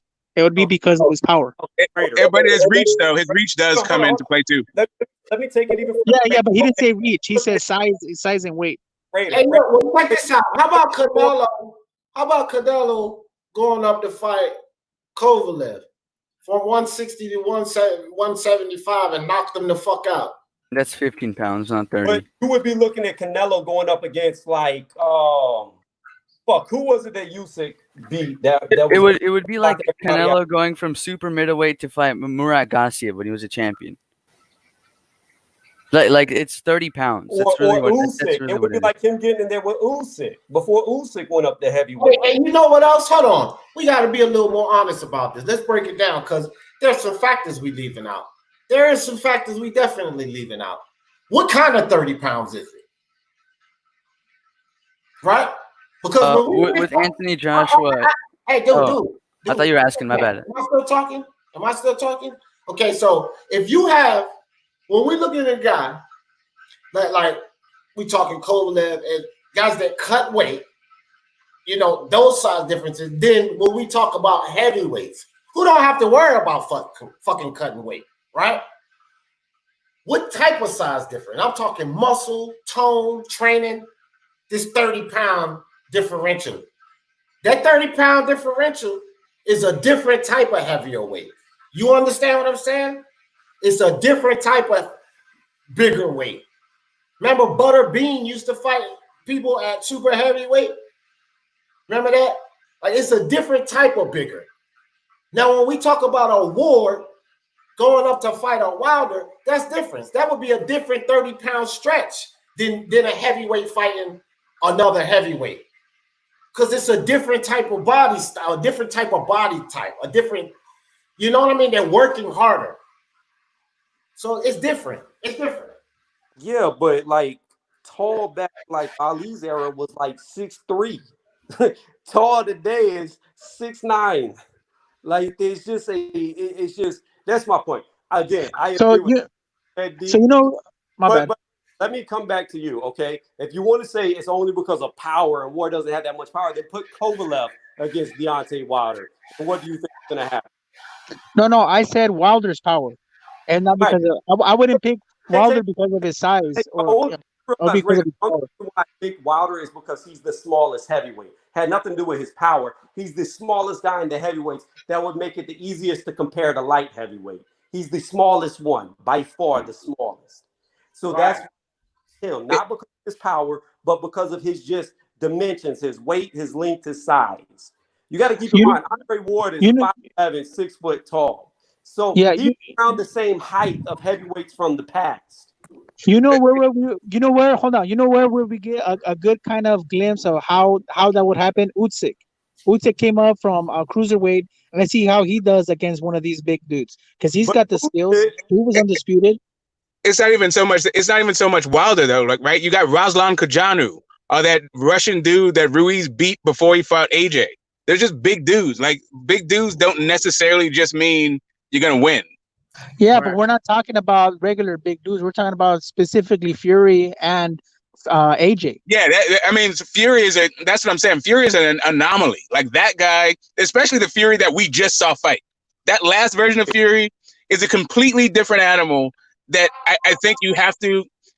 I don't know how that would fare against anybody, right? I mean, to me, it looks like it would have to be some guy who could get underneath his power and work the body and work the inside. Maybe that, so I feel like Frazier was the exact wrong person to bring up for Fury, right? but that's what the guys did. But I think Fury is just, especially the last Fury we just saw, that's a problem. That's a problem for big guys. It's probably a little less of a problem for smaller guys that can move fast and fight on the inside. But he's a problem even for those guys if he's just going to grab him and hug him and hang on him. Damn right, Fury. And that was the point, get the smoke, that because of his pure size, I would say a guy like George Foreman, in my opinion, was technically more sound than Tyson Fury, in my opinion, especially in his prime. Didn't Foreman fight like 4 people in one night back to back? Like, by far, way more skilled technically, but he is so much undersized when next to Fury. That's the only advantage I give Fury. That was my point that I was trying to express to Raider, because he was trying to understand what my point was. And I said that if you just took away their size, these guys today, I agree, there's no way they compete with fighters of the past, but they have that size. I agree with that, Tony. If you take away their size, then yeah. But I mean, they have size and skills. I only give that to Wilder and Fury because of the way that they use because they have other attributes to offset the size. Fury has his boxing skills. They both have super long reaches. Fury actually knows how to fight tall, and Wilder has an equalizer. That he don't have to hit you clean to hurt you. Well, Raider, they have size and, in my opinion, less skills. So they have size and skills, but they have size and less skills, which take you back to the old higher skill fighter versus bigger fighter. Classic battle. Yeah, I would agree with that. Less skill. I mean, not immensely less skill, but yeah, definitely less skill. I agree with that. And Raider, let me add to that. At some point in time, now you do have exceptions to the rules. There's always an exception born, but it's so rare that you can't count the exception. Skills is great, but there is a reason why they created weight classes. At some point, your skill doesn't mean dick shit, because you're going to get filmed, you're too small, and you're going to be beat on, and there's nothing you can do. Manny Pacquiao against Tyson Fury stands a 0% chance at winning, no matter how skilled he is. That is why weight classes were invented. That is my only point. That's why I said, me personally, when I look at fighters of the past, whenever I was boxing, I was looking at guys from the 70s and the 80s and the early 90s, especially like a Roy Jones Jr. Those were the guys that I watched to learn how they move their feet, bob their head. I don't see one guy, especially in the heavyweights of today, that if I was to do it all over, be reborn, I wouldn't watch nobody to learn how to fight. Yeah, I never disagree with that. The fighters back then had more skills, and I never disagree with that point. Not once. My point was just saying that we just can't put size with Fury and AJ. And that alone, we can't compare how they're gonna do back then with just size and height. You have to throw the skills in there too, which they do have skills, but not as much as back then. That's all I'm saying. Right. Yeah. I would just say that Roy Jones Sr. was not talking about Roy Jones Jr. fighting those big dudes. He got that belt off of Ruiz, and Dad squashed the beef to call him and tell him don't try to mess with those big boys up there. Yeah. And then look, guys, too. All right, so even the guys of the older eras, right? At least the eras that I'm talking about. Wilder is a smaller heavyweight, right? But shit, Mike Tyson weighed as much as Wilder. More. So this is my point on that. You know the size and thickness of that guy? The reason he was so much shorter, but stocky. Look at the hand size of James Buster Douglas. So here's my point. Here's the point that I'm making. When you get to the heavyweight division, and this is pretty much all combat sports, you can get knocked out by anybody in the heavyweight division.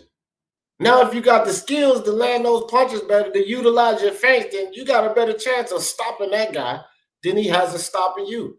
And size a lot of times don't fucking matter. You think John Jones can't go to heavyweight and compete? You think some cruiserweights couldn't come to heavyweight and compete? At least back then. I don't know about now because, again, the overall era. But Holyfield was an example. Cruiserweight come up to heavyweight because his skills were so massive. Usyk is the only one in this era, in my opinion, to think about doing some shit like that. The only one. And that's really because I think Usyk is completely overhyped too. But whatever. I forgot that actually Wilder lost some stamina in the Stavern fight, but also in the Molina fight. Molina also came on after being like knocked down 3 times, like sort of middle late rounds.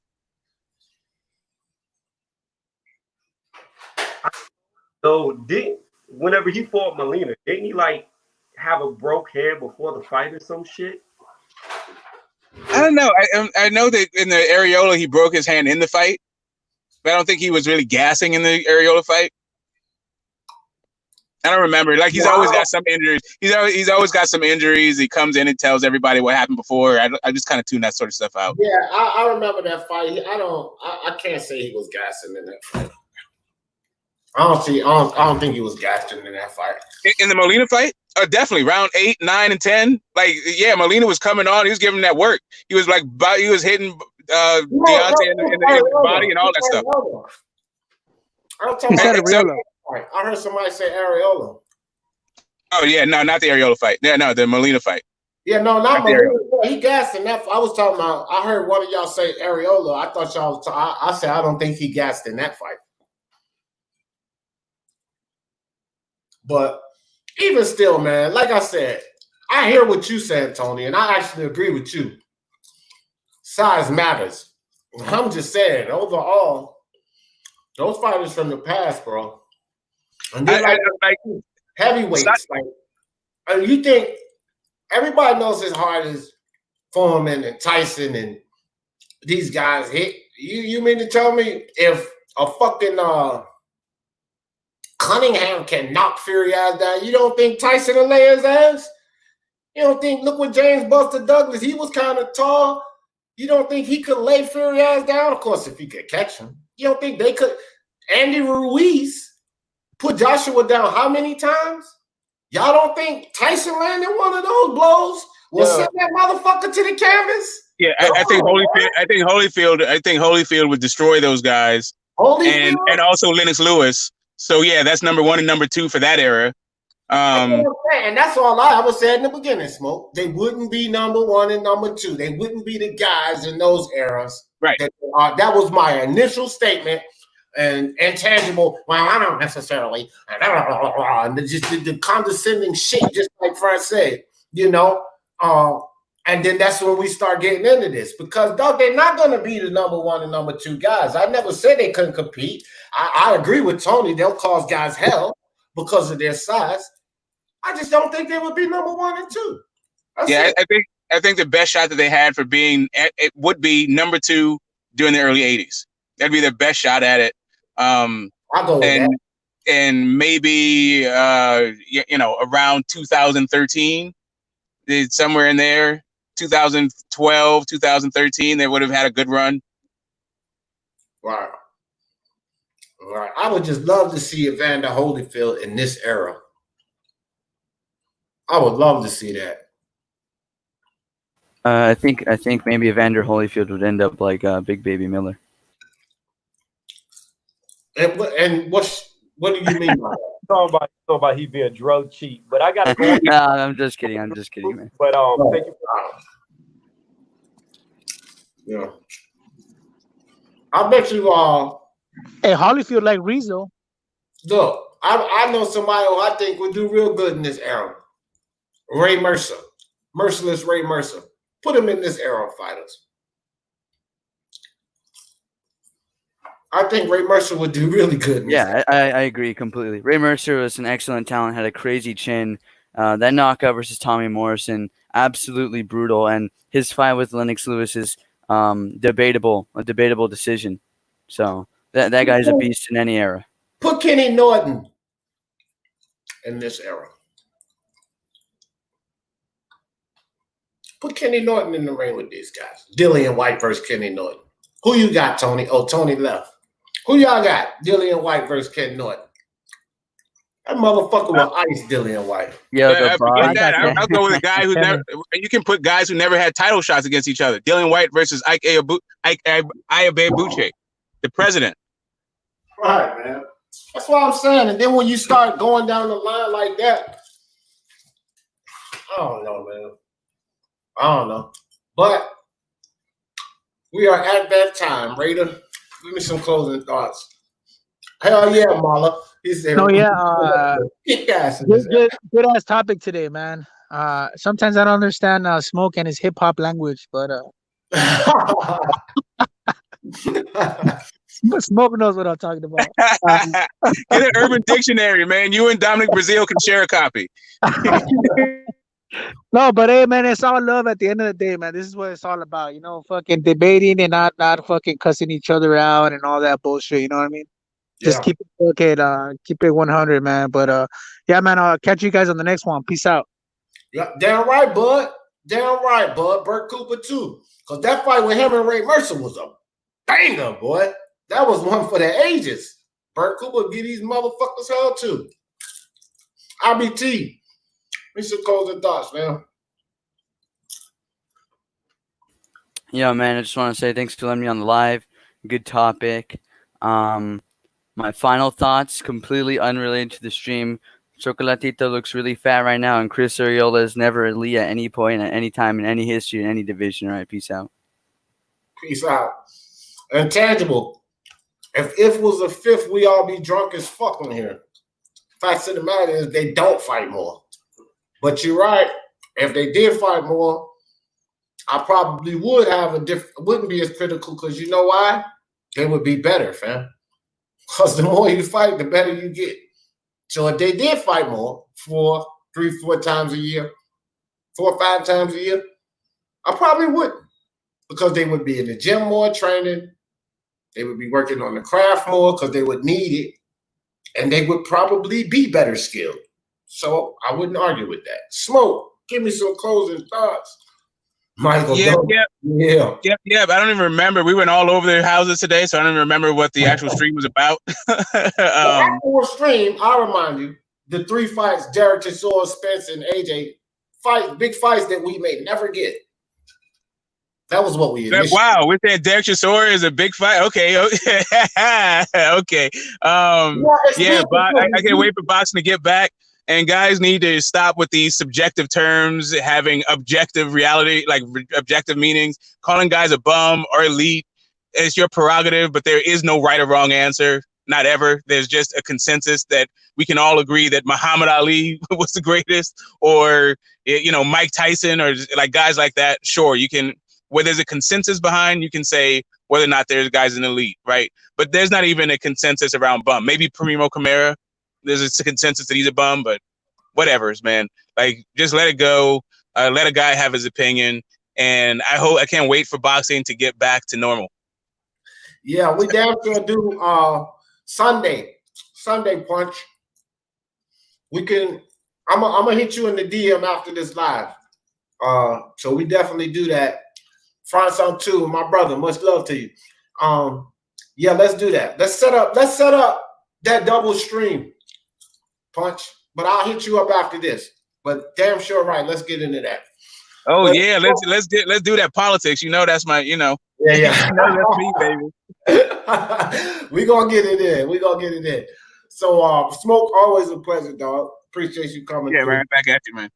And everybody else, man. I think Intangible did that on purpose today. I think he said D Jefferson too calm. Let me get him excited. I think some of y'all be doing that on purpose. I know Boxing Monster do, but if you did, thanks, Intangible. Always makes the show good. Mala, Michael Dokes Holyfield was a classic. That was a fucking hell of a fight, fam. Hell of a fight. But look, guys, I really appreciate everybody. This was a good talk. My final thoughts on the topic. And Smoke, the fight, I said big fight between Chisora and Usyk is because I think a lot of people want to find out what Usyk looks like at heavyweight. So it's, I would say, more interesting fight. But Usyk, Chisora, Spence Crawford, and Anthony Joshua and Tyson Fury. These fights are just on shaky ground to me. I hope we get all 3 of these fights, but never know. Never know. Yes, sir. MMA Sunday at 12 o'clock. Power of the Mind. We're going to talk that life combo again. Yeah. I'll make sure I hit you in the DM, fam. You cool with that, Punch? That's what's up, bro. I'll hit you up in a minute. So, guys, thank you guys for coming out. Another great conversation. Thank you all of you for joining the panel, sharing your thoughts.